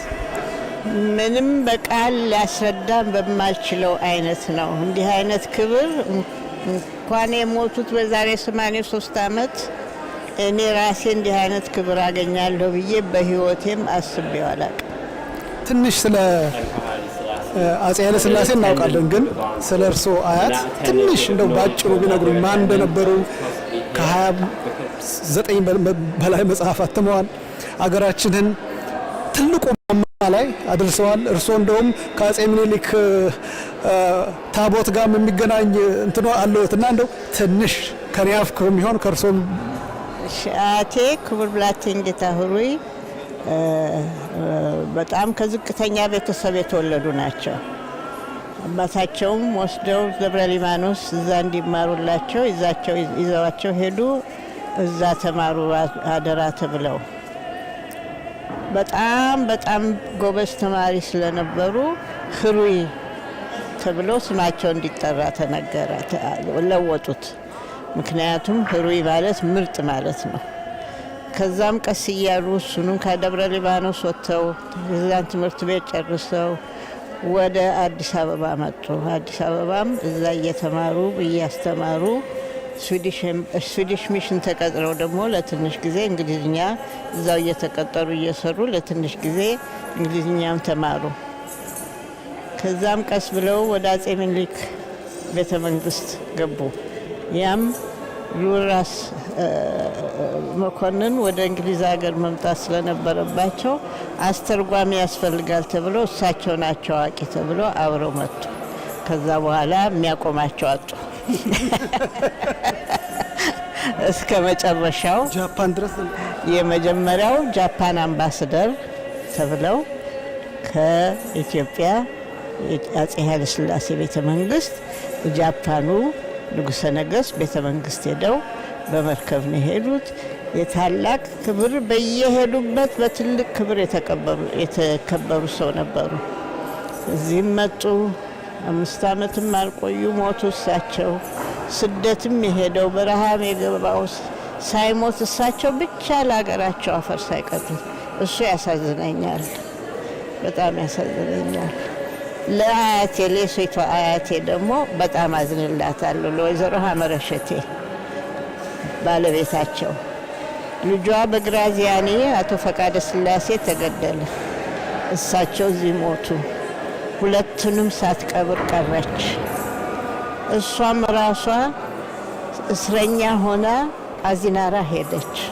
ለብቻዋ ደግሞ 6 ወር ሙሉ ከሰው ሳትቀላቀል ሌላ አንድ ደሴት ላይ አሰሯት እና ሁሉ ጊዜ አያቴ ይሰማኛል። ከሁሉም የሴት አያቴ ይሰማኛል። ቁም ስቃይ ነበር ያየችው። ሁሉም የሄደበት ሆኗል። እግዚአብሔር ከዚህ አድርሶናል። እግዚአብሔር ይመስገን። ለሰጡኝ ጊዜ በጣም አመሰግናለሁ። መልካም አዲስ ዓመት የኔ እናት። እንደው መናገር የሚፈልጉት ነገር ካለ? አይ ስለ አንደኛው አያቴ ደግሞ መምህር ካሳሁን፣ እሳቸው ደግሞ ትልቅ ካህን ነበሩ። መምህር ካሳሁን ጊዮርጊስ ሲሰራ ከአጼ ምኒልክ ጋር ድንጋይ ተሸክመው ነው የሰሩት። ከዛም አድዋ ድረስ ታቦት ይዘው በእግራቸው ሄደዋል። አመሰግናለሁ። እግዚአብሔር ይስጥልኝ የኔ እናት። Right, how did you manage to organize this? I mean, yeah, it's a good question, because when you look back on it, I think, how did I manage to organize this? I mean, I have to say, you know, I came up with the idea, but I didn't do it alone. Do you know what I mean? So I have an amazing team. Jennifer Surratt, who's just there on the phone. I would drag her over if she wasn't on the phone. You know, she has been amazing contacting people, and, you know, you don't do anything alone. Do you know what I mean? But for me, you know, I always wanted to establish a much stronger relationship with the Ethiopian Orthodox Church and the city of Bath and Fairfield House. Do you know what I mean? That's been an ambition of mine for a long time. But sometimes, you know what I mean, like certain ideas have a moment when they arrive. Do you know what I mean? So the fact that, you know, I'm running the festival, the Freedom of the City Festival Learning with Jennifer, and we had the resources, we had the, you know, things just aligned.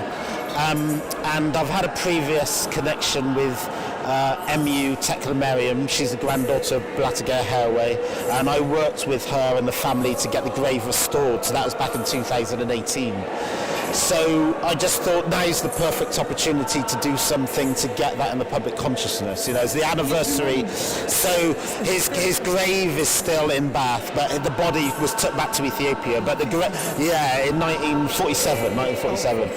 But the grave is beautiful. It's got Anne Harrick writing on it, and it's, you know, when you see it, it's just stunning. So, and it's the anniversary of his death tomorrow. So with the service, basically, like, you know, Reverend Mikhail Hundessa, he specifically crafted this service with Blattinger Herway in mind, and you know, MU said that she's never heard that a service done in that way before, and she's just overwhelmed. Do you know what I mean? So for me, that's just... She was well touched. Yeah. She really appreciated it. I mean, as an Ethiopian in exile, I appreciate what you're doing. We failed to do that. Here we go. You're fighting day and night, and we do appreciate the shame is I gotta be open with, because I've never been to Ethiopia. I've always wanted to, and I've never had the opportunity, and I need to get there. Prince Michael is waiting for you there. Right, yeah. I need to get there. It's to my shame. Yes. It's to my shame. But no, I'm just really beautiful, because, you know, I mean, in terms of the nuts and bolts of how we did this, so over a year ago I contacted Guy Bridgewater. He's the rector of Bath Abbey, and basically anything that happened to, he has to give the go-ahead. So I approached him, like I say, over a year ago, and he, you know, respect due to him, he saw the vision, he thought, no, that could work, you know, and now it's the reality. Obviously you suddenly realise that ideas have nuts and bolts, logistics and health and safety and COVID and all, you know, all the rest of it. It's glorious. But it's glorious. It's very, very ancient, and the structure is exactly as equivalent as Westminster Abbey. Yeah, it's amazing. So I'm just really humbled that Bath Abbey, you know, extended their arm of union for this, but also the Ethiopian Orthodox Church and Reverend Mikhail Hundessa, because it wouldn't have happened without them, you know. So anyone could come up with an idea, but it takes other people to make it a reality, really. So we appreciate somehow it's their duty, but remembering a very historical figure who contributes so much. Absolutely. And in this time of age, mentioning his name, doing a prayer, it's yeah, I mean, that's the other thing, because, you know, for this history, we know the name Haile Selassie for good reason, Empress Mananassar for good reason, but again, he wasn't an island. He had people around him, like Ras Kassa, you know. He had other people around him. So Blattinger Haile Selassie, you know, the grave is in Bath, and I just started to look into his history, how he was an eminent scholar, wrote over 28 books, he was a lecturer, you know, historian, and His Majesty was, you know, he was just so overwhelmed with gratitude and grief when he died. So I just thought, if His Majesty had that reaction, then I need to know more about that individual. Do you know what I mean? And he deserves to be remembered as well. A lineup with...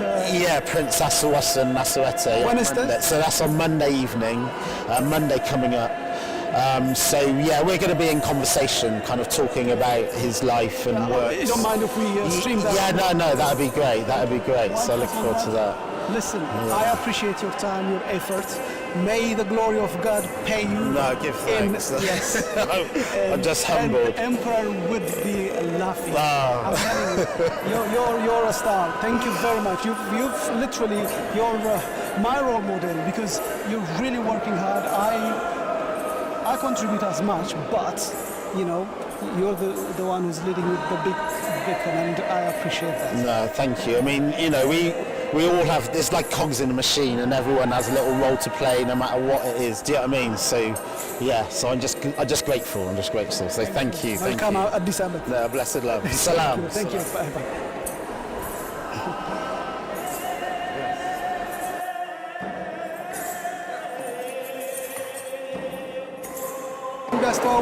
ጤና ይስጥልኝ። የእኔ ወንድም ክፍሌ ደረጀ እባላለሁ። እንዴት ነበር ዛሬ? በጣም የሚገርም ስነ ስርዓት ነው። በጣም የሚያስደስት፣ ሁላችንም በጣም ደስ ብሎናል። አዘጋጁትን ሁሉ ማመስገን አለብን። ብላቴንጌታ ሄሪም ይሄም ሲያንሳቸው ነው። የኢትዮጵያ ባለውለታ ናቸው። እንደዚህ አልፎ አልፎ ማስታወስ አለብን። አዲሱ ትውልድ እንደው ባይረሳቸው ጥሩ ነበር። እሳቸውም ሌሎችም አሉ፣ ብዙ አባቶቻችን አያቶቻችን ለሀገራችን የደከሙ የሞቱ የተሰደዱ የተሰቃዩ። አገሪቷ እንዲሁ እግዚአብሔር እንደፈጠራት አልጠበቀችንም። በብዙ መስዋዕትነት ነው እና ይሄ በጣም የሚያስደስት ምሽት ነበረ። የኔ ወንድም አመሰግናለሁ። Pardon? Can you rate how it went? Well, I think it was an extraordinary service.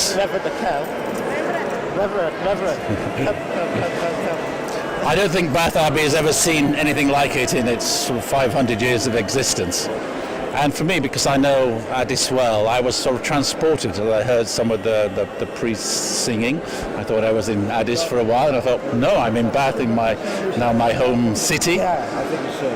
And I thought what was extraordinary was the song and the prayer for the departed at the end, which I understand was specially written for Batangeta Heroi, which was an extraordinary, moving song and tribute, and it built in crescendo, and it was very moving. And then Emu at the end came and said her gratitude. So I thought the last few minutes of the service especially were extremely moving, and I'm so glad to be able to come.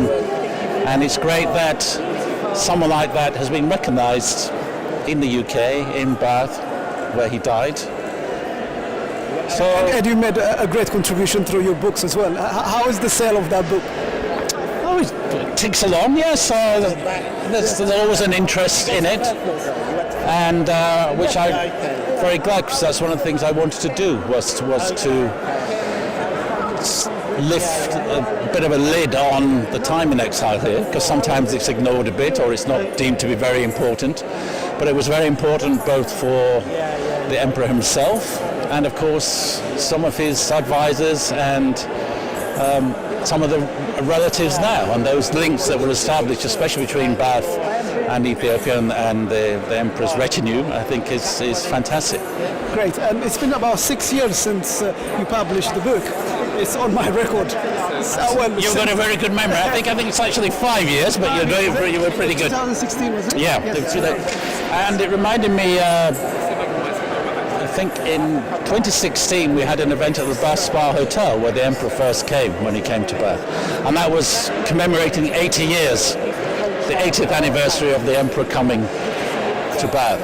And now we've had another big anniversary, in a sense. Tomorrow is the 83rd anniversary of Heru's death. So I'm glad that, as well as the Emperor, the Foreign Minister was also recognised, because it's a tribute, obviously, also to Ethiopia, as well as, you know, it's a commemoration of Ethiopianness, if you like, as well as individuals. So I think it's very important, and of course Bath Abbey is a big centre of faith and of heritage in Bath, so this was a really big event, and a special event. It's a landmark, I take it, but it's as big as Westminster Abbey. Well, it's not quite, but it's along those lines. Yeah, no, it's a very important and a special place, and of course a centre of Christian worship for hundreds of years here. And one of the things I think is always very special is that the first king of all England was crowned here more than 1,000 years ago. Not only the Romans who were roaming here. No, it wasn't always the Romans that were roaming here. Then of course, all that time later, the Emperor of Ethiopia comes here. So there's that link there. So, yeah, it's been a very special evening, and fantastic to see many people in traditional dress and see so many. I wasn't expecting so many priests either. I thought there'd be one or two, but I was shocked as well. Yeah. I didn't know that they were going to be here. I'm blessed. So, and a big turnout, and so I think that's it's been a wonderful event, and it's part of this fantastic few months that Sean and others have been organising this festival of remembering both the Emperor's contribution here, but also the links between Ethiopia and Britain. So it's been, I feel honoured to have been here. So is there anything on the pipeline from your end? I keep thinking about one or two things. Actually, the other day, I don't know whether you know about this, someone sent me, the Emperor wrote part of his autobiography here while he was in Bath, and it was published many years later in the 1960s and 70s, I think. The one which was Amharic, isn't it? It was, yes, yeah. But I don't know whether you know this, but in the 60s, a British journalist, a man went to work on the British section of the autobiography.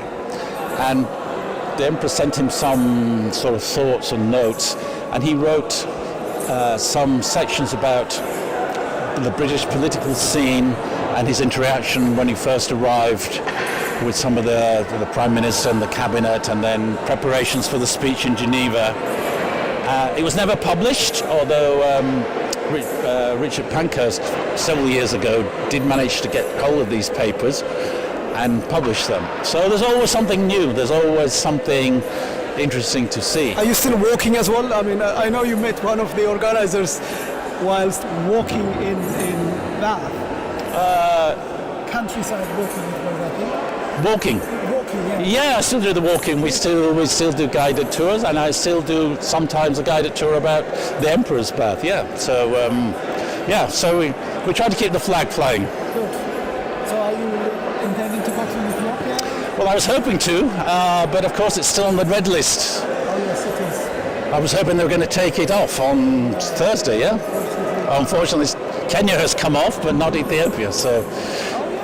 Kenya you can go to Kenya now without quarantining on the way back. Yeah, so that's open. So hopefully maybe after Christmas in Ayelen. Thank you very much. It's a pleasure to see you. But I was good to see you. I will. Thank you.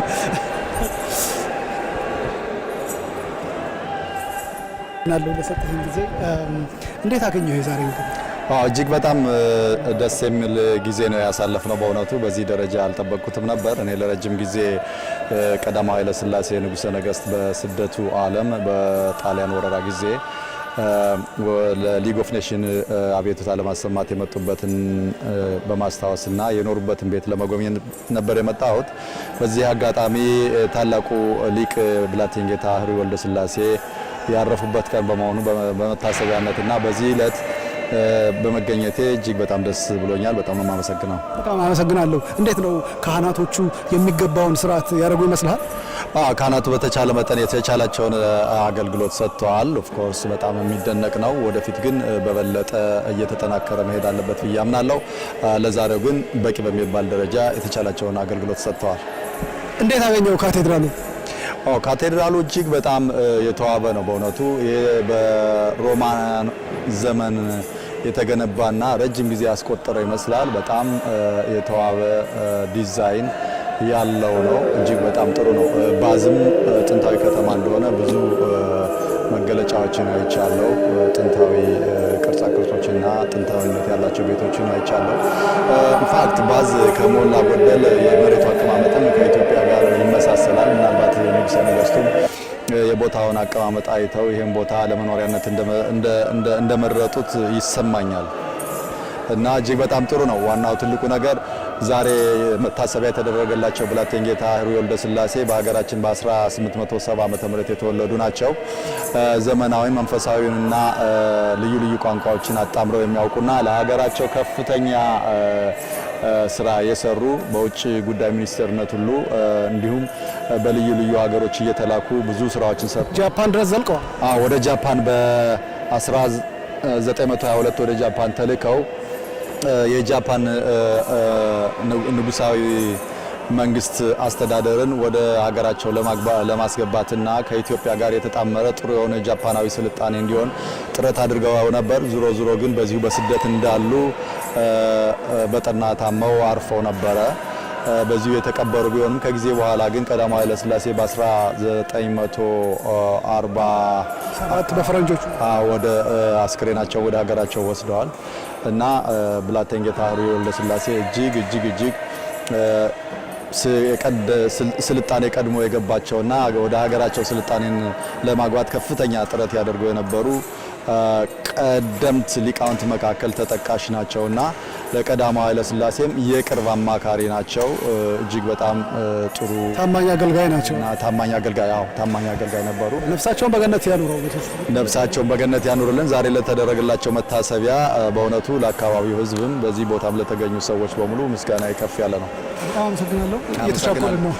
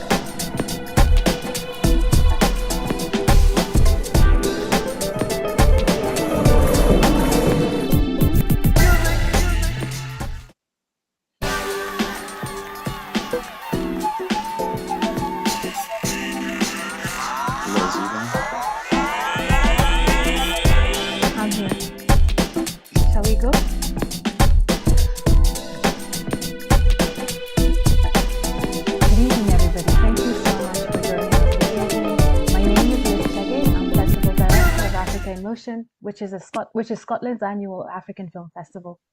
We will present our 16th festival edition this October entirely online and welcome all of you to join us. We have several films from Ethiopia screening. I'm so delighted to amplify this special event by Freedom in the City on this special occasion about the life and work of acclaimed author, political philosopher, and foreign minister, Blatangeta Heroy. Like everyone here, I look forward to learning more about him. I'll just hand over to Jennifer. Thank you. Thank you, Liz, for that introduction and highlighting the link and the partnership between Africa in Motion and Freedom in the City Festival. My name's Jennifer Sharrett and I'm the festival producer of this fantastic festival that's a 7-month-long festival that connects the history of Bath and Ethiopia through the House of Fairfield, Haile Selassie's former residence. Blatangeta Heroy, which means Chief of Wise Men, if I'm correct, in Amharic, was a dear friend and close advisor of Haile Selassie. And he lived in exile in Bath with Haile Selassie from 1936. So this evening, we're going to get a sense of who he was, his life, his philosophy, and we're going to talk to our speakers about their personal connection to him and their research. So the Freedom in the City Festival feels really connected to Blatangeta Heroy, partly because this Saturday we had a very moving service, the Ethiopian Orthodox Church, hosted by Bath Abbey, that was part of our festival. You can see the recording of it if you missed it on our Crowdcast page. It was the first of its kind for Bath Abbey and signified a unity and a sense of coming together and friendship. The service was dedicated in the memory of Blatangeta Heroy, and we were fortunate enough to have his granddaughter, Emu, in attendance. What an honour then it is this evening to have Prince Afsa Wozen Asarati, a close descendant of Haile Selassie who knew the emperor personally, to discuss the life of Blatangeta Heroy in conversation with Dr. Sean Sobers. Prince Afsa Wozen Asarati, he's an Ethiopian German political analyst, a consultant for African and Middle Eastern affairs, and a bestseller of 10 books in German, 2 of which have been translated into English. And those publications are namely King of Kings, which I have behind me, and The African Exodus. A member of the Imperial House of Ethiopia, he is the great nephew of the last Ethiopian Emperor Haile Selassie, great grandson of Empress Menin Aswa. Dr. Sean Sobers, who's in conversation, is the visionary director of Freedom in the City Festival of Learning, also a director of Fairfield House, Haile Selassie's former residence, professor of culture and interdisciplinary practice, and the director of Critical Race and Cultural Research Network. He's made one of his films that he's made is Footsteps of the Emperor, which documents his personal connection to Haile Selassie through Fairfield House. He's also done extensive research into Black history, heritage, and connections with slavery. So it's a real honour to welcome this evening's speakers, Prince Afsa Wozen and Dr. Sean Sobers. Thank you. Thank you. Thank you, and yeah, welcome this evening. I'm on a laptop and on a mobile phone, so I'm trying to not let the technology get in the way of what I know will be a fantastic event and fantastic conversation.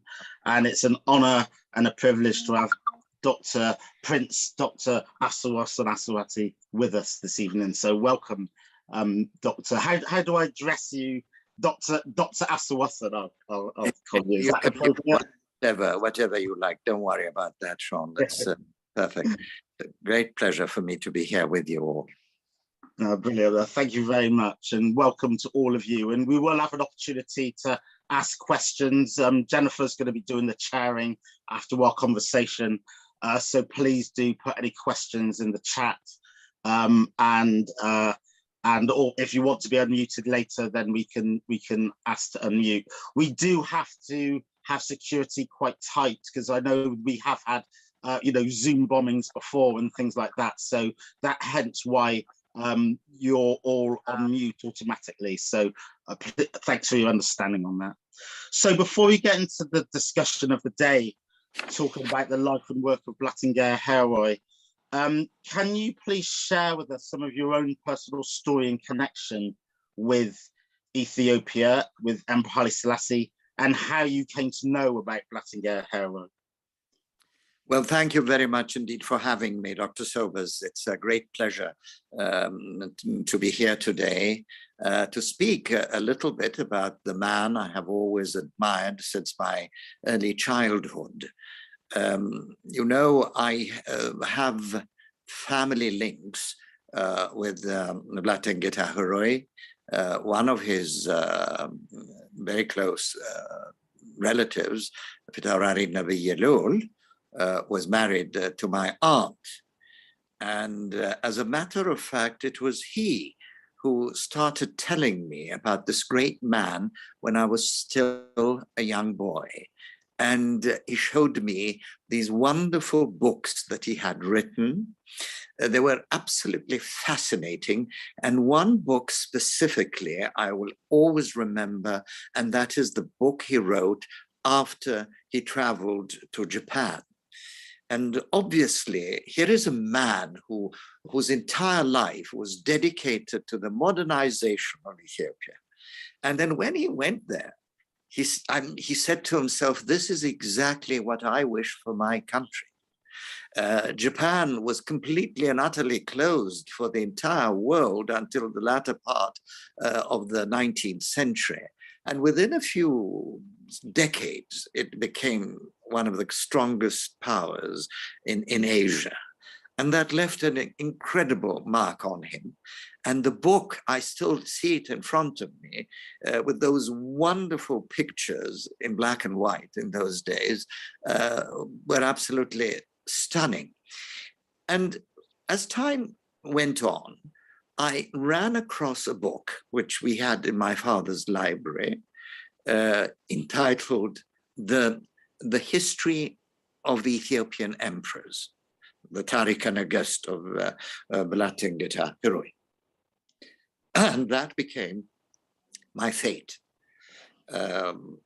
I came to Europe in 1968 as a student to Germany, and that then started my scholarly work there in 1968, then went off to Cambridge. And when I came back to Germany, I was absolutely decided that I was going to do my doctoral thesis on something of which Blattinger Heroi had actually come out of. And then I said to myself, why not this book? But that book in itself is the history of Ethiopia, consisting 3,000 years. I mean, it is a gigantic work, you cannot imagine.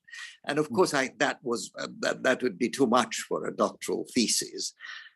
So I decided to take one part of it, the years between 1700 and 1865, entitled The History of Showa, out of the Tarikh Negest, out of the history of the emperors of Ethiopia. Why Showa? For the simple reason that very little has been written about the history of Showa in the past.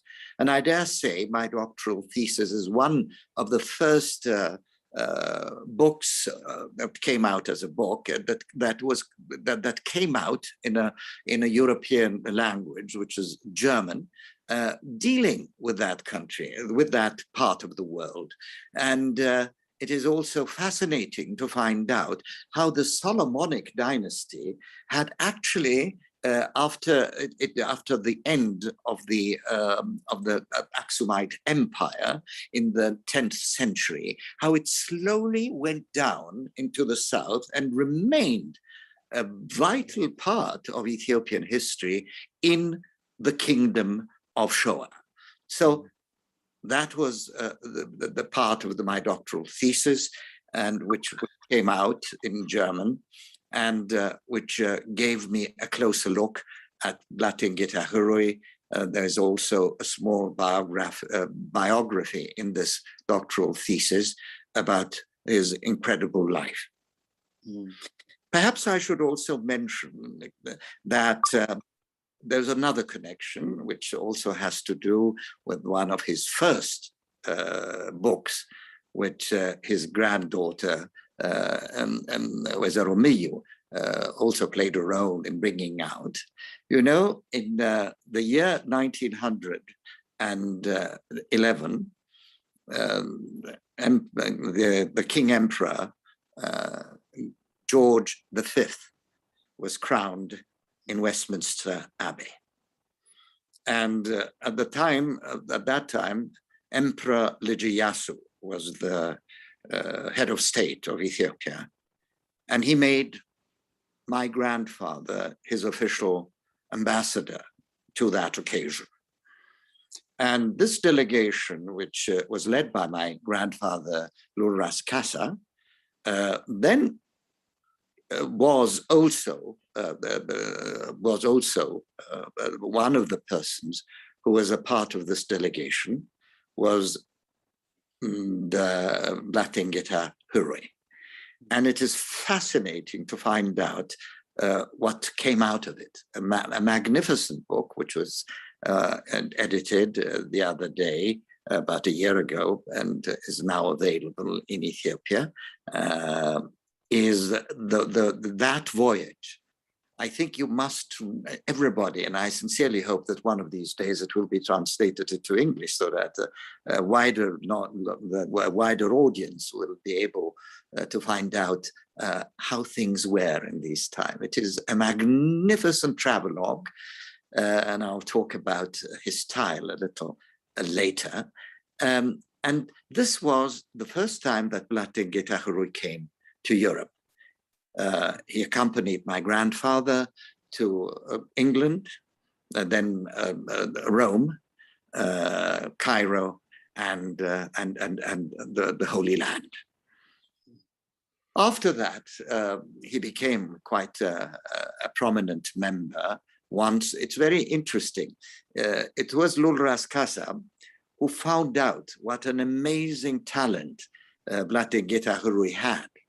And after having seen him during this trip, he was the one who introduced him later to the then Ras Teferi Makonnen, who had just been named Crown Prince and Regent of Ethiopia in 1916. And so that is how his career started. And it went on through various stages until he reached the pinnacle when he was named foreign minister of the country in the early 1930s. No, it's fascinating. And yeah, as you say, he is part of the delegation that came to the coronation of George V in the UK. And he also traveled to Japan. And famously, he is said that he traveled to every country in Europe at that time, one of the most well-traveled Ethiopian dignitaries. I mean, was his travel, because I'm led to believe that those travels were before his time in exile, living in Bath. And, you know, he was well-traveled before becoming a close advisor to His Majesty. You see, he came to England with my grandfather in 1911. And then he joined the first trip of the Ethiopian regent, Ras Teferi. He joined him as Ethiopia's, at that time, as the director of the Ministry of Foreign Affairs. He joined him in this magnificent trip, the first trip of the Prince Regent to Europe, where they traveled throughout Central Europe and of course came to England as well for the second time. So what other books, you talked about that book, the History of the Ethiopian Emperors. What were the other books in his kind of canon that you feel is kind of influential books that should be remembered, if not translated? Well, let me just name a few for you. One of his early books was Ethiopia and Metemma, a short history of our Emperor Johannes IV. And then a catalogue of the books written in Ge'ez and Amharic, which can be found in Ethiopia, is another title. And then comes the Tarikh Negest, which I just mentioned, the history of Ethiopia from the Queen of Sheba until the great victory of Adawa. And I'm sure he even went further than that. We're trying to get some more, some more detail. And I'm quite sure there are papers somewhere. And hopefully we will be able to print them out there. And of course, there is one called Aderesaችኹ, which is all the books he had written until then. And here is a man who has written well over 20 books in his lifetime, has written many articles in Birhanena Salam, the then leading Ethiopian newspaper. He was a philosopher, a great man of the church. There's a wonderful anecdote. One of the foreign ministers in Addis Ababa came up to him and said, "Excuse me, sir, where were you educated? In which university were you educated?" And he looked at him and he said, "I don't know whether you've heard of it. I was educated at the University of Untitled. That was a magnificent monastery which we had in Ethiopia and still have in Ethiopia, and very, very well known for being one of the first places of study in our realm, which he attended and where he learned his beautiful Amharic, which made him exclusive. And we should also know he had some formal education. He spoke English, and he started also to learn Arabic. And poor him, he had to leave it very quickly because the priests in Ethiopia said he was going to become a Muslim, so he dropped it, and he didn't go with it from that day on. Yes, I think in a nutshell, this is what he is. And a bit later, I would like to give you a little a piece of what kind of a writer he was. I just want to go back because you talked earlier about Japan and his research and writing about Japan. And where did that interest come from? I know he traveled there as well. Do you know what inspired that interest in Japan?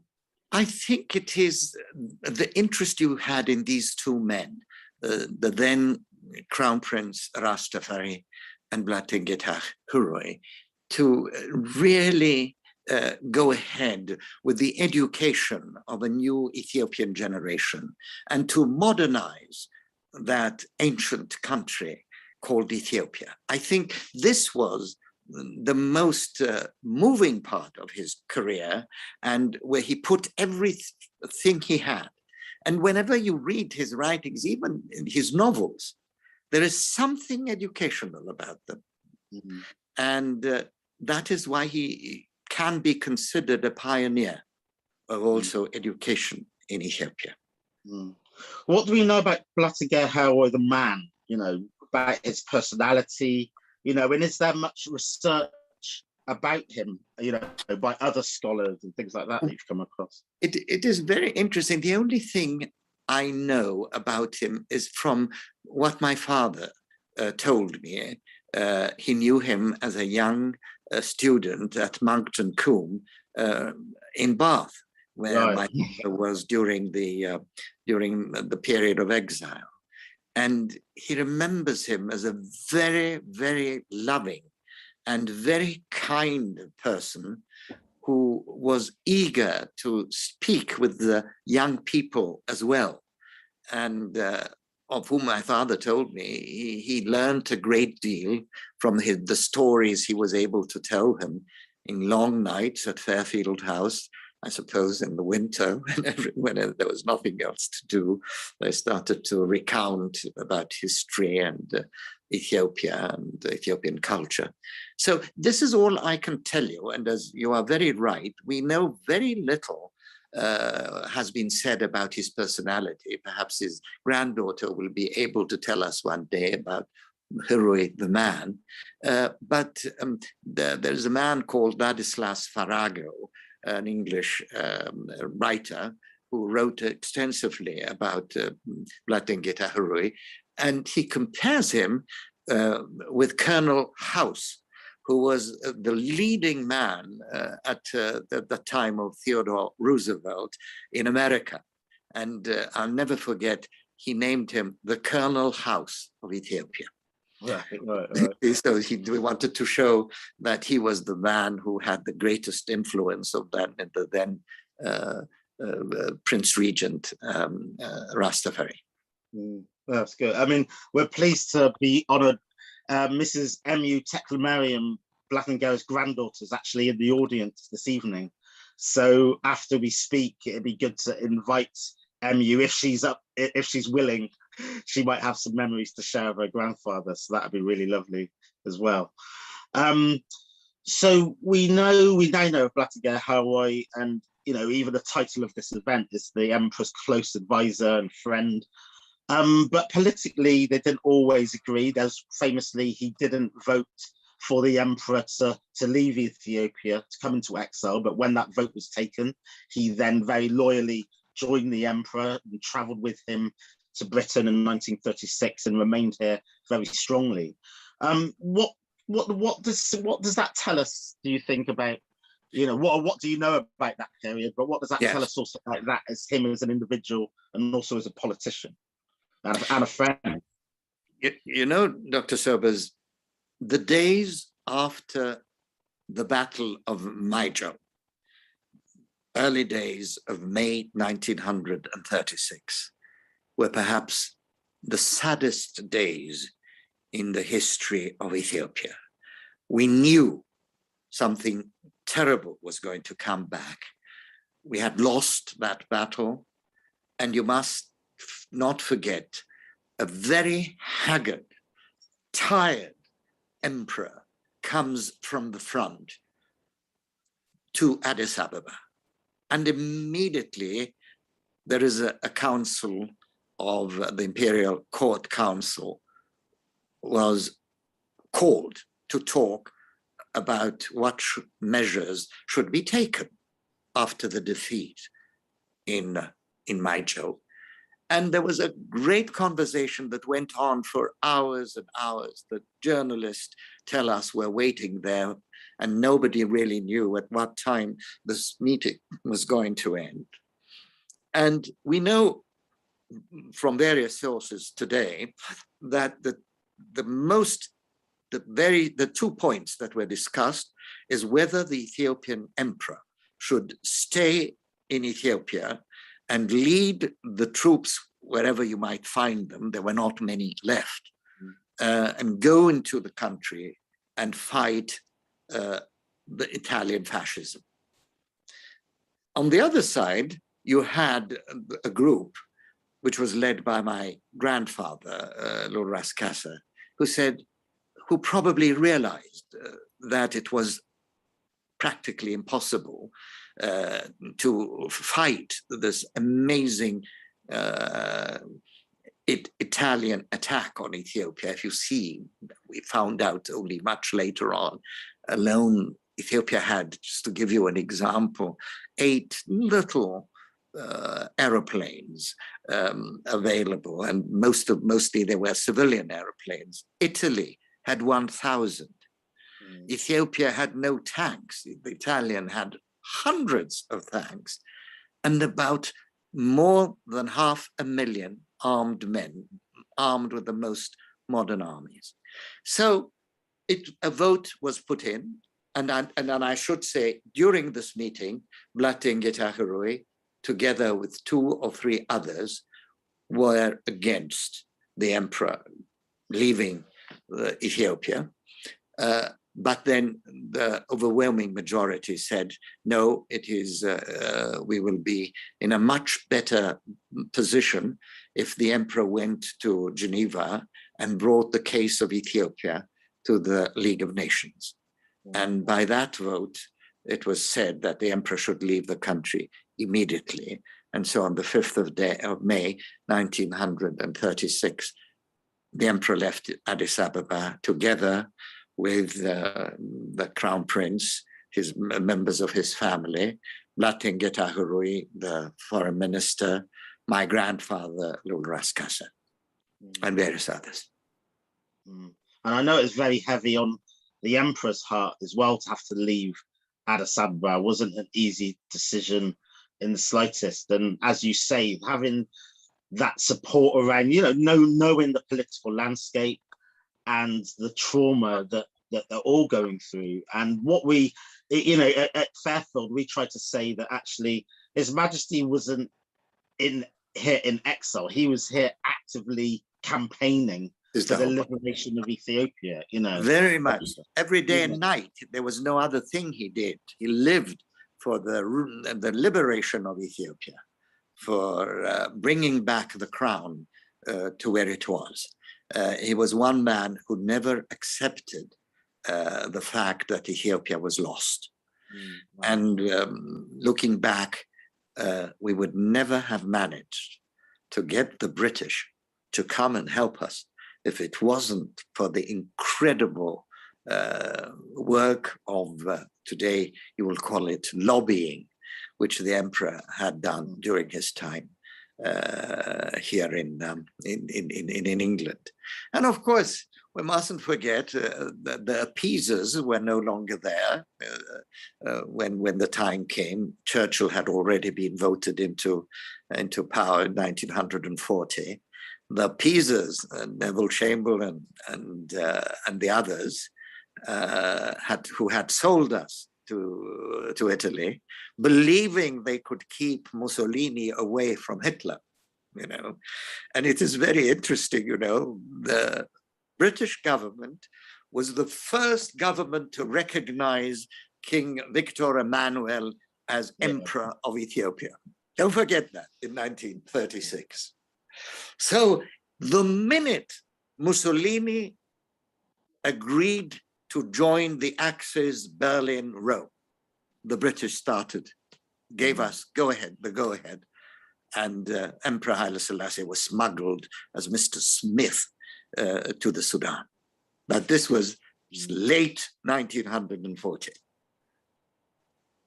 No, absolutely. I mean, go back to Blatiga Heroi and his kind of legacy. I mean, how was he? You talked very evocatively about when you were younger and seeing the book in your father's library and things like that.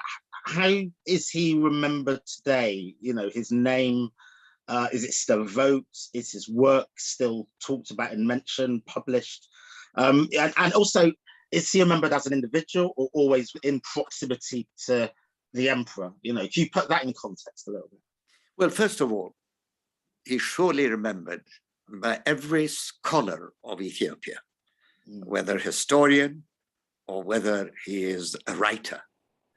Blattengeta Heroi is deemed as one of the finest writers from the way of style, from the way of introducing modern ways of writing to the Ethiopian language. All this, he's really has an established name. As far as his political works are concerned, everybody knows how much he had worked to make the foreign ministry function. And I have heard many member of the foreign ministry of Addis Ababa who said that when we have classes, the first thing we learn about the establishment of the Ethiopian Foreign Office, the first name that comes up is Blattengeta Heroi. So you could say that his name, as far as foreign policy and the modern state of Ethiopia is concerned, it will always be related to that. No, that's good to hear. And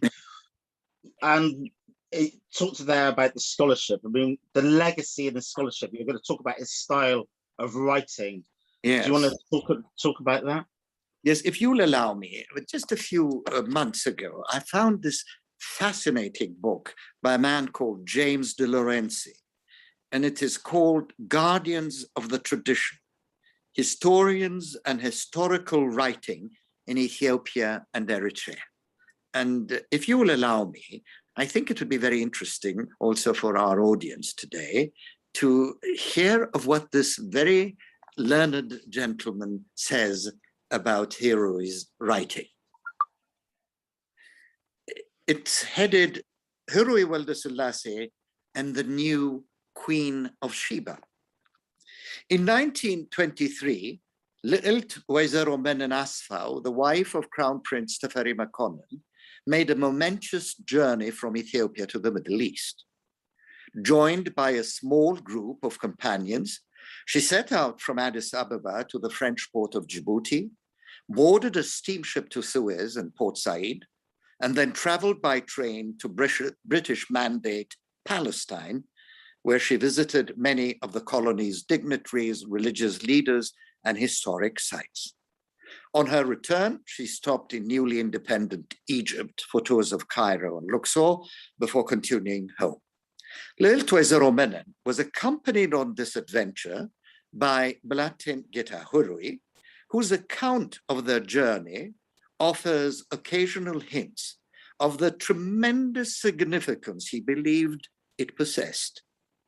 In one episode, Hurui wrote that as Lilt Waizero Menen and her entourage passed from the familiar landscape of the Ethiopian highlands and the Red Sea, littoral, to the comparatively foreign world of the Levant, the travelers took comfort in the fact that they were retracting the itinerary of an august predecessor. As they arrived in the Holy Land, Hurui noted that they had reached the very Gaza of Solomon, once visited by Queen Makeda or Queen Azeb, the ancient Ethiopian interlocutor of the wise Israelite king. The pilgrims were thus in the hallowed setting of the Ethiopian Kibre Negast. Through this allusion to the sacred path, Hurui carefully positioned the journey as history in the remaking. A modern would-be empress was following in the footstep of Ethiopia's ancient founding mother. He ends by telling us, and this is really quite fascinating, through these references, Hurui was in effect converting the mythic Kibre Negast into documented history. This effort resembles several other creative historical projects of the era, which has also blurred generic lines and flaunted distinctions between history and myth, fact and fiction. Hurui's historicized travelography is a variant on such factual fiction, as he calls it, factual fiction. I like that. In that it fuses biography and reportage with stylized macro-historical arguments and mytho-historical metaphors.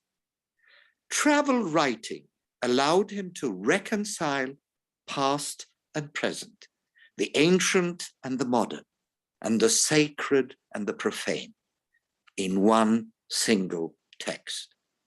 It also allowed him to conceptualize the wider world without recourse to historicism and its analytic categories. This is an incredible sentence. It also allowed him to conceptualize the wider world without recourse to historicism and its analytic categories. So this is how Hurui is seen by a complete stranger, a non-Ethiopian. I mean, it's interesting, just thinking about the language and the translation. You're talking earlier about, you know, books that have been translated or not into English, and it just makes you realize the bodies of knowledge that are out there, let alone what we can read in our own mother tongues, but what we're not able to read in other mother tongues. You know, it's just a drop in the ocean. Any bodies of knowledge that any of us have, but drop into the ocean of the global knowledge that actually, of knowledge that we're not able to access. It just makes you know, Dr. Sobers, we shouldn't forget we're only talking about one country, Ethiopia. Absolutely. Look at the other African countries. Look at the incredible history of ancient emperors in Africa. Who knows which African knows anything much about that great empire called Mali? You know, in the 16th century, the emperor of Mali was one of the richest men in the whole wide world. Tell that to an African today. We're really in a terrible situation, and the new generation of Africans must stand up and see to it that this oral tradition that has been going on for centuries is slowly also put into paper, so that other generations can gain, as you rightly said, from the wisdom of our ancestors. Yeah, I mean, I'm really glad you said that, because that particular point about the oral tradition translated into documented text and research, that is actually the core of the inspiration behind this festival, behind the Freedom of the City Festival. There's so much knowledge that exists out there, you know, in everyday life. You know, I work at a university, but I know that knowledge doesn't reside in a university. Knowledge is just where it ends up when someone's written a book about it. But actually, true knowledge is in the street, it's in the pub, it's in the bookies, it's in the park, you know, from all ages. And that's what I'm really inspired by and interested in. And so I'm just really pleased that and I think that for myself within the Rastafari tradition, there's a strong oral history and oral knowledge, tradition within Rastafari, let alone, like you say, all the other knowledges and languages that are of the oral tradition. So it's very much on my mind that these things also need publishing. So thank you. We were going to look to then bring it up to date then to talk about well, it's not only me who has to talk today, you have to talk as well. And now we're going to change the whole thing, and I'm going to ask you a few questions, if you don't mind, Dr. Sean. Perhaps you'd be able to tell us a little bit more about the way Blatteng Getachew died, a little bit about his burial. You might perhaps note what the emperor said during the funeral of Blatteng Getachew. Yeah, so sadly, it's a short time that Blatteng Getachew was in the city of Bath. So he died on the 19th of September 1938. So he is in Bath for 2 years, living at Fairfield House. He also travelled to London, did some teaching at the School of Oriental African Studies in London, and but it was a short and tragic time. And I can show you, actually, if you don't mind, the newspaper clipping. Let me just do the PowerPoint. I can show you the newspaper clipping that announced his death. This is the Herald newspaper that on the 20th of September 1935. There's other clippings as well. Foreign Minister dies at Bath, and the full title was "The Emperor Loses His Closest Friend." It's reported that Blatteng Getachew had a long illness for several months, and then died on this day. And it seemed that he knew that time was coming. That there's documentation that his will was updated, and officially kind of registered a few days before his death, etc. So his illness, I don't know exactly what the circumstances were, and I guess it's not for me to say that here, but he's died of illness, and 19th of September, and then his burial was the next day on the 20th of September 1938.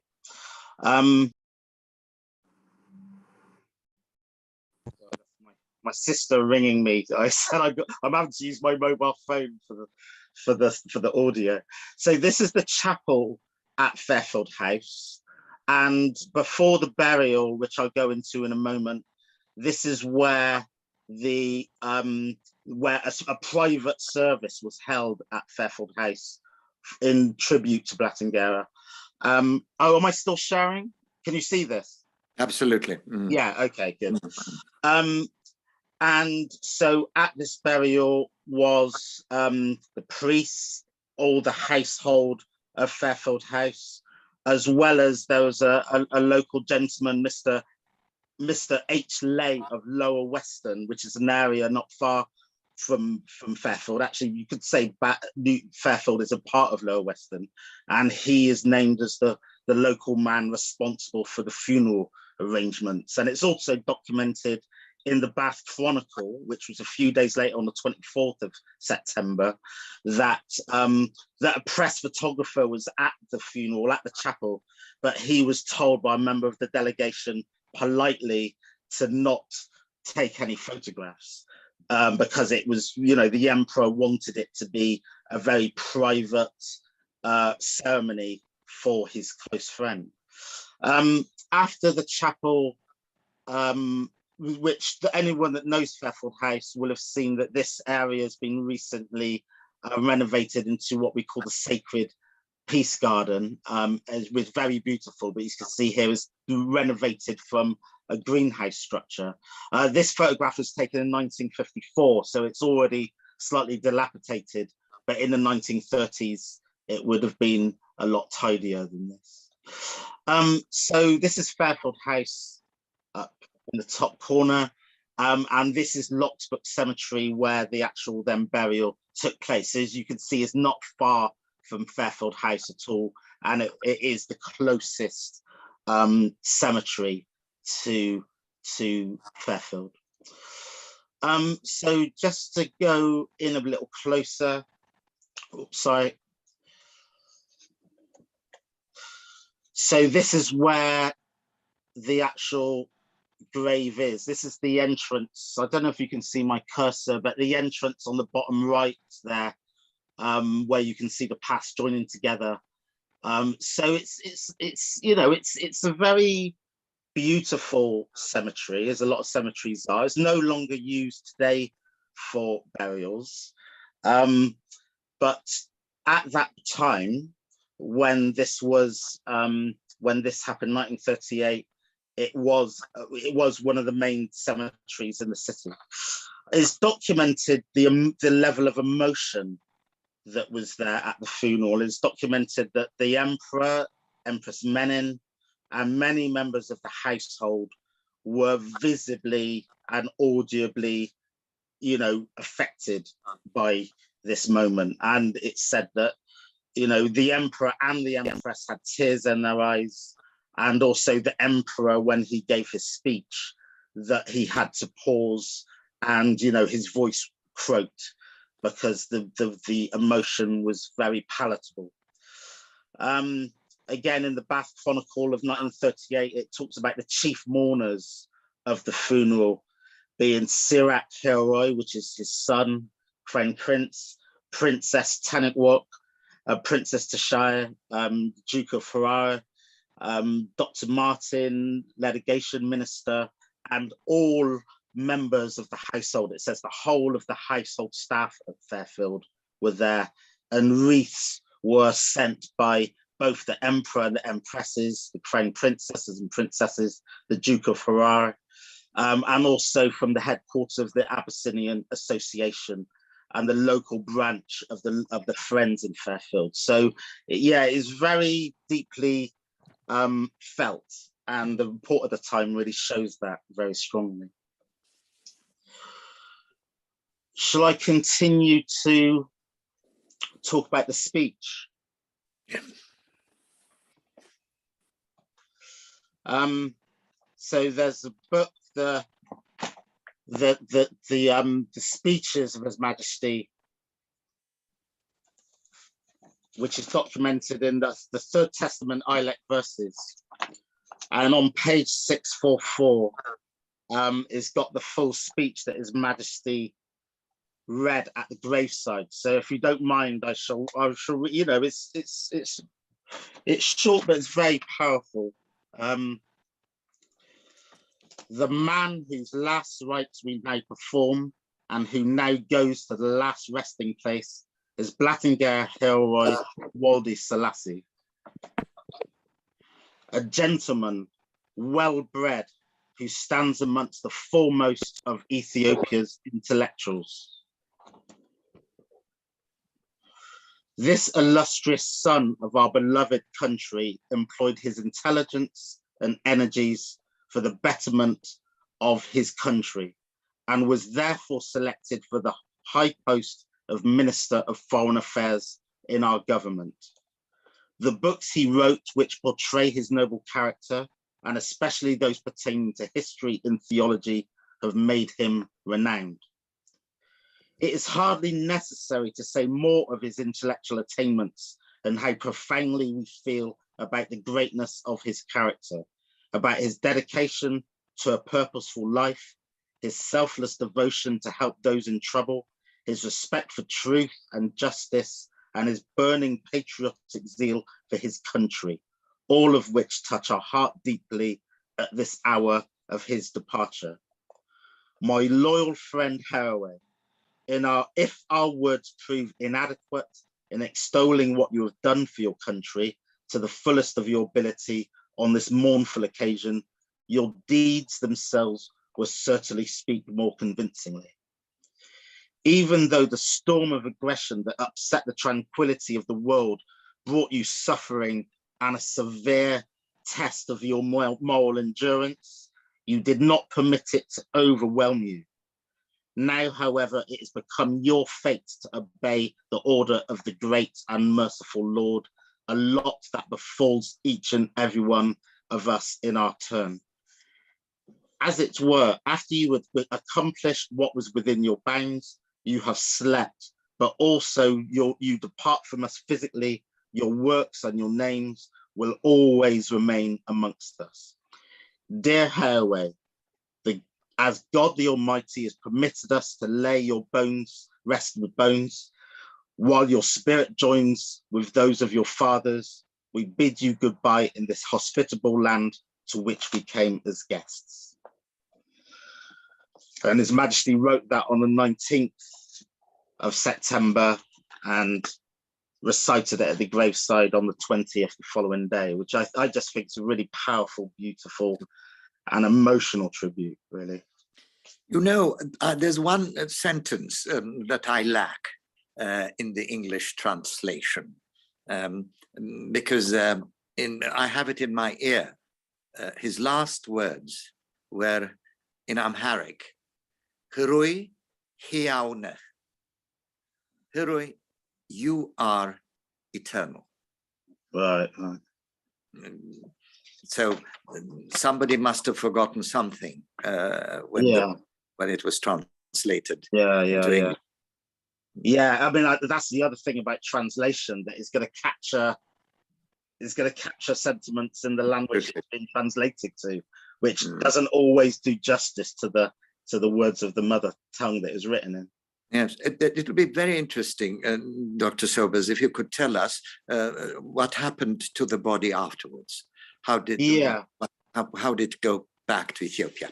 Yeah, so just before I actually touch on that, I want to say also that the reporters that reported the grave, the funeral, talked about how the majority of the service was in Amharic and also in Ge'ez. And so they said that, you know, as the English speakers that were present, they weren't able to fully understand, but they could understand it through the emotion in which it was delivered, which I thought was, again, a beautiful sentiment. So I came to know first the name of Blattingay Haraway in 1999 when I was doing some research for a film that I was making called Footsteps of the Emperor, which Jennifer talked about earlier. And this is the grave that I found at that time in 1999. So you can see the Amharic writing at the front of the grave. And, you know, what I didn't, like I said, I didn't know it was there. The Blattingay Haraway in 1999 was new to me, so I had to do my research.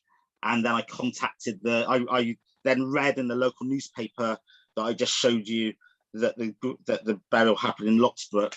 So then I contacted the council and they did the location to find it.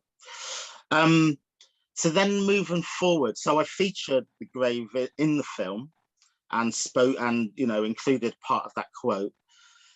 Then a really strange mystical thing then happened, which I think is rather beautiful. In 2016, I was at Fairfield House, and it's an Ethiopian kind of cultural day. Don't remember exactly which one, but I got talking to a lady that was there, and she said, "Oh, my grandfather used to live here, and he died here." I said, "Oh, right, okay, that's interesting. What's the name of your grandfather?" She said, "Blattinger Herroy." And I said, "Oh, that's you know," I said I spoke about him in a film that I made, and featured his grave, which is down the road at Locksmith Cemetery. And the lady, which I then came to find out was M.U. Tekla Mariam, who's in the audience tonight, she said, "Oh, no, his grave's in Ethiopia." I said, "Well, yeah, I found out the body was exhumed." So this goes back to your question. The body was exhumed from Locksmith Cemetery on the 4th of September, 1947, by a Home Office license, which was requested by the Emperor. So the body was exhumed and taken back to Addis Ababa, where it was then buried. And but the grave stone remains in Bath, the original one with the Amharic. So this was, you know, there were so many people in that room. So for me and M.U. to have just struck up a conversation, and to be honest, I'm quite an introvert. I'm often on the sides, kind of hugging the wall and not really chatting. I can be quite shy in those sort of situations. So it's just a really beautiful moment that we struck up this conversation. So we jumped in cars, about 2 or 3 cars went down to Locksbrook. And then, you know, bearing in mind it was a long time since I had been there myself, but we managed to find the grave. And actually, the reason why I remembered where it was, Keith Bowers, who's in the audience tonight as well, when he was writing his book, I showed him the grave. So that's why, you know, it was a long time between 1999, but it is more recently that I actually did go there. So when we got to the grave, it's actually a very sad what we found. And again, I'll show the screen again, if it's going to let me. And this is what we found. The gravestone, you know, it completely, as they do in graveyards, you know, the cross had toppled, and over time, the wear and tear had got to the gravestone. So it's very sad, you know, and as a kind of, you know, we're custodians at Fairfield House. We see ourselves as custodians of the space, you know, and, you know, try to take care of it for future generations. And graveyards are such entities as well, where you know, you want to do right by them in respect for who was there. So it's very sad seeing it in this state of repair or disrepair.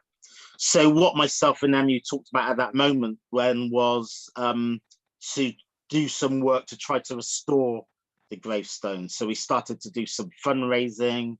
I had some funding from the university, and, you know, did different things. And in terms of raising funds, we did a Ethiopian Cultural Day at Fairfield House to raise awareness on it. And it is very beautiful. But before I show that, I just want to show some close-ups of the grave at that time. So again, this is 2016. You know, you can see the lead writing on the Amharic is really faded. You know, but it's still there. It's still very much intact. It's just the weather. It was nothing malicious. It's just the weather that got to it. But it's a very interesting moment being there, because even though, you know, in a graveyard, you know, it's a moment of kind of sadness, and it is also sad seeing the disrepair of the grave. But actually, it is very, I don't know, I like M.U. to talk about it as well. It's a very, I guess, heartfelt moment as well, because all of a sudden, people from Fairfield House came to this place, and actually there was something to unite around. The fact that the grave was still there, and it was beautiful. You could see the care and love and attention that was put into that gravestone at that time. And actually it became a new landmark in the in the city of Bath to remember the legacy and that history, and also this individual. So we had the gravestone restored, and this is what we found. This is what it looked like after we had it restored, where the lettering, it went to a stonemason in Trowbridge, worked with a local woman, Sophia Mackenzie, and also Keith, and you know, it's just fantastic having the grave restored at this level. So when we did the unveiling of the gravestone, we had, I think it was 4 or 5 generations of MU's family there to witness the unveiling, members of the community, and also Prince Michael McConnell was there at the engraving as well. And it's just a really beautiful occasion for that to come forward at that moment. At this point, I'd like to bring in MU. I'll make MU a co-host. Sorry. So MU, if you can hear, if you're happy to come onto the stage. Okay. It'd be lovely to hear some of your thoughts at this point. I'll stop sharing the screen. Okay. Can you hear me? Yeah, we can hear you, yeah. Okay. At that moment, it was an emotion I couldn't understand myself, because I never for one moment believed there was a graveyard there when you told me, when we first met and you told me about it. So it was only after I went and saw it that I really truly believed you, because we were all told that there was nothing left here. And then after the just before the fundraising, to have it built, to have it reconstructed, we gathered some money, and then we had to find somebody to do the graveyard, to do the grave.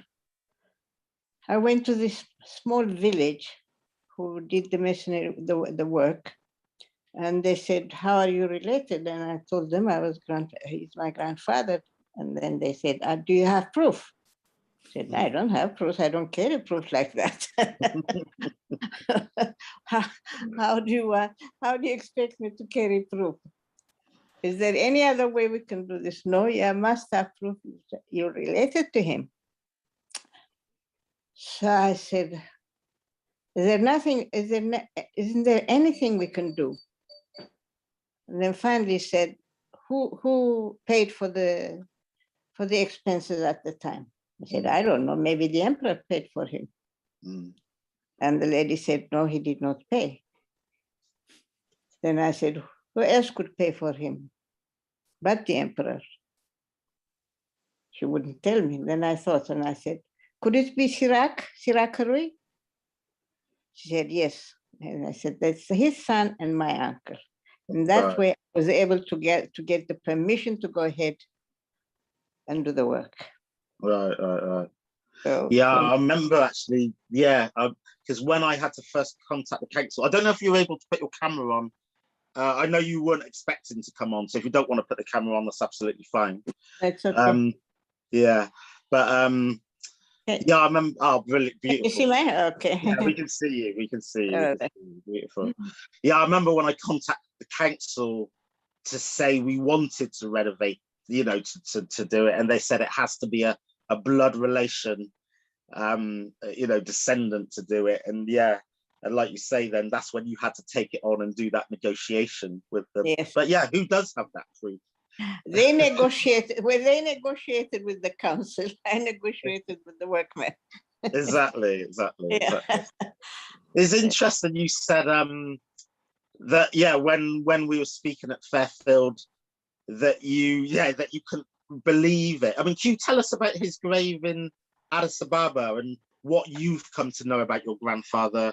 And also, you know, myself and the Prince earlier were talking about him as an individual, as a man. What's your memories of him? And I guess a bit later you could talk about your understanding of his gravestone. I don't know him personally. I was born years after he died. But from conversations, from what I heard about from various family members, was that he was a very meticulous man. You had to keep time. If you don't keep time, 1 minute late, 1 minute early, you won't see you. Right, okay. You know, but he was very kind and very understanding to children. And Princess Hirudasta, the granddaughter of the emperor, knew him very well in Bath. So I said, how do you know, what did you know about him? She said, we were very close, all the children were very close to him. Because when we wanted something and the emperor denied us, we would go to your grandfather. We would talk to him. If he would understand us, he would go to the emperor and tell him our case. And he comes back with a permission for us to do whatever way that we denied. And once, Princess Tananyo, his daughter, she and I was sitting in London having a chat, and I was talking straight to the point to her. And she said, you know, you remind me of your grandfather. I said, how? You don't go around the bush, you just say what you think you you just come out and say what you want to say. I said to her, was he like that? She said, yeah, he was like that. Right. The same with the Crown Princess, Princess Medfarash.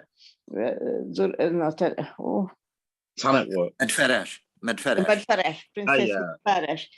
We're having lunch at the Crown Prince's house. She asked me some questions and I just said it to her straightforward because I didn't know how else to put it. I was not a diplomat. I've never been a diplomat, so it just came out. And the princess said, you know, you and your family, you're straightforward. Sure, we could have said it in a nicer way. And the Crown Prince said, listen to her. She comes from a very educated family. She knows what she's saying. And there's no other way of saying it anyway. So this, and from my family members, he was very much attached to his children and to his wife. Most of the nights he was working he had two small rooms in his house. One is prayer room, another one is his office. Right. Once he enters either one, nobody speaks to him but the emperor. And in his office, sometimes scholars would gather. So they debated during the night because he has no time. He has no time during the daytime. He's always at the palace or the Ministry of Foreign Affairs. So they spent most of the time in that room debating whatever they were talking about or whatever. And sometimes my aunt used to tell me, she used to be very annoyed with him. My aunt and my cousin were very annoyed with him because they had to sit outside the room to cater for any of their needs until whatever time they finish. Right. You know, that's what I know about him. No, beautiful. That's fantastic. Thank you so much.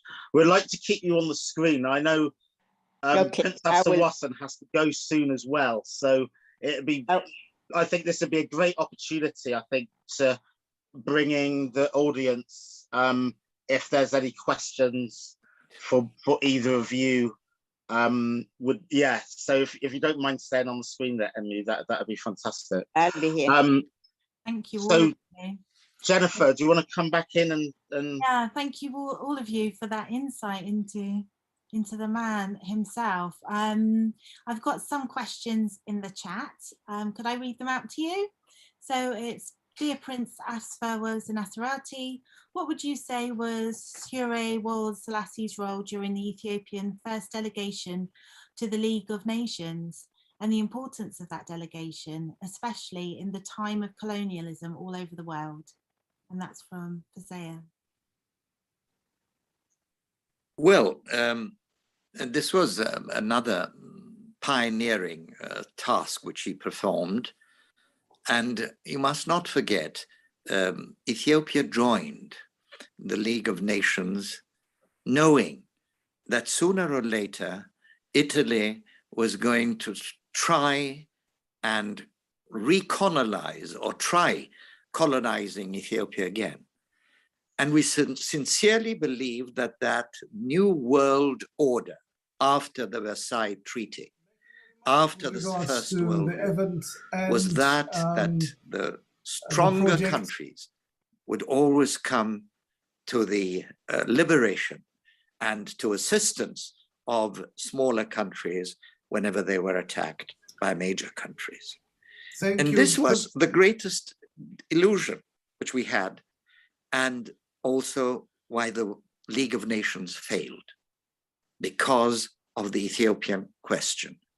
Here is a country seeking the help of an organization it joined simply because of this fact, knowing what was going to come, and this help was denied by the League of Nations. You must not forget, in his memoirs, the late emperor writes that one of the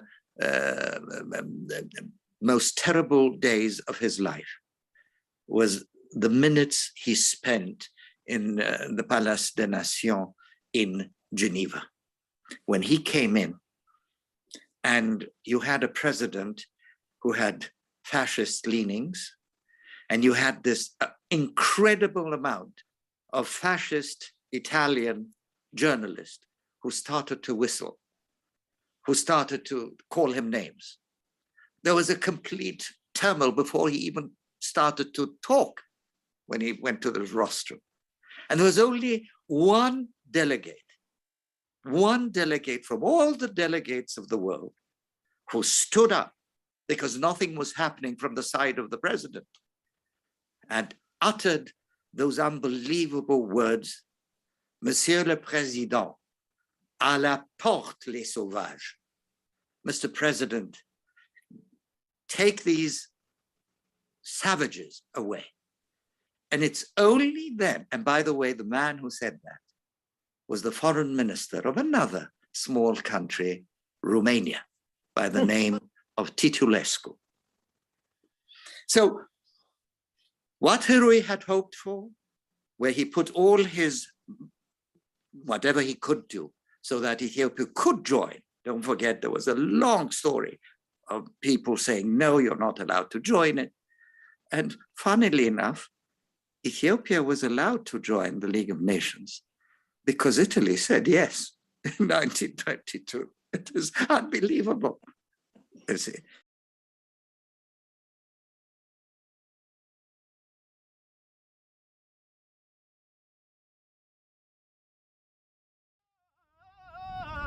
አገሬ ኢትዮጵያ ኩሪ ይገባሻል ተውደኑና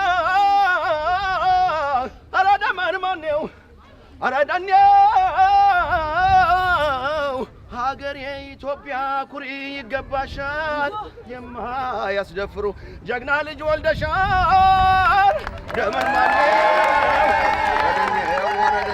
ወረደኔው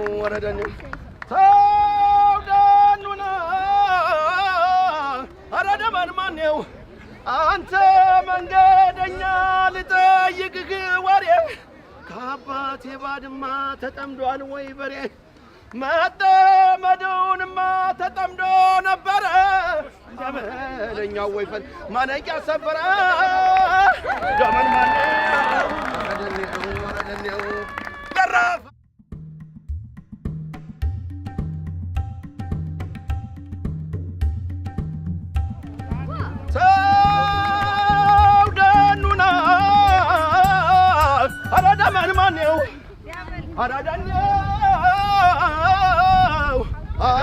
Yes, very much so. You've done well.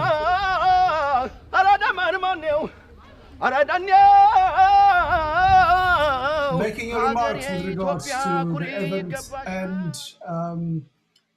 the project, which is Fairfield House. Lij Mulugeta Asrat, are you with us? Yes, very much so. Alive and active. Nice one, Good thank evening, you. ladies and gentlemen. How delighted I am to see so many faces, so many friends of Ethiopia, so many friends of Fairfield House. It's no good delving into the historical aspect of Adawa because we know it A to Z. What I'm trying to say a few words about is how important it is to keep the spirit of Fairfield alive. What does Fairfield symbolize? It symbolizes first and foremost the character of this unique Ethiopian leader. At a time when African leaders stash millions and buy buildings and then rent it or sell it, Haile Selassie took a new initiative of giving back to the people who looked after him during his ordeal. And that tells you so much about Haile Selassie. The second thing, Fairfield House is a monument of the best of Ethiopia to the British people. The compassion of Haile Selassie represents, in a sense, the psyche of Ethiopians. Everywhere you go, when you invite an Ethiopian to a British home, the thank you that you get from an Ethiopian symbolizes our psyche. We are so grateful. We count our blessings, something that not many people in this country do. We in Ethiopia count every blessings. For me, Fairfield House has a tremendous sentimental value because my father, who was then, 15, 16-year-old, accompanied my grandfather and stayed there for a good 4 years. He went to school in Mountain Coombe, down in the valley. Keith, you know it, a beautiful place. But it was there that my grandfather, who was sort of a priestly prince, if you like, received the news of the death of his 3 sons, the Kasa brothers, the Jazmach Abarra, the Jazmach Wondosan, and the Jazmach Asfawasan. And when I was told this by my father many, many years later, I could visualize him vividly. There was a knock at the door at 6 a.m. by none other than Emperor Haile Selassie. And this my dad said, "Who is it? Who is it?" And the Ethiopian word Inyanen, which means here we are. And he opened and bowed. And then he saw my grandfather wearing a black cloak, which he usually does, praying. And then he went.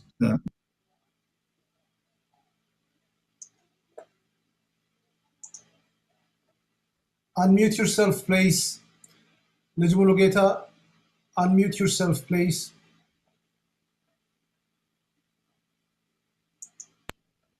I thought I did. Yeah, all of a sudden you were muted, but continue, please. Okay, knock at the door by none other than Emperor Haile Selassie. My dad opens, and my grandfather, who was praying at this time, said, "What brought you here this early?" And he said, "I have sad news for you." And he said, "What is it?" "God has allowed your sons to be sacrificed for Ethiopia." at which point he took off his clock. What's the word? Madagdag is, help me, linguist here. We know, you know the shamma that we wear. Basically to bow down. Sorry? To bow down, basically. No, not the shamma, madagdag. If you wear the shamma this way, it's for prayer. But if you do it the other way, okay? And then he bowed, he genuflected, lied down and said, God, you gave them to me. Thank you. You take them away from me. Thank you. And then he prayed. So that has been, that has etched in my memory since I was told. And one thing I forgot to tell you the other day, when my dad and I,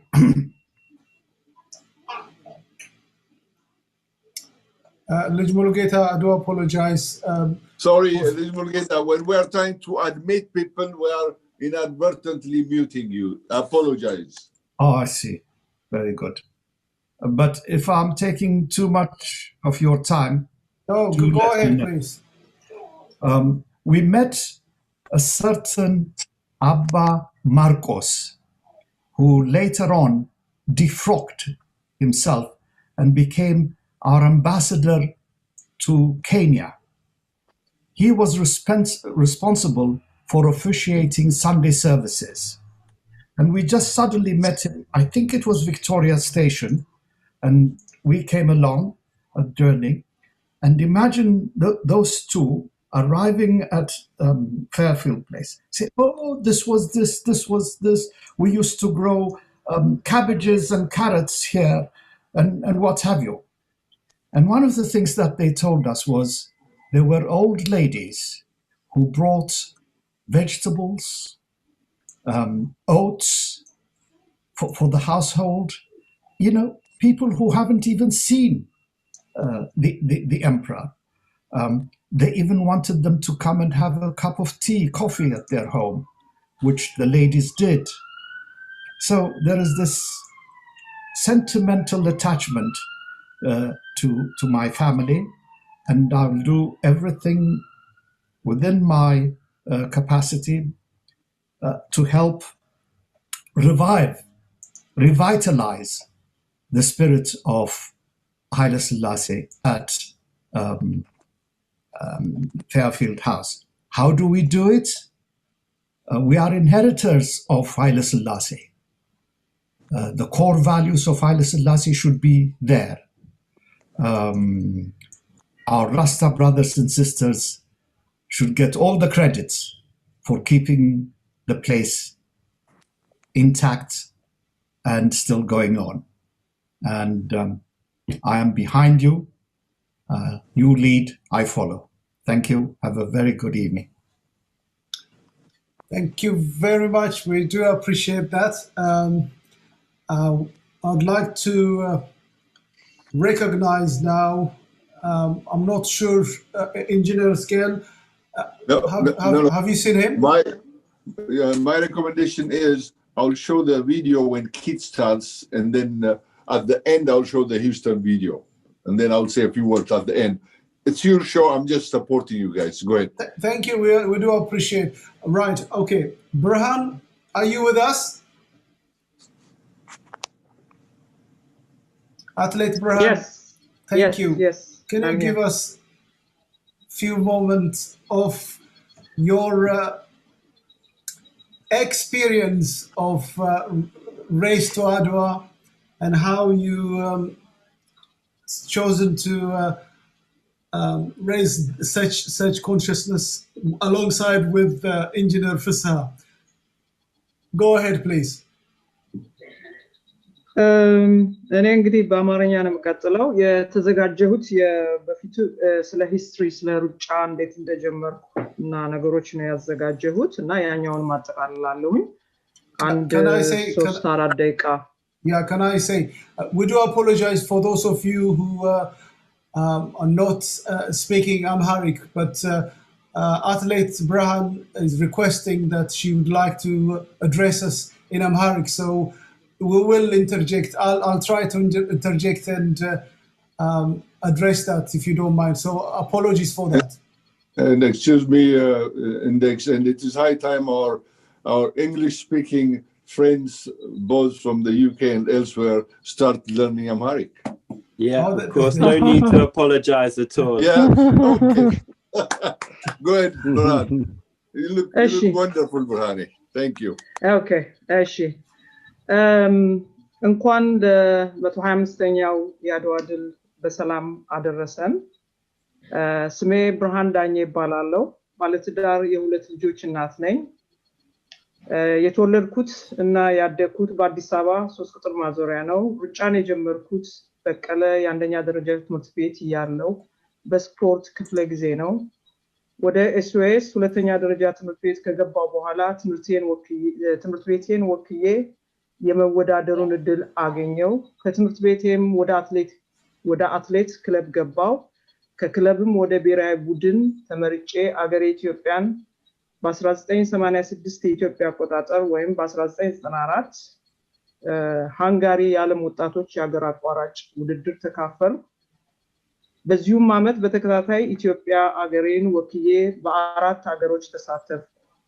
1987 በኢትዮጵያ ወይም 1995 በእንግሊዝ አገር ዱርሃም በሚባል ከተማ የዓለም አገር አቋራጭ በወጣት ውድድሩን ከተወዳደርኩ በኋላ እንግሊዝ አገር ለመቅረት ወሰንኩ። የወሰንኩበት ምክንያት በኢትዮጵያ አትሌቲክስ ፌዴሬሽን ውስጥ በአትሌቶች ላይ ብዙ ችግሮች ነበሩ።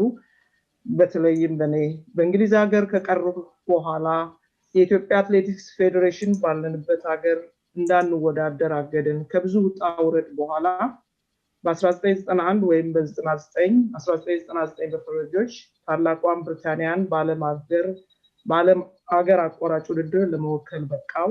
በታላቋ ብሪታንያ ብሔራዊ ቡድን ውስጥ ሆኜ ታላቋ ብሪታንያን በመወከል በ10,000 ግማሽ ማራቶን እና ዱላ ቅብብል በዓለም አቀፍ ደረጃ ተሳትፌያለሁ።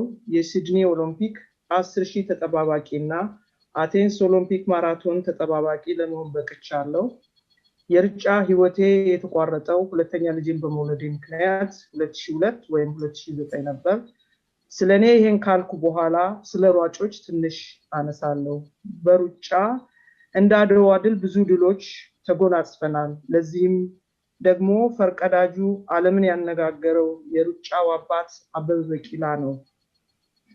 ቀኝ ግዢዎች በአገራችን ላይ መጥተው ሊገዙን ቢፈልጉም ልበ ሙሉዎቹና ብልሃተኞቹ የቀድሞ አባቶቻችንና እናቶቻችን አይቀጡ ቅጣት ቀጥተው የመጀመሪያ አፍሪካውያን ሲሆኑ አበበ ቢቂላ ደግሞ 1960 ሮም ላይ በራሳቸው ሜዳ ላይ የሰላሙን ጦርነት በባዶ እግሩ ድል በማድረግ የመጀመሪያው የአፍሪካ በማራቶን አሸናፊ ሆኗል። በአበበ የተጀመረው ድል ይሄው እስከዛሬ በዓለም ላይ ኢትዮጵያ ስመጥር ገናና በዓለም ላይ ሰንደቅ ዓላማዋን ከፍ ብሎ እንዲውለበለብ አድርጎልናል። የሱም ፈለግ ተከትለው በቅርቡ ኢትዮጵያን በዓለም ላይ ስሟን ከፍ ካደረጉት ጀግኖቻችን ለምሳሌ ኃይሌ ገብረስላሴና ደራርቱ ይጠቀሳሉ። ከዚህም በመቀጠል ንጉሠ ነገሥት ቀዳማዊ ኃይለ ሥላሴ ቤት ባዝ ከተማ ላለው ቤት ለማደስ የገንዘብ ድጋፍ ያደረጋችሁልንና በአድዋ ውድድር ላይ በመሮጥ በመጓዝ እንዲሁም ሐሳባችን ደግፋችሁ ለተሳተፋችሁና የአድዋን ድል መታሰቢያ ለማክበር ለታደማችሁ ውድ ኢትዮጵያውያንና የኢትዮጵያን ወዳጆች ምስጋና ከፍ ያለ ነው። በመሮጥም በመጓዝም ከአዲስ አበባ ተነስተን አድዋ ድረስ አድዋ ድል አድርገን በመመለስ ለተሳተፋችሁ ሁላ ከልቤ በጣም አመሰግናለሁ። በመጨረሻም ድል ከኢትዮጵያ አልፎ በዓለም ላይ ዛሬ 125ኛ ዓመት ቅኝ ገዢዎችን ያስደነገጠ ታላቅ አኩሪ ታሪካችን ነው። አድዋን ስናነሳ የአፄ ምኒልክ እና የእቴጌ ጣይቱ ፊት መሪነት እንዲሁም ጀግኖች የጦር መሪዎችና ኢትዮጵያኖች እንድናስብ ያስገድደናል። ዛሬ የምናከብረው እንደነ አሜሪካ ወይም ህንድ ከቅኝ ግዛት የወጣንበት ሳይሆን ጀግኖች አባቶቻችን ድል ያደረጉበት የድል በዓላችን ነው። አመሰግናለሁ። Thank you, Athlete Burhan. I really appreciate that. Thank you very much. We still have a good time. So if any of you have any question, Athlete Burhan just advised us or told us a short story how she went about doing athleticism in her country, representing her country, how she ended up in United Kingdom and running for UK, and how successful she was. And she also was thanking the other athletes who were doing their bits, representing their country. So, Engineer Fissa, if you're there, would you like to interject in terms of if you have any question to ask or to highlight with regards to our event concerning Athlete Burhan as well? Because in general, we said interview with Athlete Burhan, so you were supposed to do that. So I'll give you the chance. Go ahead, please. Well, that's okay. Thank you. Well, it was nice to hear all that thing in Amharic. Oh, so lovely. But I thought, Burhan, maybe you could try a little bit about how you made the connection with Fairfield House, from the day you came and what you felt. That would be nice to hear for us and everyone, just the small bits of your connection to Fairfield House. Few lines, or I can help. እሺ እኔ ፌርፊልድ የመጣሁት በሳራ ጋባዥነት ነው እና እናንተ ጋር ስመጣ በጣም ደስ የሚል አቀባበል ተቀብላችሁናል እና ከዛ ጀምሮ ፌርፊልድ ሃውስን አውቀዋለሁኝ ከዛም በኋላ Let me just tell the story what you just said so far. She was just saying she was invited to come for a get-together Ethiopian event. I think it was a New Year or Easter, one of the two. And she came and saw such a lovely event with people gathered. And that was the first being in the house, in Fairfield House. Okay. ከዛም በኋላ ያው አቶ ክፍሌን አግኝቼ ሳቸው ስለ ቤቱ ማርጀቱንና እናንተም ለንደን ብዙ ሰዎች አላችሁና ብትሳተፉ ብለው ነገሩን ከዛ በኋላ በውስጤ ነበርና ያው ነገሩን በማሳጠር ከዛ በኋላ ፒቲሽን ይዘዋወር ነበር ባለፈው ዲሴምበር ላይ የኃይለ ሥላሴ ቤት ይሸጣል ተብሎ ታቆመልህ Okay, so while I was there on that event, and I met some Sarah, Mulu, also Gash Kifle, and she exchanged some words about the house. And the Gash Kifle is somewhere there, I'm sure, and advised her we should try to do more. People like you around London try to support the Fairfield House going forward. Yeah. Yeah, petition in Kayohudia, Sarana. Oh, yeah, sorry, I beg your pardon. There was a wrong petition was flying around. Yes, that was it. Okay, yeah. Yeah, Sarana Mulun Anagar, Queen Mulu, Yao, Kantaga, Tenegagra, Anton Managagar Bakau. Ingri Hasabu Kazita Jamera. አንተም በጣም ትልቅ ስራ ነው የሰራኸው በጣም አመሰግናለሁ እና እንዲሁም ደግሞ ለፌርፊልድ የፌርፊልድ ሃውስ ኮሚኒቲ ውስጥ ያሉት ሰዎች በጣም ትልቅ ያው አፕሪሺየት አድርገው ሐሳቤን እንግዲህ ጀምረን ይሄው ለዛሬ በቅተናል እንግዲህ Here, thank you. Just the last line. Yes. In that wrong petition she was saying they gathered it was wrong petition and then they felt the houses need support and they started the idea of how they can support the house going forward. That was it. Thank you, we appreciate that. We're on dot 25 minutes past, so we are going to welcome our distinguished guests, keynote speakers with regards to the actual event today. Historically, Ethiopia won the Battle of Adawa. So our historical experts like Dr. Alula, are you there, Dr. Alula? Okay, Ras Benji, will you give us a briefing until we recognize Dr. Alula with the history of Adawa? Thank you, Ras Benji. Yes, thank you. My section is really about the impact of the Battle of Adawa in the diaspora. But first of all, apologies if my voice sounds a little bit emotional. I actually lost a friend today, and I'd like to livicate this, historical piece to him. He's someone that I always used to speak to about history, and he really would appreciate this. And may the Almighty just receive him with open arms, as I know that he will. I'm sorry to hear that.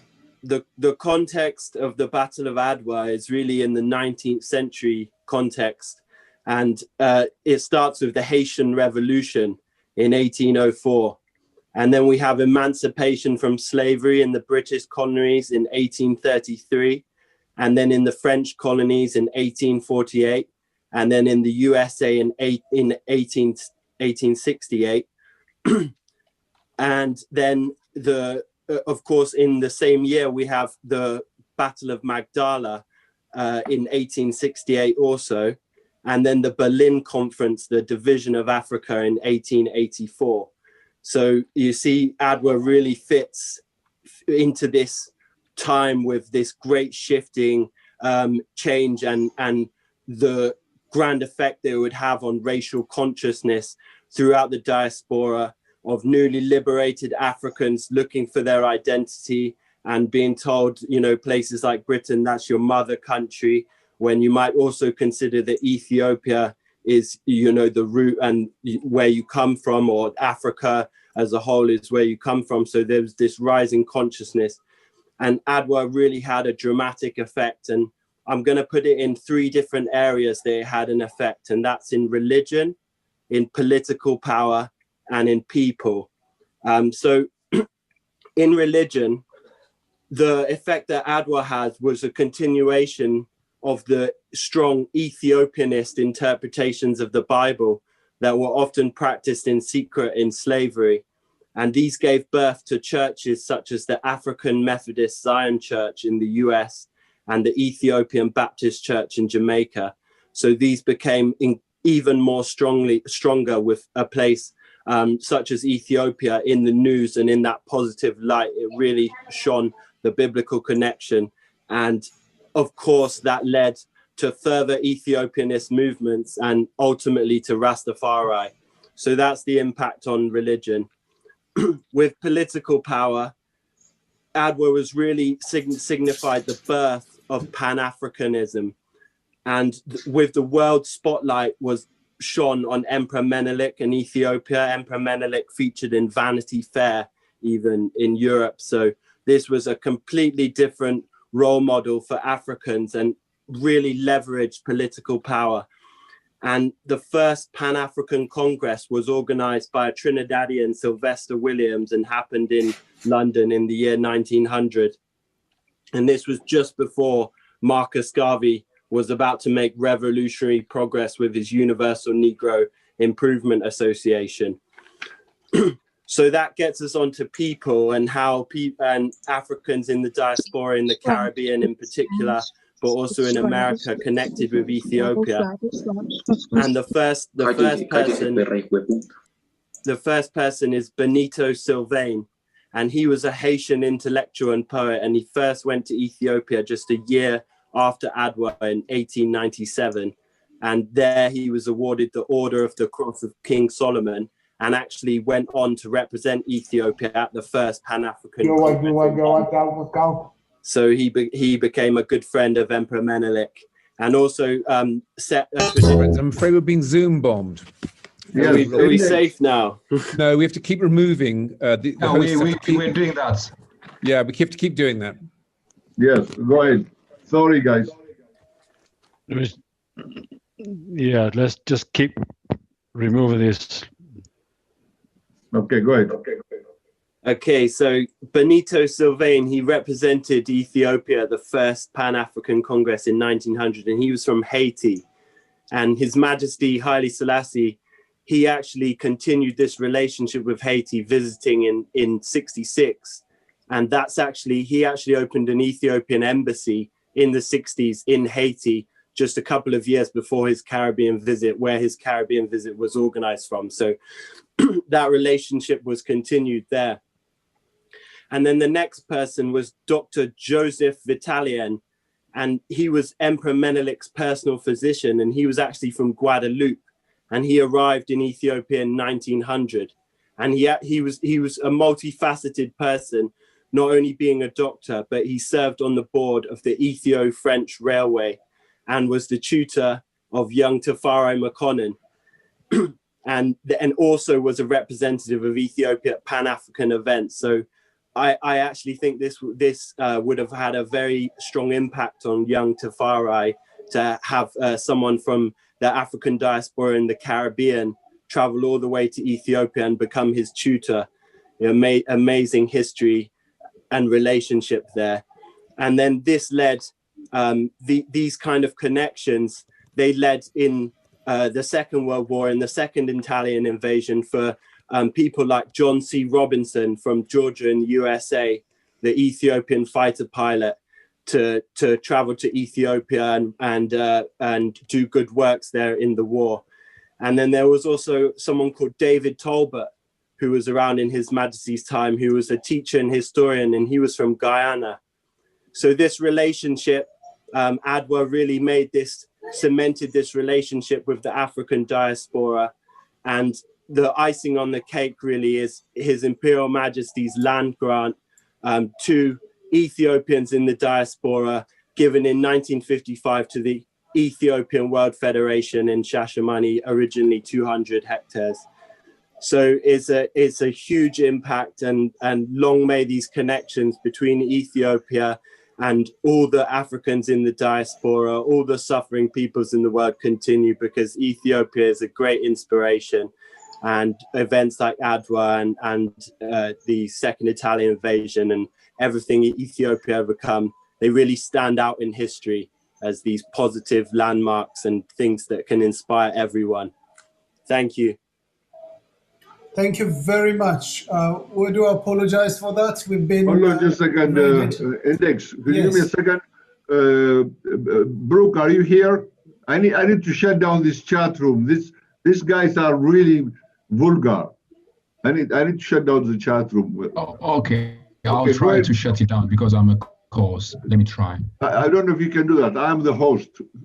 So maybe you can make me a host, maybe. Who is this? Binyam. I've done it. The chat's closed now. Okay. Thank you, Elena. It means that no one else can use the chat, but once we get these half-wits removed, we can carry on. Let's make only the co-hosts who can chat. The people I made co-host. I made you co-host also. Did you shut it down? I've shut it down for now, so the chat can't be used. Wonderful. Okay, thank you. So sorry, guys. I mean, we can't even celebrate Adwa in peace. So I apologize. Thank you, Brooke. Go ahead, Index. Okay. Thank you very much. We do appreciate that technology. Surprising us with all these goodies. Can we recognize Dr. Alula? Is Dr. Alula with us? He's here. He's here. Thank you. Is there anyone who can give us, protocol-wise that is, give us a brief about Dr. Alula, and then we can give him the mic. Thank you very much. I don't think it's necessary, and I just wanted to say how happy I am that to have been invited to take part in this event, and I'm learning a lot. And I think Ras Benji has already given enough of the background on Adwa. If my father were around, obviously he would say more. I'm not a historian, although my name is Alula, who was one of the key people in the Adwa victory. And it's wonderful to be here and to hear about the initiative in Fairfield House. So I look forward to learning more. Thank you very much for inviting me.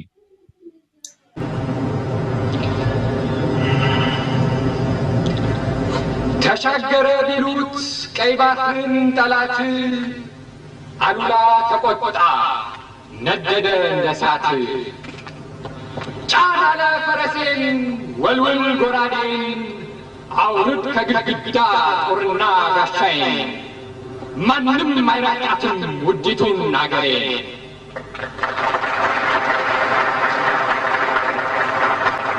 ምታ ነጋሪቱን ንፋ መለኸቱን ጀግናው ሁሉ ይክተት ይሰለፍ ይታጠቅ አገር መደፈሯን ይነገረው ይወቅ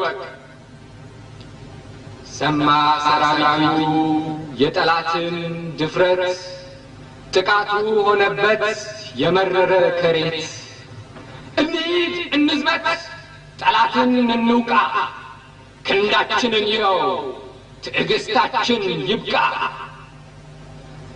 በአርብሮ ገደል በጊንዳ ቁልቁለት በደማስን ሜዳ በሰሃጤን ዥረት የአሉላ ሰራዊት ተርመሰመሰበት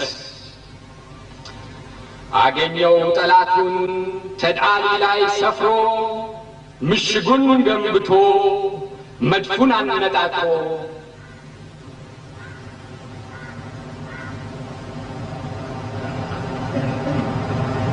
ደላው አላላ ግባ ተደባለቅ አሳየው ክንድህን ማንነትን ይወቅ አልቀረም አንጀቱ ጢሶ እንደነደደ የጠላትን አንገት ያወራረደ ጣለው በጎራዴ አጨደው ከመረው ተድአሊ እልል አለች አሉላም ደስ አለው ከዚያ በኋላ ነው አሉላ እንዲህ ያለው አንድ ጊዜ ክንዴን አቅሻቸዋለሁ ደግሞ ብቅ ካሉ እደግማቸዋለሁ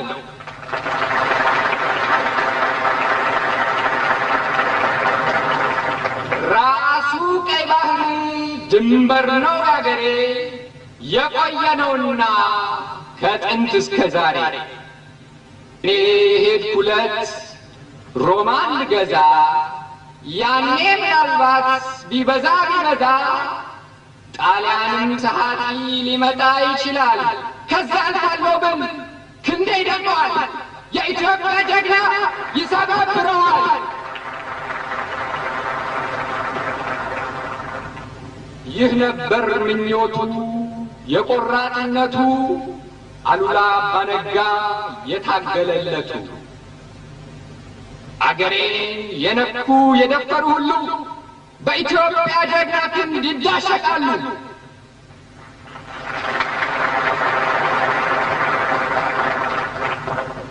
ስመ ጥሩ ጀግና አሉላ አባነጋ ጠላት በጎራዴ ሲነዳ ሲያንጋጋ በአውሮፓ ጸሐፊ ያስመሰከረ ነው የአሉላን ጀግንነት ዓለም የሚለው ማን ነው አገሩን ሲጠብቅ በምዕራብ በምስራቅ በደቡብ በሰሜን አትንኩኝ ነበር አትድፈሩ አገሬ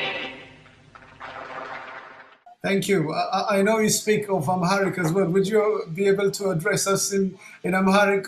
Because we've missed some of your gutm. I remember of a nice poem you wrote about Adawa. Am I በጣም አመሰግናለሁኝ ግጥሙ የማሞ ውድነህ ነበረ ስለ ራስ አሉላ እና የአድዋ ጦርነት እና በዶጋሌ መቶኛው አመት ጊዜ ነበረ ያንን ግጥም እንዳነብ እድል ያገኘሁትና ስለተጋበዝኩኝ የዛሬውን ዕለት በዛሬ ስለጋበዛችሁኝ በጣም አመሰግናለሁኝ ሲርስትል Zgierstelen, would you appreciate your time? Index Dr. Alulan ልንጋብዝ አድቫይዝ ያደረገን ዶክተር አብይ ዳንኤል ነው። አይ ሆፕ እሱ ገብቷል። በዛ ላይ ኪት ባወርንም እንድንጋብዝ ደግሞ ሬኮሜንድ ያደርገው ዶክተር አሉላ ነው። በጣም አመሰግናለሁ ዶክተር አሉላ። not only he speaks Amharic ግዕዝ ሁሉ ያውቃል እና ኢትዮጵያ ተወልዶ ያደገ በኦርቶዶክስ ቸርች የተጠመቀ ወንድማችን ኢትዮጵያዊ ነው። thank you አሉላ። take it. Thank you. Ras Benji, you've highlighted a few important points, historical points. We do appreciate that. What I would like now, what time is it now? 22. Index? Yes. Can I just come in at this point? Yes, please. And, go ahead. Comment on a name that Ras Benji mentioned, Dr. Talbot. Mrs. Talbot was the headmistress of Zenneborg School in Addis. Dr. Talbot was working for the Ministry of Information, and I think he was the editor of the Herald at one point. But what interested me now is the role he played on September the 12th, 1974, when the emperor was dethroned. That is the official. There was a bit of discussion on how best to break the news. Was he overthrown or was he dethroned? So Dr. Talbot came up with this.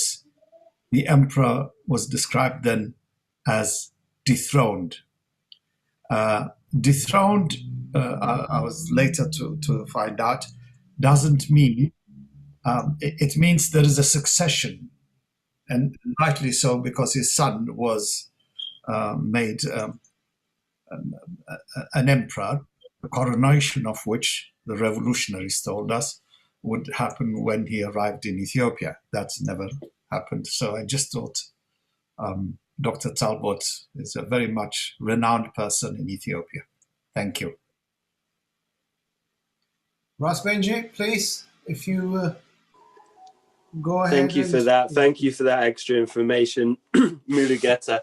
I wonder if anyone else has anything to add about the Adawa and just their own personal reflections, and we can open it up as well if anybody would like to come forward in this time to add a short give a short something. That would be fantastic. That's very nice. Thank you. I know Dr. Mamo Muche was supposed to, Professor Mamo Muche. Can we recognize him too? Engineer, are you there? Index. Al-Gabbam, he's trying to get here. Index. Yes. So the gentleman here, Talahun. Oh, Talahun. Yes, please. Unmute. Talahun, if you unmute and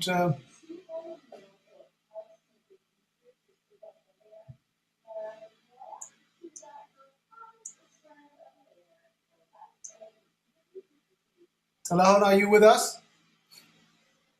No. He's not.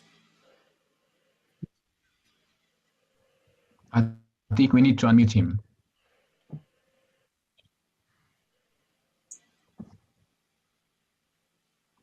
Okay, can you hear me? Yes. Yes, thank you. Thank you. Just to introduce for those people who might not know me, my name is Talahun Ilma. I am a distinguished professor of University of California, Davis here. Also a member of U.S. National Academy of Sciences, including the Ethiopian Academy of Sciences. I'm just saying this to make a few points. How many of us, because of unfortunate situations, were denied the opportunity to live at home and make a difference for our people? First, I would like to give credit to my family who've participated in the Adawa War. My great uncle, Fitarari Gabayo Gora, the father of my mother, and Nago Wagjaran Gabayo Gora were children of two brothers. So you can see that many Oromos, including the Jazmat Balcha, were leading heroes that make a huge difference in the defeat of Italy at the Battle of Adawa. So let's not forget this. So the recent ethnic conflict that is created in our country is deliberate, in my opinion, no question about a retaliation of the West, because an African nation led by great people, Ethiopians, Emperor Minilik, Aitu Butul, the Jazmat Bacha, Gabayo Gora, I can go on, were able to make the first defeat of a European power by an African nation. This is brought joy and inspiration for other free-loving people to pursue and to get their freedom.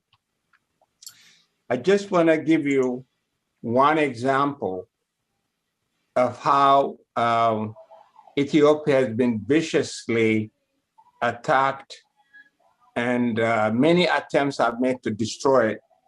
I was a guest of the Italian government in 1997. I was based at University of Milan, and I asked the officials there if there was any opportunity they could make an arrangement for me to meet with the foreign minister of Italy to bring why is the West waging ethnic politics in Ethiopia. And the dean said to me, I don't think the foreign minister would help you with this, but why don't I make an appointment for you with the person in charge for East Africa in the foreign ministry? And I said, I'd be delighted. This person's name was Mr. Largo. And I flew from Milan to Rome. He was very courteous and asked me, are you a friend of him? I said, yes, I am. And he said, I cannot give you the document, a copy of the document, but I'll give you a highly classified information just to let you know what is going on. This was a letter that was sent from the British Foreign Ministry to the State Department. Basically, it discusses a program called BESO, Basic Education System Overhaul. The purpose of this was to destroy our national language, Amharic, to destroy our great writing, Sabian, Queen Sheba, our writings, and substitute that with Latin, and invest in having all ethnic groups to use their languages and Latin for communication. Basically, they were building the Tower of Babel. And so Mallas was put in power.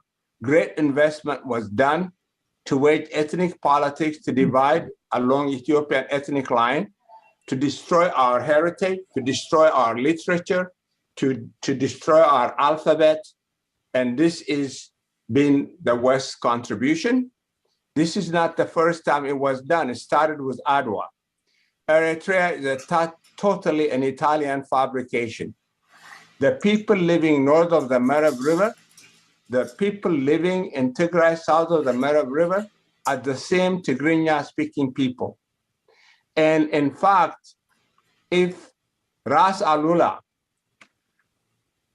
was present, he would roll, his skeletons would roll in his grave if he found out that our great hero, Ras Alula, who is a great general who led the Ethiopian army to defeat the Egyptians, to defeat the Sudanese, the Italians, if he were to know today that Ethiopia is being divided along ethnic lines, and we spend over the lives of 100,000 people, billions of dollars defending a colonial boundary at Badme.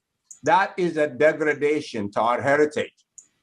That is a colonial fabricated boundary where we spend billions of dollars purchasing Western equipment and destroying our nation.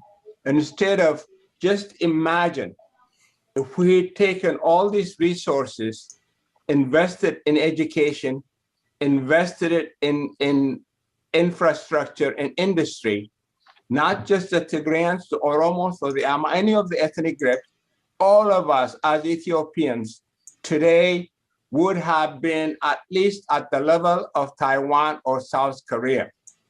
And all this destruction is based on this horrible situation where they wage ethnic politics in Ethiopia. So what is the solution today? The solution today is really to start, I have discussed this with many Ethiopians, to start discussing a program called Ethiopia on Net. Teach about what a great nation Ethiopia, what a great history we have. When I was an elementary student in Nazareth, Ethiopia, yes, sir. Every week, once a week, we had a lecture on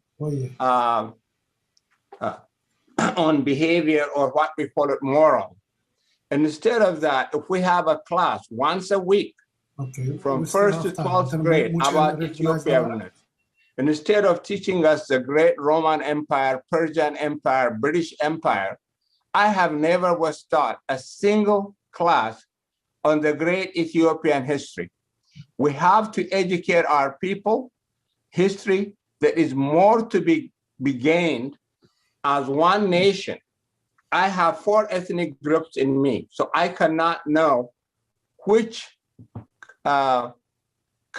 territory, ethnic kifil I'm supposed to belong. And Ethiopia also played a very significant role in getting rid of the apartheid program, helped Mandela. Ethiopia played a major role in helping Mandela get rid of the apartheid program. And to wage an apartheid program on a great nation called Kilil is a disgrace. So I beg all Ethiopians to get rid of Kilil, to get rid of this ethnic division, and think of us all as one people that respect each other, respect our culture, respect our heritage, and thank you for this opportunity. Thank you. Thank you, Professor. Thanks very much. We do appreciate that. I have noticed that Professor Mamo Muche is with us. If you're listening to this, could you kindly unmute yourself and say a few words with regards to the day, the Battle of Adawa?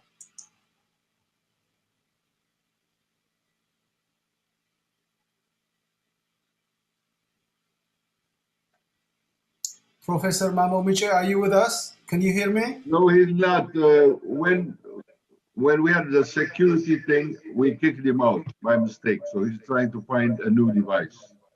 Oh, I thought I saw him. I just saw him coming in. He's not just yet. Can I pose a question? Yes, please. Go ahead. This is for Professor Talahun Yilma. Thank you for your insightful analysis of our country. I wonder if, in your learned opinion, you think Ethiopia has lost, we Ethiopians have lost our moral compass. Thank you. Before you give that to the professor, if you give me 1 second here. Excuse me, I apologize. Why is the host is allowing me? Okay. Anyway, I'll turn the volume here. I want to introduce my friend, Professor Claude, and we meet almost every week here on the COVID Advisory Council. He is a retired professor from UC Davis. He was a distinguished professor. Now he is a distinguished professor emeritus. He is not the best virologist Ethiopia can offer. He is the best virologist in the world, period. Most of the scientists that are running the Chinese CDC and running a lot of major companies used to be his students. And I want to thank him for coming here. And I want to also thank a lot of my friends from New York and the different parts of the United States are here. And go ahead and answer my friend's Lydia Mulgeta's question, please, Dr. Professor Ilma. In 2 minutes. Professor, are you there? Unmute yourself. Whoever is controlling the mute, send a signal to unmute.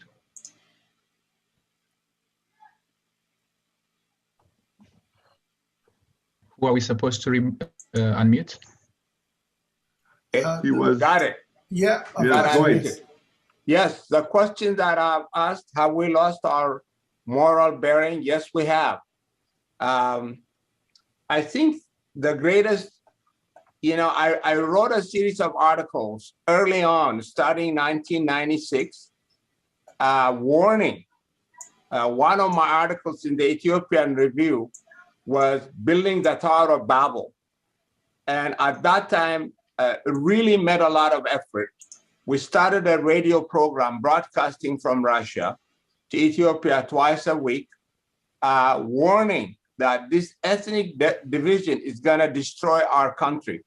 And people just let it go for 30 years. Now it has, talking to my sister, she said, Gashe, which is a respect for an older brother, what you don't realize is those under 30 years of age have been really been affected with ethnic division. It's going to take generations to bring back the feeling, the pride of Ethiopianness. Yes, we've lost our moral bearings. And may I just share one slide? Can I do that? Yeah, go ahead, please. All right.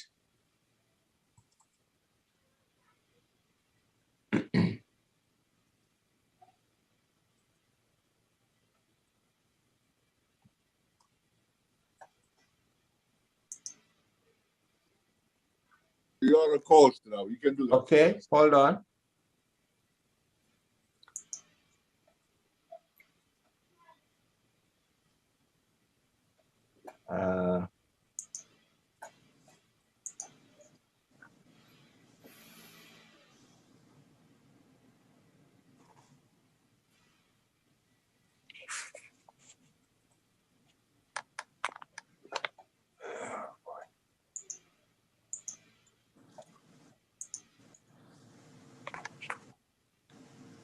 Oh boy.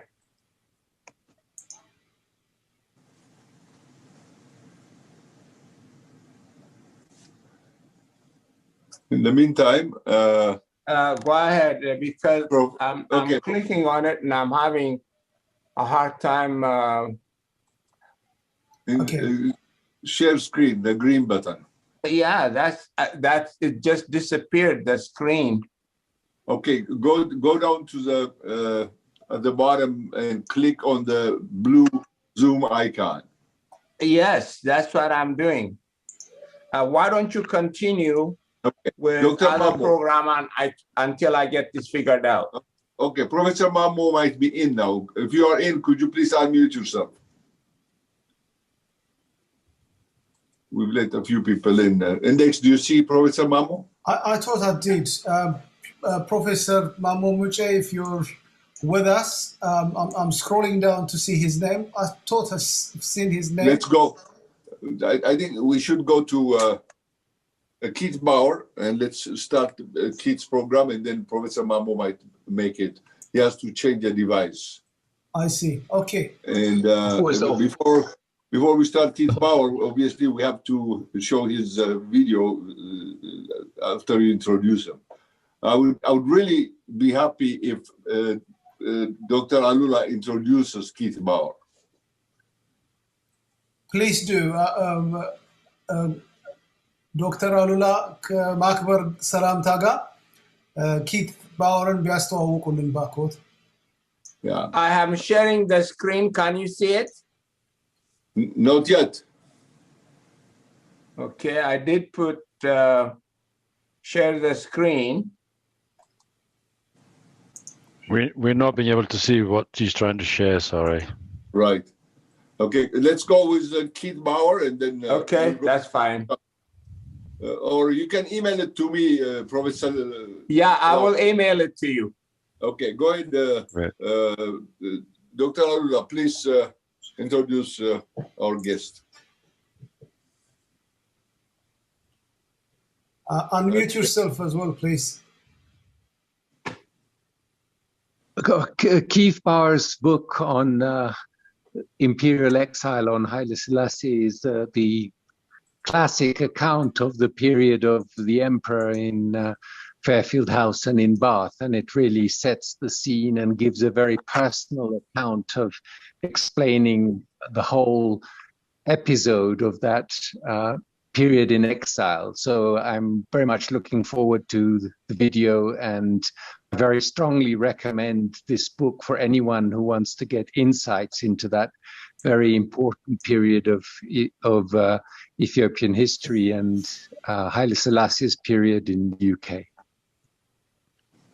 Okay, thank you, Dr. Alula. What we are going to do is we are going to show the short video, and Keith Bauer also have volunteered to donate a few books where he will autograph them, and then you can, after we sell that, the fund will be donated to the house. And without further ado, here is my sharing of the screen. Let's see if I can do a better job than the professor here. Okay, enhance sound.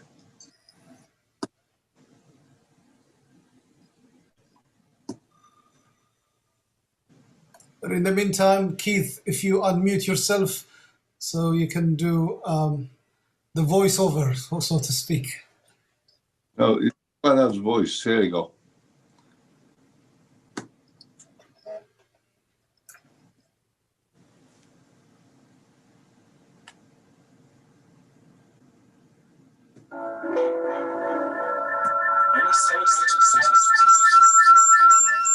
There is echo. I know.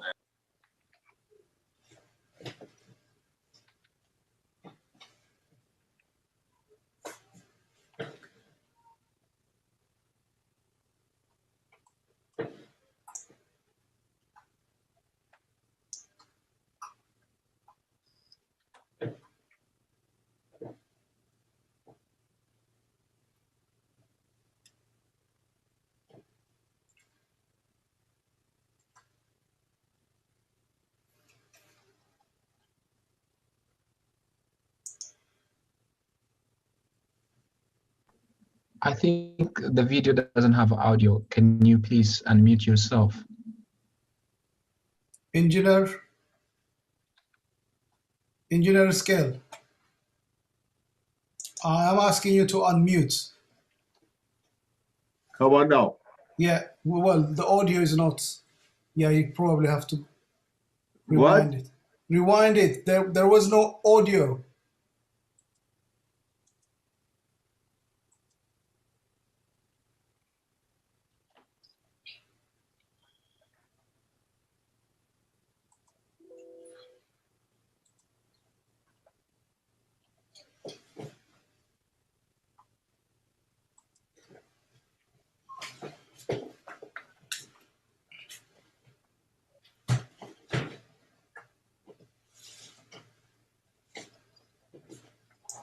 Unfortunately, we can't hear the audio right now as well.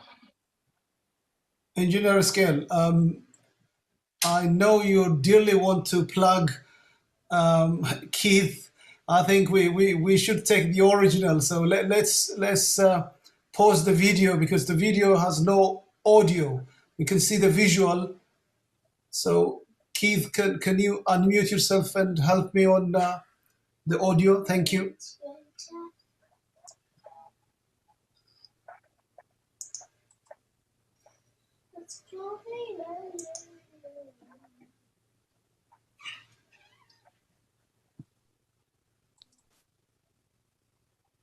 Hello, I think I'm now unmuted, yes? Yes, you're unmuted. Go ahead, please. You want me to lip sync to myself? That would be lovely, actually. Yeah, so here's some of the family in Fairfield, the Emperor and the Empress. Wonderful photo here in the grounds of Fairfield, which was then 2.2 acres. Mulugeta, I think maybe that photo there, your father may have been in that. This is going back actually to the 30s before he came. This is one of the crowds gathering and welcoming him. And that's the book that I wrote, Imperial Exile. There's the cover. Okay, I think you can take it over. We get the gist of it, so I'm going to quit trying to share. Go ahead, Keith, take it over. Ishi Taniyastalin, Betama Mesaganalo, but Inglezinia Menagari Falagalo, Amrinia Betam Whipsip Siblenino, Alchilim. So you're killing us. So it's great to be with you all, and it was actually, I'm sorry you didn't hear that video in the end because I'd forgotten that I did that about 4 years ago just to launch the video. What it showed was some of Bath, which is a Roman and a Georgian city, and also what's exciting is really that it was an Italian city that the emperor came to. You know, the Romans were big here. And I wrote the book really because I started going to Ethiopia and taught at the University of Addis Ababa, which was where the palace of the emperor was before he came to Bath, and indeed to where he returned after his exile. And so I felt this connection between the two places. And Fairfield, of course, is the building, is the symbol of it. But as Mulugeta said before, it's more than a building. And I think what I wanted to try and show was, one, this link between the two countries, but also look at the experience of the emperor's exile. So it wasn't just what happened. He stayed in Fairfield House. His family were there. They played table tennis in the garden. Many people went to visit him, including Alula, and thank you for your introduction. Alula's grandmother and father went to visit him at Fairfield House. The French Foreign Legion, many Ethiopian exiles as well. So Ethiopia, it wasn't just the emperor that came, his family came, some of his advisors. And what went well was that the people of Bath received him warmly. So this is a wonderful story of two peoples at a point in history meeting up with each other. And of course, the emperor at the time was in his mid-40s. He was a family man. You know, he was not the figure that we've seen in many photographs later, in the later periods of his reign. So this was a very personal time, and a difficult time, obviously, for the emperor. Of course, you know, he had to leave. You know, his father fought the Italians at Adawa, and then the emperor himself fought the Italians in the north of Ethiopia. He decided to leave Ethiopia to appeal to the League of Nations. He stayed in Britain while he was doing that. He toured around. Someone suggested he come to Bath for a rest in August 1936, which he did. He stayed at a hotel just up the road from where I am now in Bath. And liked it so much and got such a good welcome, and was advised he was running out of money. It looked like he wasn't going to get back to Ethiopia. It was time for him to settle somewhere. And he decided that he would make that place Bath. And that's why he bought Fairfield House and brought a lot of the rest of his family over from Jerusalem to join him. So it was primarily, in the first instance, a family house.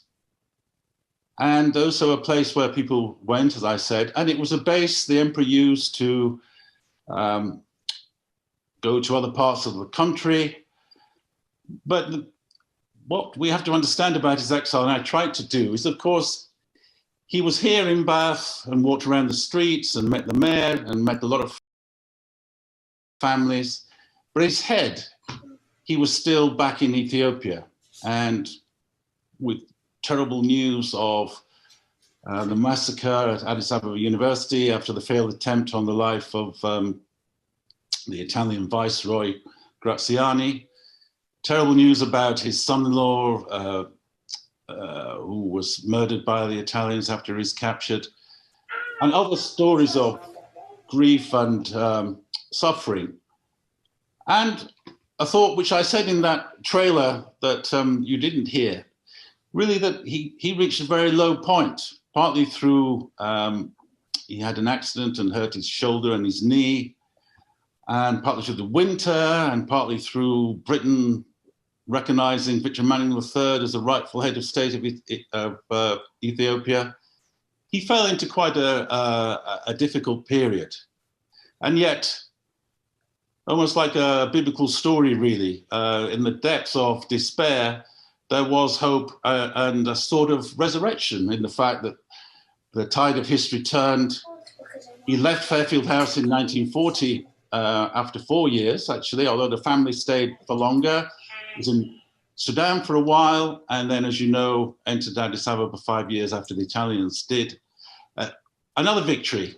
There was Adawa, and then there was a victory all those years later. Yes.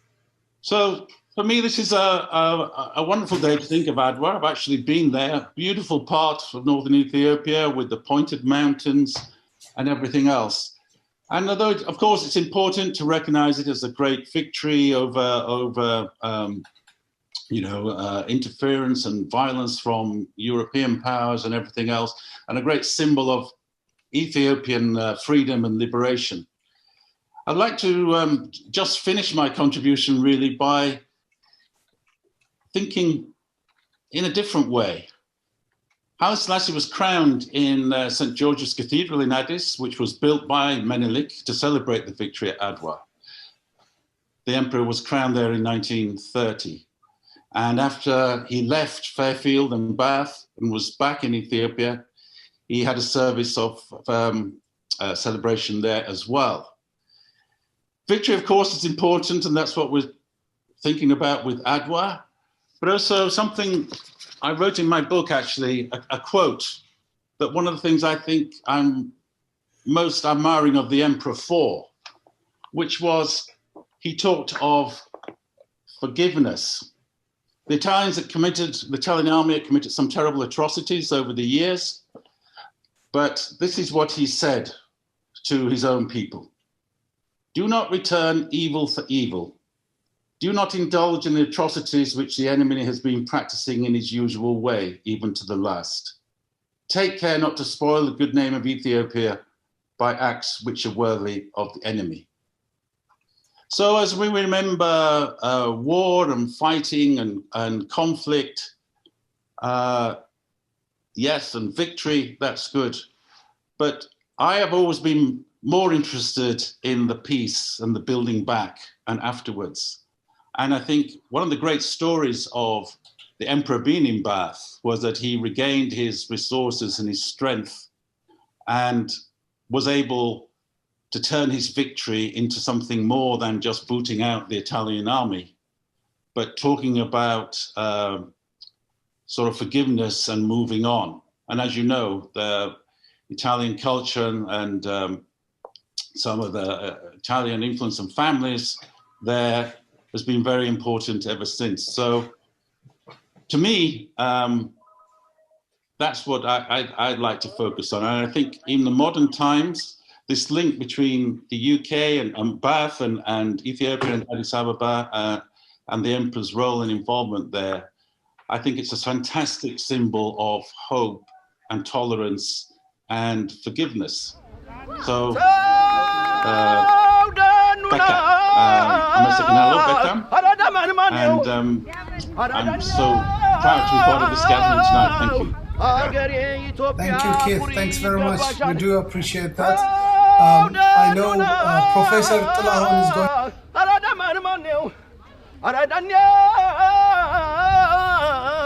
ሀገር የኢትዮጵያ ኩሪ ይገባሻል የማያስደፍሩ ጀግና ልጅ ወልደሻል ደመን ማነው ወረደኔው ተውደኑና ኧረ ደመን ማነው አንተ መንገደኛ ልጠይቅህ ወሬ ከአባቴ ባድማ ተጠምዷል ወይ በሬ መጠመዱንማ ተጠምዶ ነበረ ደመለኛው ወይፈን ማነቂያ ሰበረ ደመን ማነው ዘራፍ አካኪ ዘራፍ ዘራፍ አገሬ ኢትዮጵያ ጥቁርም አይደለሽ ጥቁር ነሽ አሉ ነጭም አይደለሽ ነጭ ነሽ አሉ ዘራፍ አካኪ ዘራፍ ዱብ ያለው እንደ በረዶ በልጅነቱ በረሃ ወርዶ በረሃ ዳሪ በሰው ጠመንጃ ወንዝ አሻጋሪ ሱሪ ዝቅ ጠጉር ፈተላ አሬት መጣብኝ ይወሮ በላ እዚህ ቁጭ ብሎ ደም ከሚያፈላ ስደደው አባይ ገድቦ ይብላብላታ ዘራፋካኪ ዘራፍ እያሽመሌ ባለች ቀጭነች ዘራፋካኪ ዘራፋታ أرجعوا بقى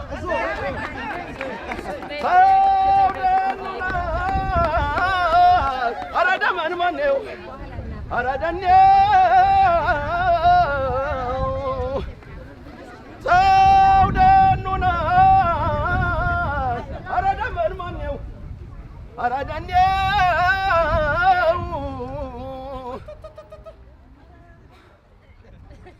زرافة كاكي زرافة